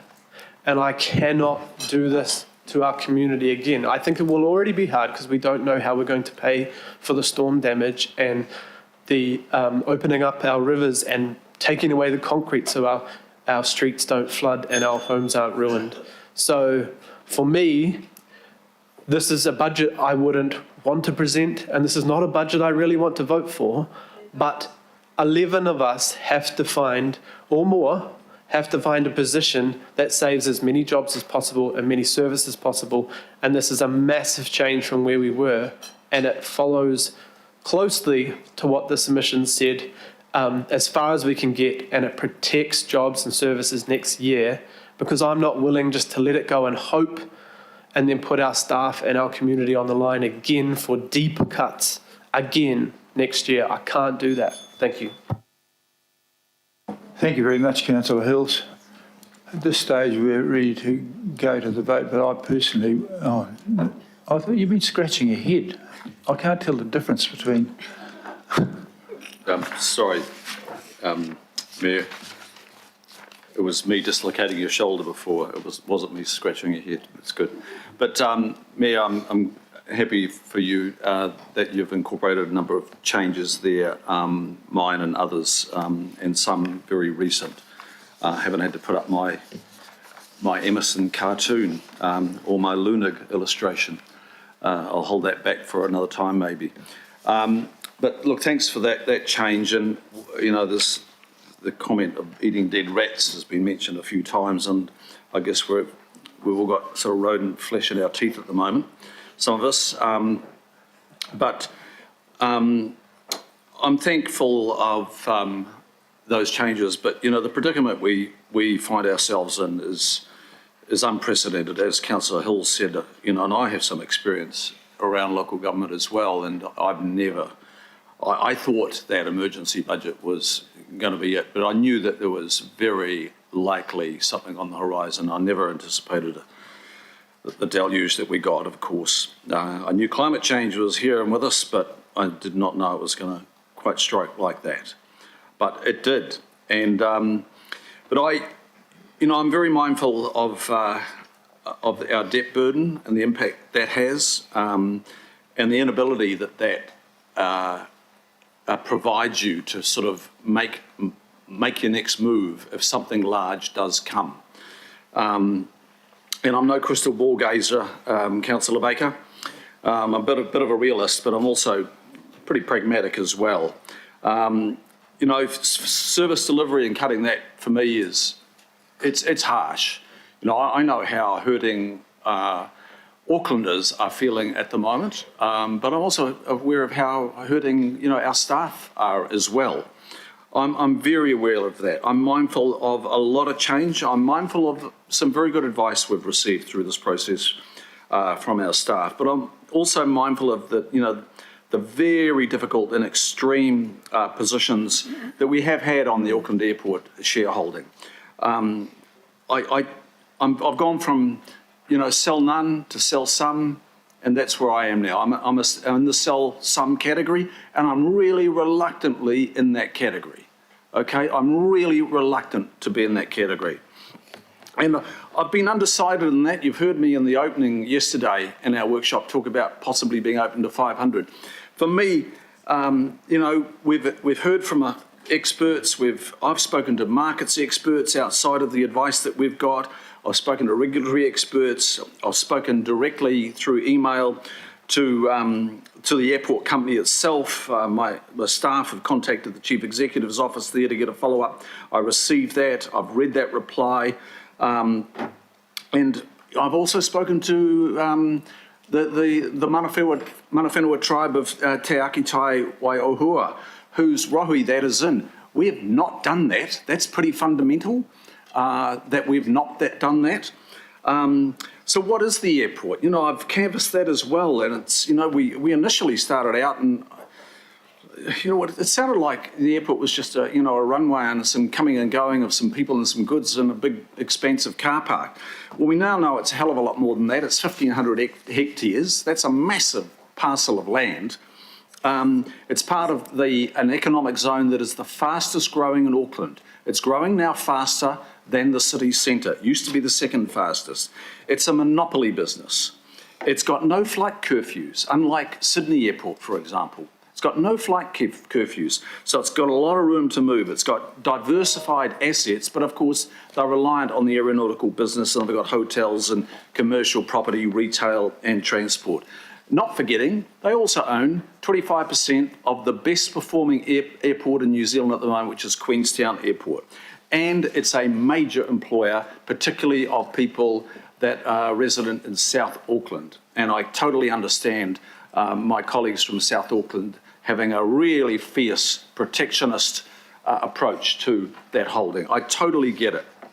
But, we're an international city we talk about, but, we talked about the dividend, we've talked about, we had a little nod to the capital growth, but it's amazing how we've ignored the value of the capital growth overall. We've undertaken that financial analysis, but we've largely been yield focused and not the gains on the capital side. Just a small nod to that. And of course, it's interesting to note, and there's been some reference to the share price today, but that the share price has grown recently and exceeded the median of the broker forecasts that have been presented to us. So it's well north of that at the moment. So it's a big issue for all of us. Now, and I probably will have to forego some of the other detail I wanted to talk about there, but I'm grateful that we have the opportunity now, finally, to have a discussion about the strategic value, if it exists, coming into the LTP. Now, that has been absent. I have proposed it twice under two councils, and I've never ever got any galvanised thinking on that. Now, it's pretty fundamental. You need to undertake that. But I'm also mindful of the immediate need as well. Going further forward, and I will wrap very shortly, we are an international city, and we're really well international. We're connected internationally as well.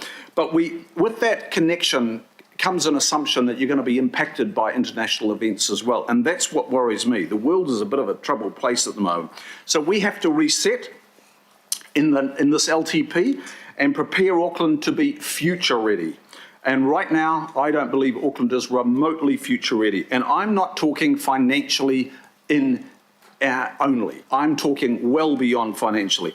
I'm talking about us being climate ready. That's the paramount issue for me. I'm talking about us being future ready for our people that live with us today, the ones that are coming, the generations to coming, and the ones that will replace us.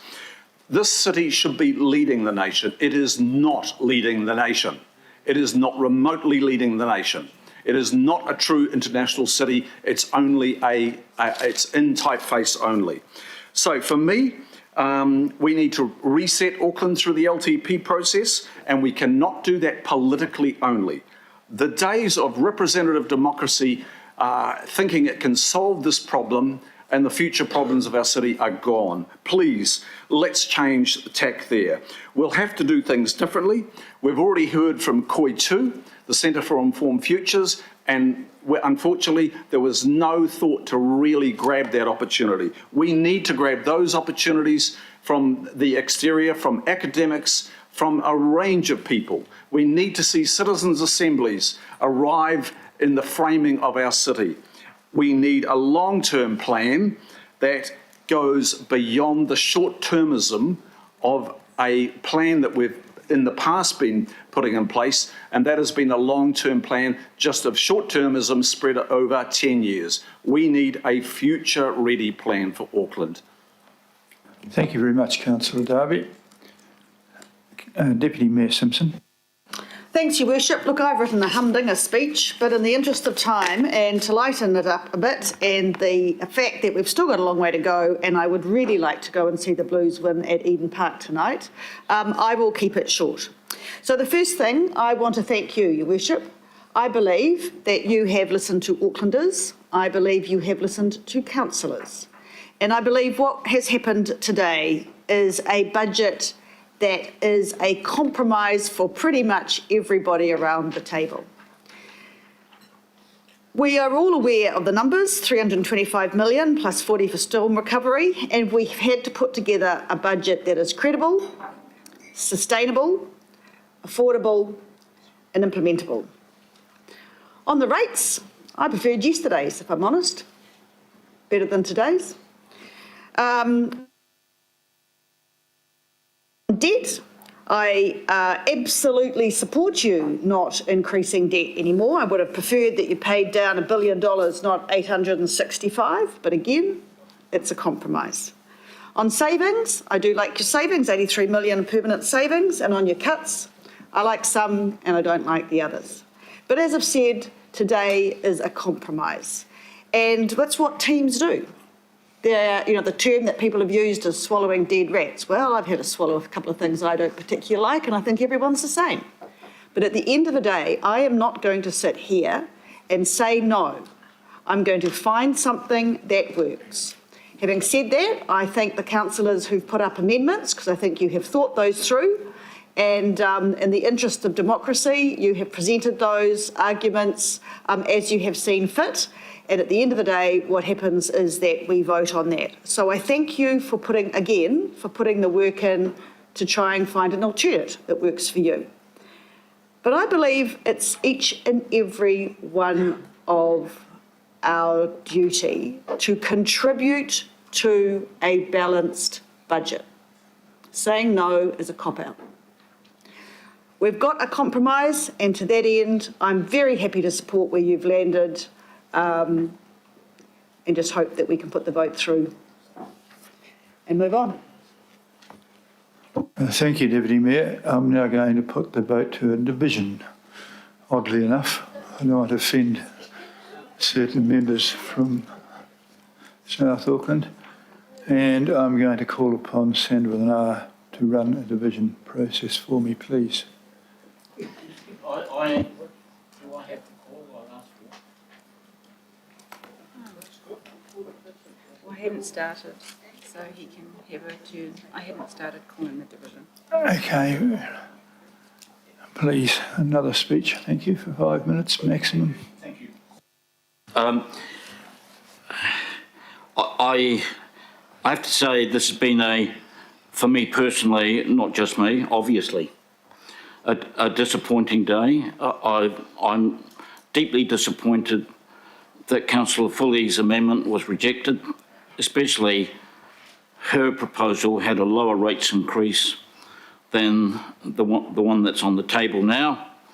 And though members argued about the interests of the ratepayers, the long-suffering ratepayers, etc., that seemed to have been overlooked. And it seemed that selling the airport shares, full sale, part sale, 8%, 7%, anything, has a higher priority, which is disappointing. Disappointing also, I have to say, and I have to be frank, I'm disappointed at the advice that we received virtually since the day we walked in the door last October about selling the airport shares and TINA. There is no alternative. I think this council and the representatives of the people of Auckland deserve better than that.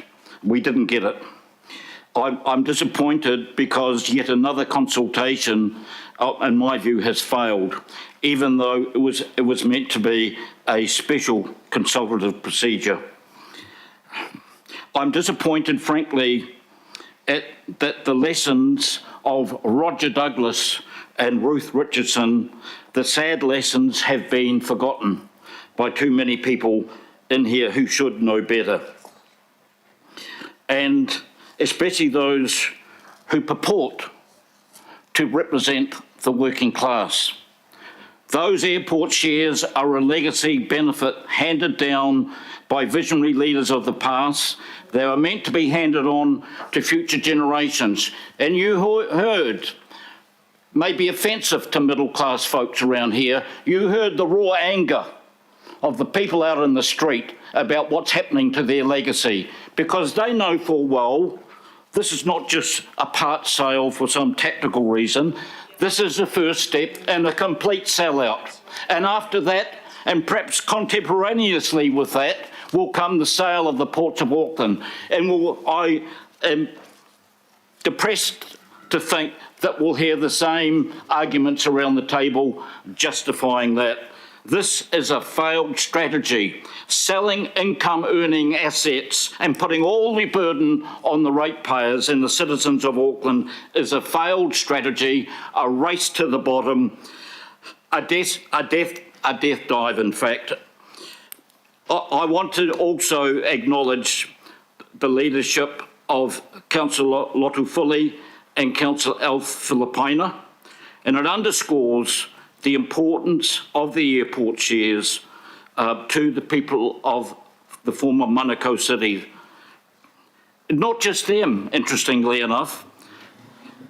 The airport is one of the pride of the people of Auckland owning it. Especially, it's interesting to realise the Pacific people. I have Pacific families in Ponsonby sending me emails. Dear Mike, please don't sell those airport shares. And that's fascinating as well. But as you heard from those young women today, they realise that this is the first step in the destruction of their legacy. The first is an axe cut and followed by a coup de grace. But that's what you're doing. And you need to look in the mirror and realise that. There's going to be a lot of fast talking, I imagine, amongst the Labour Party after this event, explaining things away, and it'll take a lot of long, hard and fast talking. But the damage will have been done with the people who you folk are meant to represent. This is a sorry affair. It was totally unnecessary. Our policies are meant to be about intergenerational equity, not intergenerational theft. Thank you. Okay. Now we're going to go to the division. Thank you very much for that. Councillor Baker. Sorry, I've started the division. Councillor Baker. For.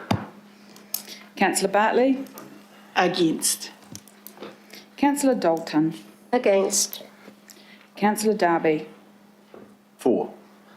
Councillor Ferry? Gonna abstain.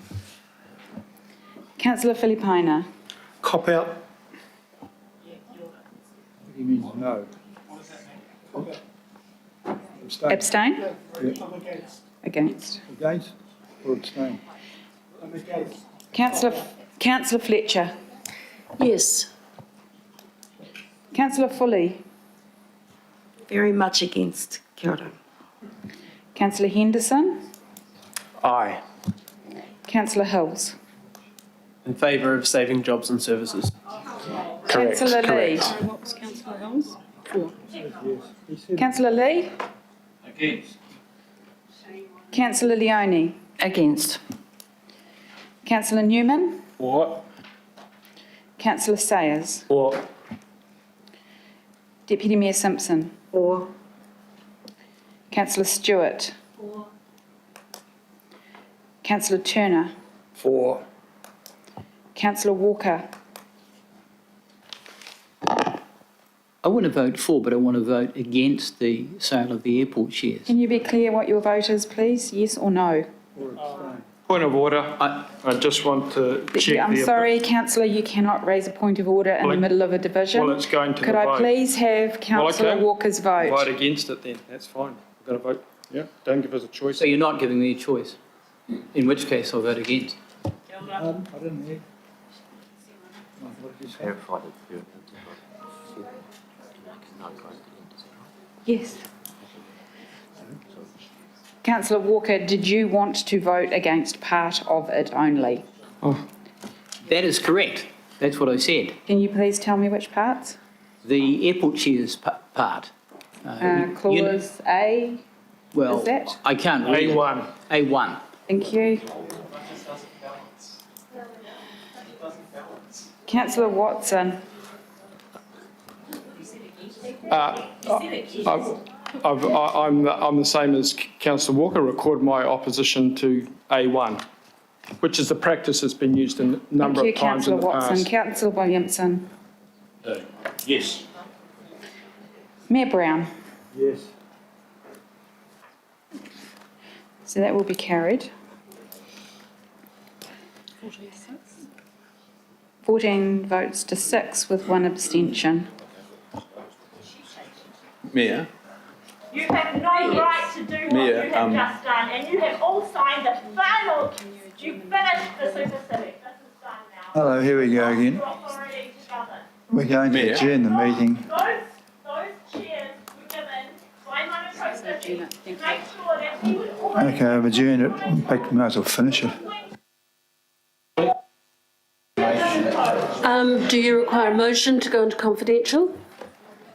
We're not going to do that today. It's very, very up to you. Oh, sorry. So you have all deprived the future of what we deserve, what we have put, what has been put before us to have.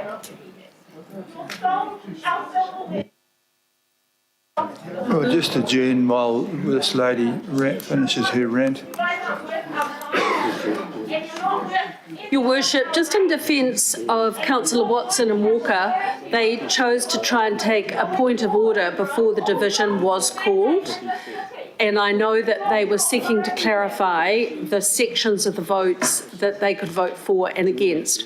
So I didn't like hearing a ripple of dissent that they... Shame on all of you. It was just a bit unclear, that's all, councillor, and we did get there eventually.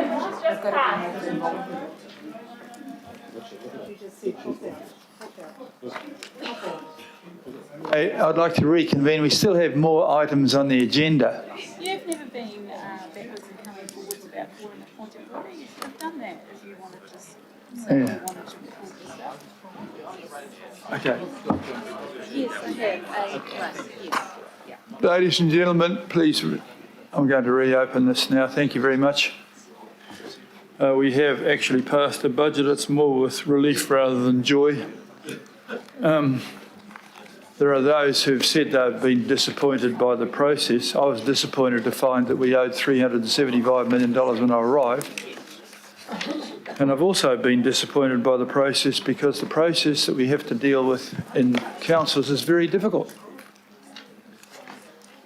It's a statutory process which is designed specifically to make a difficult problem even harder. But I'm going to move to the next item on the agenda. If you can remember which one it is now, for Christ's sake. We're now moving to item 10, which is other rates and fees matters. And I welcome to the stage. Who do I welcome to the stage here? Andrew? Oh, you're there. Andrew, would you like to make a brief discussion about this item, please? Good afternoon. This report recommends decisions on a range of other rates changes and changes to fees and charges that were consulted on as part of the annual budget, along with a couple of other matters that were consulted on alongside the annual budget. The great majority of these proposals were supported by feedback, and they are primarily designed to standardise or cost recover the relevant fees and charges or rates. I'm happy to take any questions. Thank you. Are there any questions? I mean, we've had lots of people saying we want to increase revenue to cover costs, and Andrew's managed to do exactly that and get the public behind him. So it's possible there may not be too many questions about this. It'd be rather good if there weren't. Your Worship, I'm happy to move the item. Thank you, Councillor Fletcher. I'd be happy to join you on this and see it. Councillor Walker has a question to you. No, I just wish to speak just when I have the chance. If there's no questions, we'll go to speeches if you like. Comments. Sure. Thank you, Andrew. So I'll actually be voting against the food scraps targeted rate. Certainly supportive of the principle of recycling and the like, but I do not support a program that charges everyone when there are significant numbers of Aucklanders, such as myself and others, who already deal with their food scraps in a more affordable, sustainable, essentially prudent way. I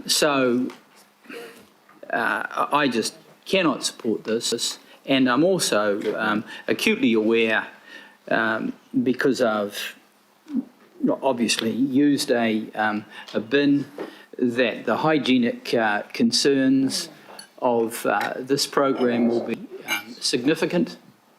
There are parts of Auckland where these small bins will blow around the roadside.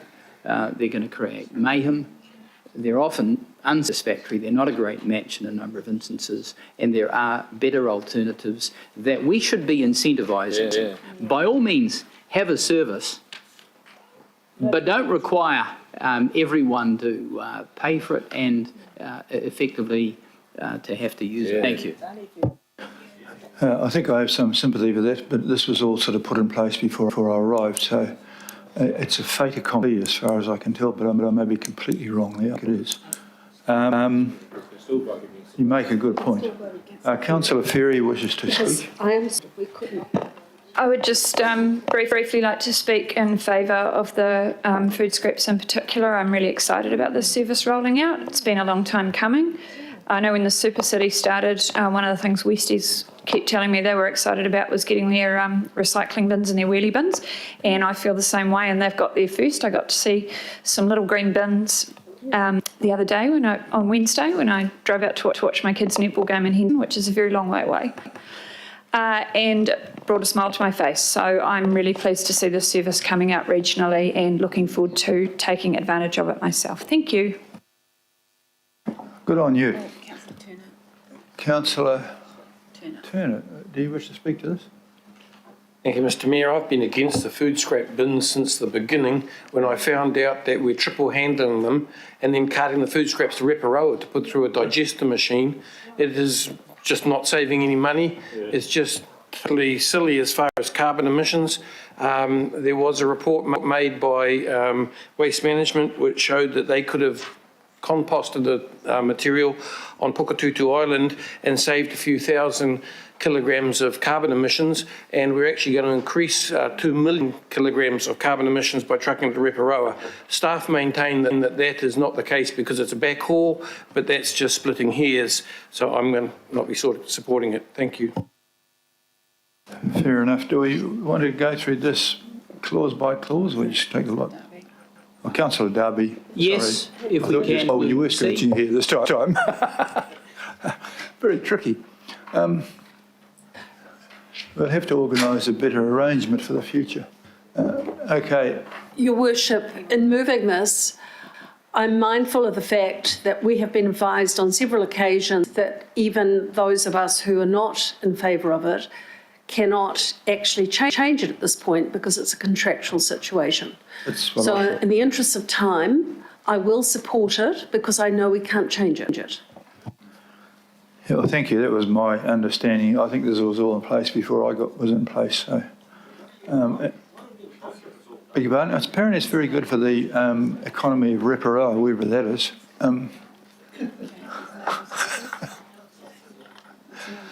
No speakers. I'm going to put the motion. All those in favour, please say aye. Aye. To the contrary? Against? Anyone want to be recorded as no? Walker, Williamson, Stewart, Turner. Oh, Watson. I'm against C. I think this is all about C, isn't it? Yeah, okay, so there's 5 people who don't like C. Right, that's recorded. Yes. I'm tempted to join you, to be honest. Yeah, I'm not mad about C either, but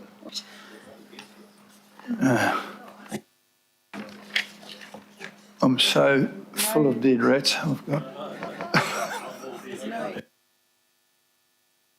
Okay, is there any extraordinary business?